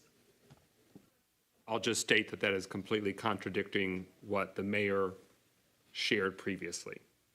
So, or at least the mayor or deputy mayor, I'm not saying somebody's a liar, I'm just saying what was the impression left with council, either in finance and personnel or at the full council, is that regardless of the finance director and whom that may be, the Raymond Group, you were pursuing and working on a contract, and we were expecting that tentatively to come tonight or in the very near future. So, well, I wasn't at the Finance and Personnel Committee, so I'm just giving myself latitude, so I'm not accused of saying definitively. But I will say that we still intend to bring on Raymond, and the question is bringing them on for what services? Obviously, it doesn't make sense to bring them on to run the department when in actually a little less than 3 weeks, 20 days, we'll have a director there running the department. So I don't think that the deputy mayor is saying that we're not bringing them on, but correct me if I'm wrong, Deputy Mayor. I think the deputy mayor is saying we are bringing them on, but we need to determine what we're bringing them on for, because at this point, obviously, it's not to run the department.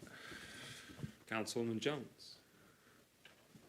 I just want to get a clarification on the date, 3 weeks. So does this mean that her first start date would be on the 28th or the 29th, or is that when she would present to council for us to then reapprove? No reapproval is anticipated to be needed, and so it would be her start date, which was shared of October 28th. October 28th. Thank you. Councilman Rutherford. So the lady that said she didn't want the job, now want the job? Yes. Council President, I just have a question. Due to the time length or whatever, can we do anything to make sure we use this company? I just have the strangest feelings that the math ain't mathing. And I'm not, Kafani, it's nothing against you, but I brought this to your attention. It's several departments that I know for a fact it's not adding up. So can we enforce, I know we can't force them to do anything, but can we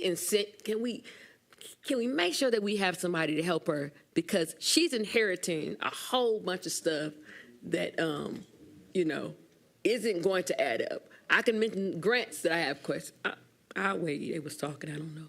But can you do something for her? Because I trust you. So I'm just trying to figure out what you can do to get maybe they listen to you, maybe because you're Caucasian, but they listen to you. What can you do to ensure that we don't get in trouble? Because I got this strange feeling that the ABC boys is coming. I just got this strange feeling they coming, because ABC means FBI. That's hood stuff, just so you know. What can you do, President? Anything? I'm no miracle worker, but we'll bring up what we can bring up and try and have it front and center next week. Councilwoman Jones. Speaking for the last time on this matter, it would be great if this individual would like to, rejoin the team of Pontiac and continue with the job. However, I hope that we are not putting all of our eggs in one basket, because she has previously resigned, and at the last minute, I would like to add there. So the purpose of bringing on this third-party company, it could be, so to say, an insurance policy, or, for us in our operations, in the case the inevitable or what could be the inevitable occurs, or like Councilwoman Rutherford was saying, to assist this individual with beginning operations so that things can kind of smooth out and to not, because anyone stepping into this position might be a little deterred or, disgusted with the current situation. So that would be something for that I'd like the administration to consider regarding this outside entity. Councilman Parker? Thank you, Mr. President. Not to prolong the time, but I think a few weeks ago I asked that we bring somebody on to make sure we had assistance with that position, and I even stand firm on that now because, as has been said, it would be foolhardy of us not to have a plan B. It would be foolhardy of us not to have somebody in place that already has some understanding of what's going on as she's trying to learn what's going on. And I think we probably need to be aware that I'm always aware when people quit and come back. It just makes me nervous. And so I think if we probably need to bring them on both together and they learn both together. And then because if she decides, no, this really isn't what I want, we won't be holding the bag. Deputy Mayor? Thank you, Council President. Just again, to make sure that what I said was understood. The contract that was negotiated with Raymond currently has Raymond operating as the actual finance director, and that comes at a certain price tag. Because we have an actual finance director who is coming, instead of bringing Raymond on at a higher price tag as the finance director, the thought is to bring them on at a lower price tag as an assistant. That is why we have not signed a contract with Raymond. What you shared before was that you were going to wait for the new finance director person to sort it out on what they were going to utilize. And my contention was that that is contrary to what was communicated to council. Was that in this meeting? Was it on administration versus leadership? I don't know, but that was the impression I was left with. Your answer now is a different take on that, which is that the contract itself focused on director and needs to focus on more support services or wraparound. So if that's the case, should we expect, regardless of the timing of Ms. Irby, that when that contract is ready, we'd be voting on a modified Raymond Group sort of as needed services or wraparound services? Or is that still, back to your original answer, is to be determined when the new finance director starts? Yes. So it would be my suggestion that it would be more prudent to wait for Ms. Irby and speak with her.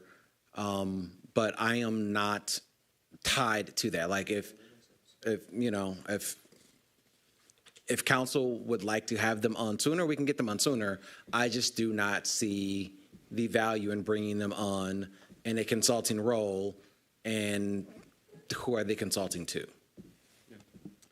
Well, council's vantage point has been that it's October. So that's why since January, we've been making that inquiry on whether that would happen. All right, anything further? We can delve into this continuously, including at finance and personnel later this week. Councilwoman? So in the event that Deputy Mayor, you get the jobs that you are leaving, you have a contingency plan in place, right? To the deputy, you have a contingency plan in place because you've been running finances along with, I can never say his name correctly. Sakar Bawa. Sakar Bawa. So you do have a contingency plan if you get the Royal Oak or the Troy job, right?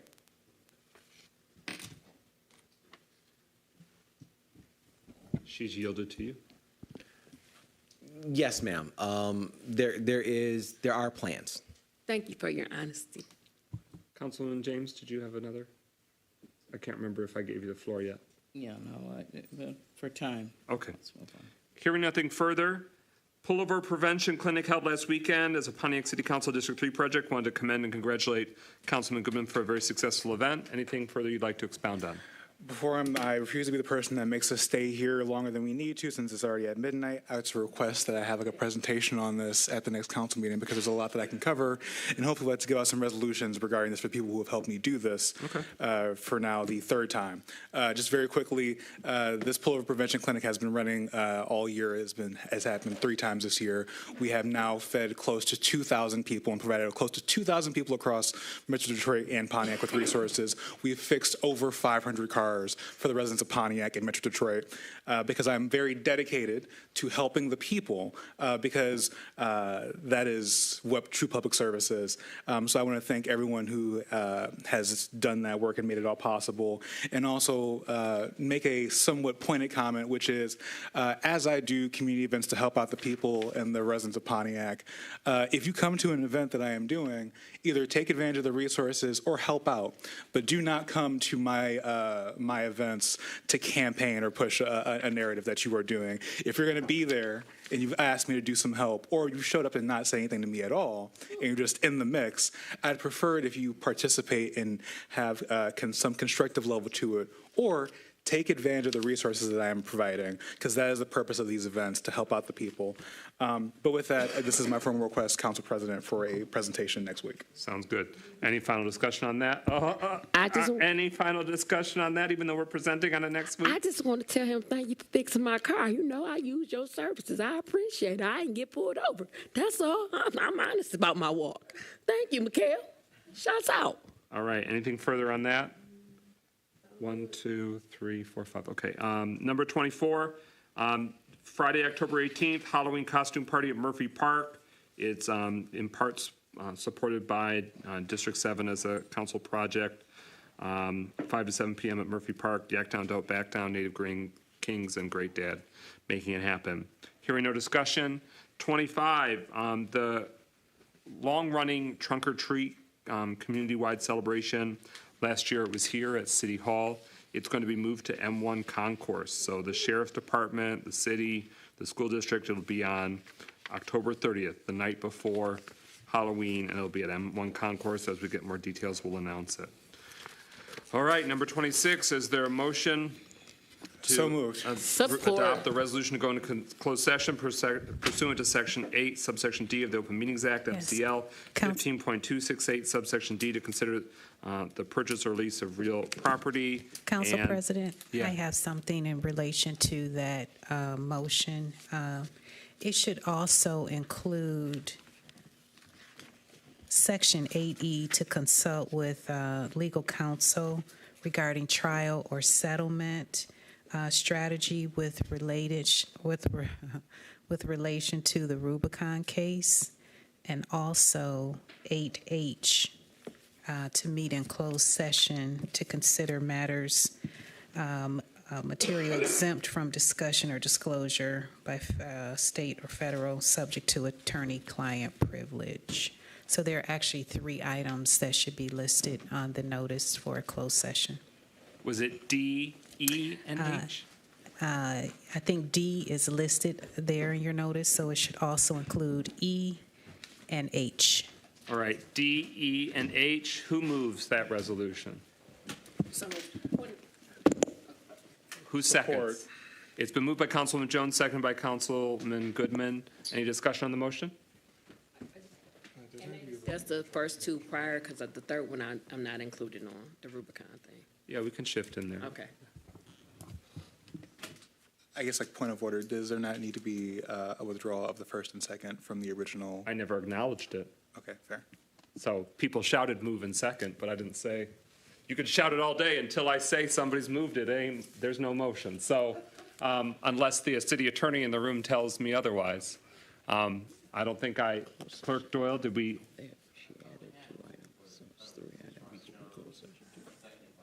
Yes, just now. He means before that. Before we added, we just were looking at subsection D. Moved by Goodman and a support by Rutherford. Do you withdraw? To go into closed session. I withdraw. Do you withdraw? Yes. Okay, so the only motion before us, sorry for my brain rot, is Jones, seconded by Goodman, for subsections D, E, and H.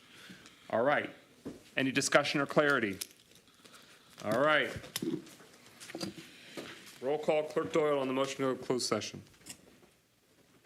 So we're approving the amendment to go in? No. No. The person who made the initial motion withdrew. The person who made the initial second withdrew. There's a new motion, a new second. It's for DEH. DEH, okay. So that's what we're voting on. All right. McGinnis? Yes. Parker? Yes. Rutherford? Yes. Goodman? Yes. James? Yes. Jones? Yes. 6 yeas, no nays. Motion carries. We're going to close session at 12:05 p.m. a.m. A.m. Oh, God. 12:05 a.m. Let's see how quick we can make this. You're welcome to stay. We will vote to come out whenever it is concluded.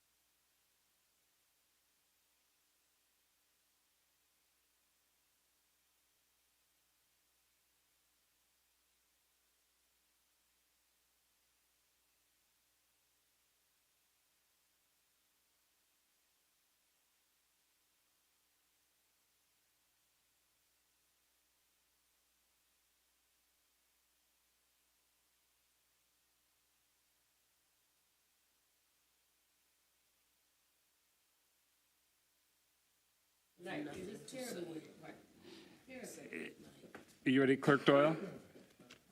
You ready? Is there a motion to come out of closed session? So moved. Support. It's been moved by Councilman Goodman, seconded by Councilman Jones, that we move to come out of closed session. Any debate? Hearing none, roll call, Clerk Doyle. Rutherford, Parker.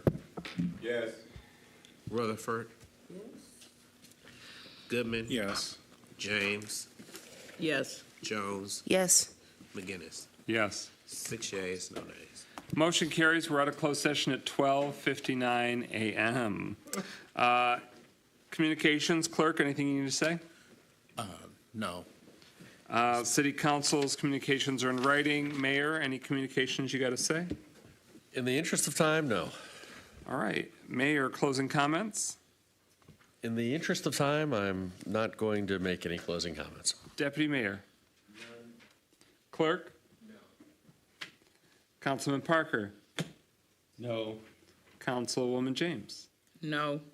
Councilman Goodman? Good morning, everyone. Councilwoman Jones? I was going to say good night, but no, I'm going to say nothing. Okay. Councilman Rutherford? I like this quote. It's a quote by Fred Hampton. It said, "Let me just say peace to you if you're willing to fight for it." And that was said by Fred Hampton. Short but sweet.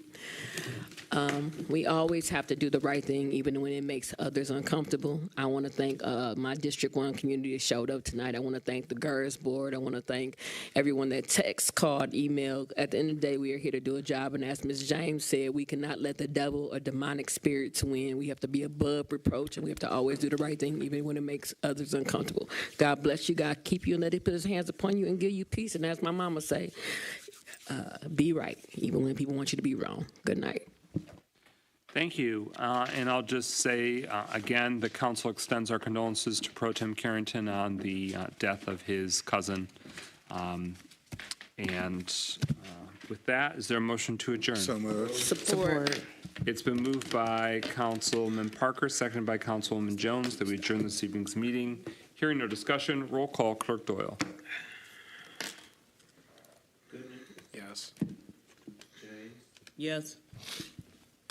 Jones. Yes. McGinnis. Yes. Parker. Yes. Rutherford. 6 yeas, no nays. Motion carries. We stand adjourned at 1:01 a.m. Please get home.